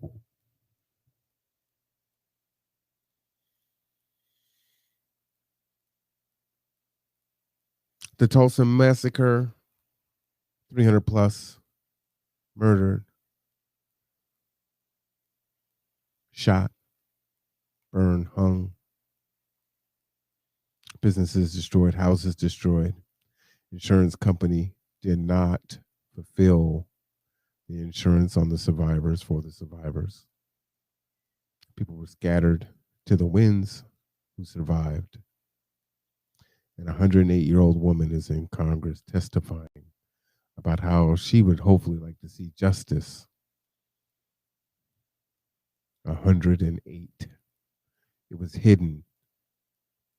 Couldn't talk about it. Omitted out of newspapers, not talked about locally. The Devil's Punch Bowl, first black concentration camp in America. Slaves were freed. They had nowhere for them to go, so they put them there. When they died, they just told them to bury them there. Infections swept, but people tried to get away. They killed them. 20,000. As I said, beautiful peaches grow in that area, but no one eats them because they know it was fertilized from the blood, the bones, the body of dead men, women, and children, black. The Memphis Massacre, the Rosewood Massacre, most of these all 300. Started off by 2 white men driving down the middle of town, shooting. Drive-bys were not invented by black gangs.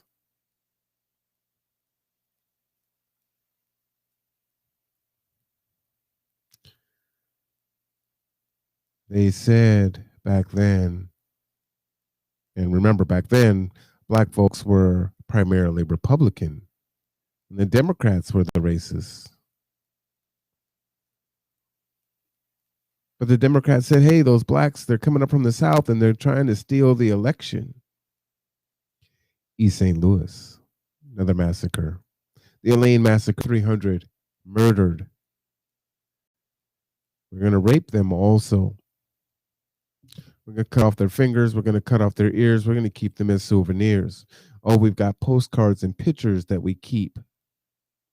And we look at and we write on and we smile and we laugh. It wasn't just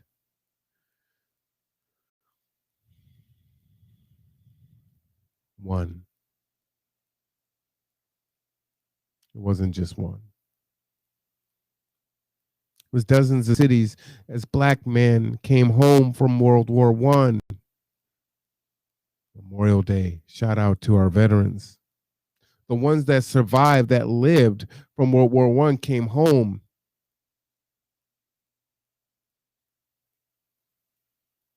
And then many were murdered, watched their wives and children murdered, watched their homes destroyed. After serving their country, 350,000 Black men and maybe women, because I don't know my history as far as women fighting in World War I.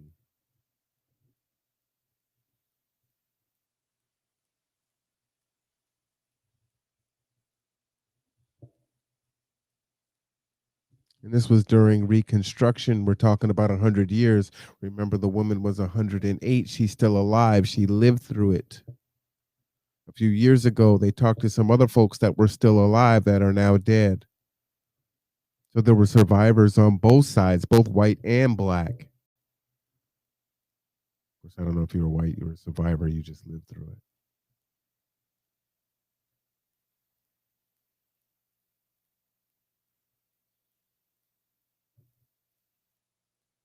And these things aren't taught in our history books, and most of you only know about maybe Rosewood because there was a movie. Maybe you know about Tulsa and Black Wall Street. Well, because it's Black Wall Street, and that sounds pretty cool. What is Black Wall Street? Might not even know it was in Tulsa or what was behind it. Or how, just like Emmett Till and so many others, an accusation results in murder, death, and destruction.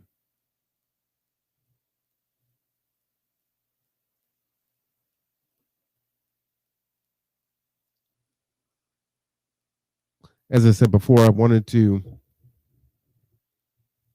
sure how I was going to approach Memorial Day and the 100th anniversary of Tulsa. But when I thought about it, and from the little that I knew about it already, World War I, it's like, well, these are our veterans.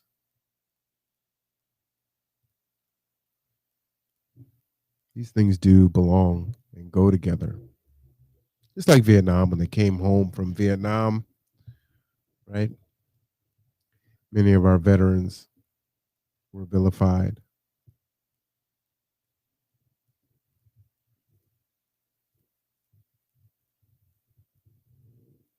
I wanted to bring it into today because, again, it said, well, I didn't have any slaves. My parents didn't have any slaves. I'm poor.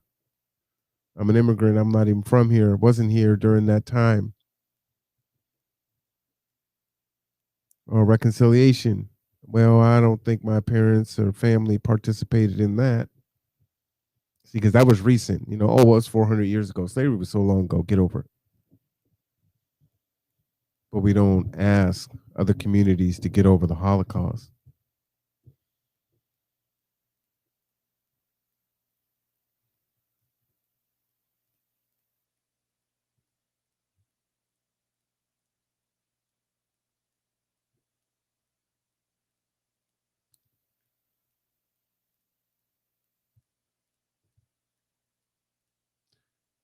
It is already tremendously hard in this country for a lot of people, not just Black people. But it is hard, especially for low income, those living below the poverty line, at the poverty line, just above the poverty line. One accident or crisis or emergency away from being in a really bad situation. And with all these triggers getting ready to happen, things are going to get worse, and you're hearing stories throughout the country already.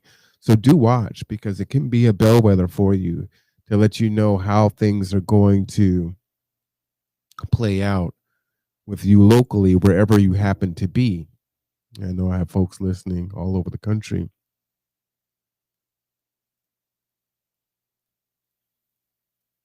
gas prices, food prices, toiletries, the price of cars. Now they're talking about a shortage on computers. Lumber is up. These are things that concern me directly. So I have to pay attention to these things.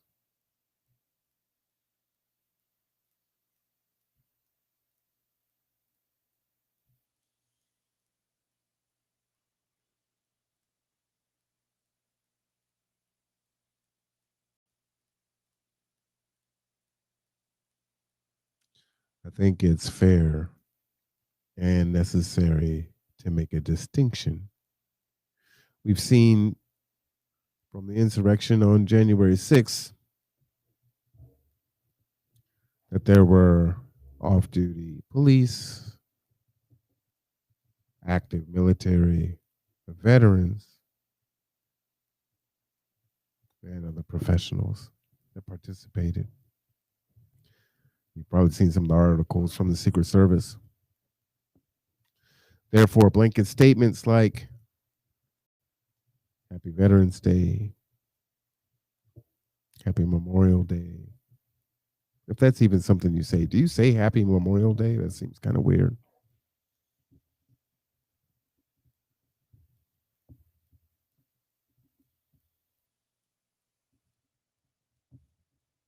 But why would I honor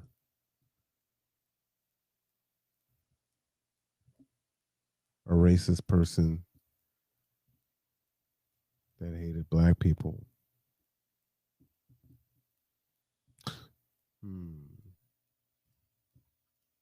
So I will remember and honor those who are honorable.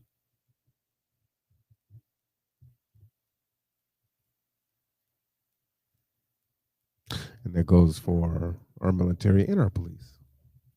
There are honorable veterans, there are honorable active duty, and there are honorable, both retired and active, law enforcement. But only the honorable. So I think it's probably good to make that distinction. Because the thing is hit dogs holler. So when you're not honorable, you feel some kind of way when someone says, oh no, I'm only honoring the honorable. So if you're not honorable, you don't fit that mold. And if you know that your father, your mother, your brother, your uncle, your aunt, your sister don't meet that mold, it's going to sting to you too. Benign neglect. Doesn't matter if it's family.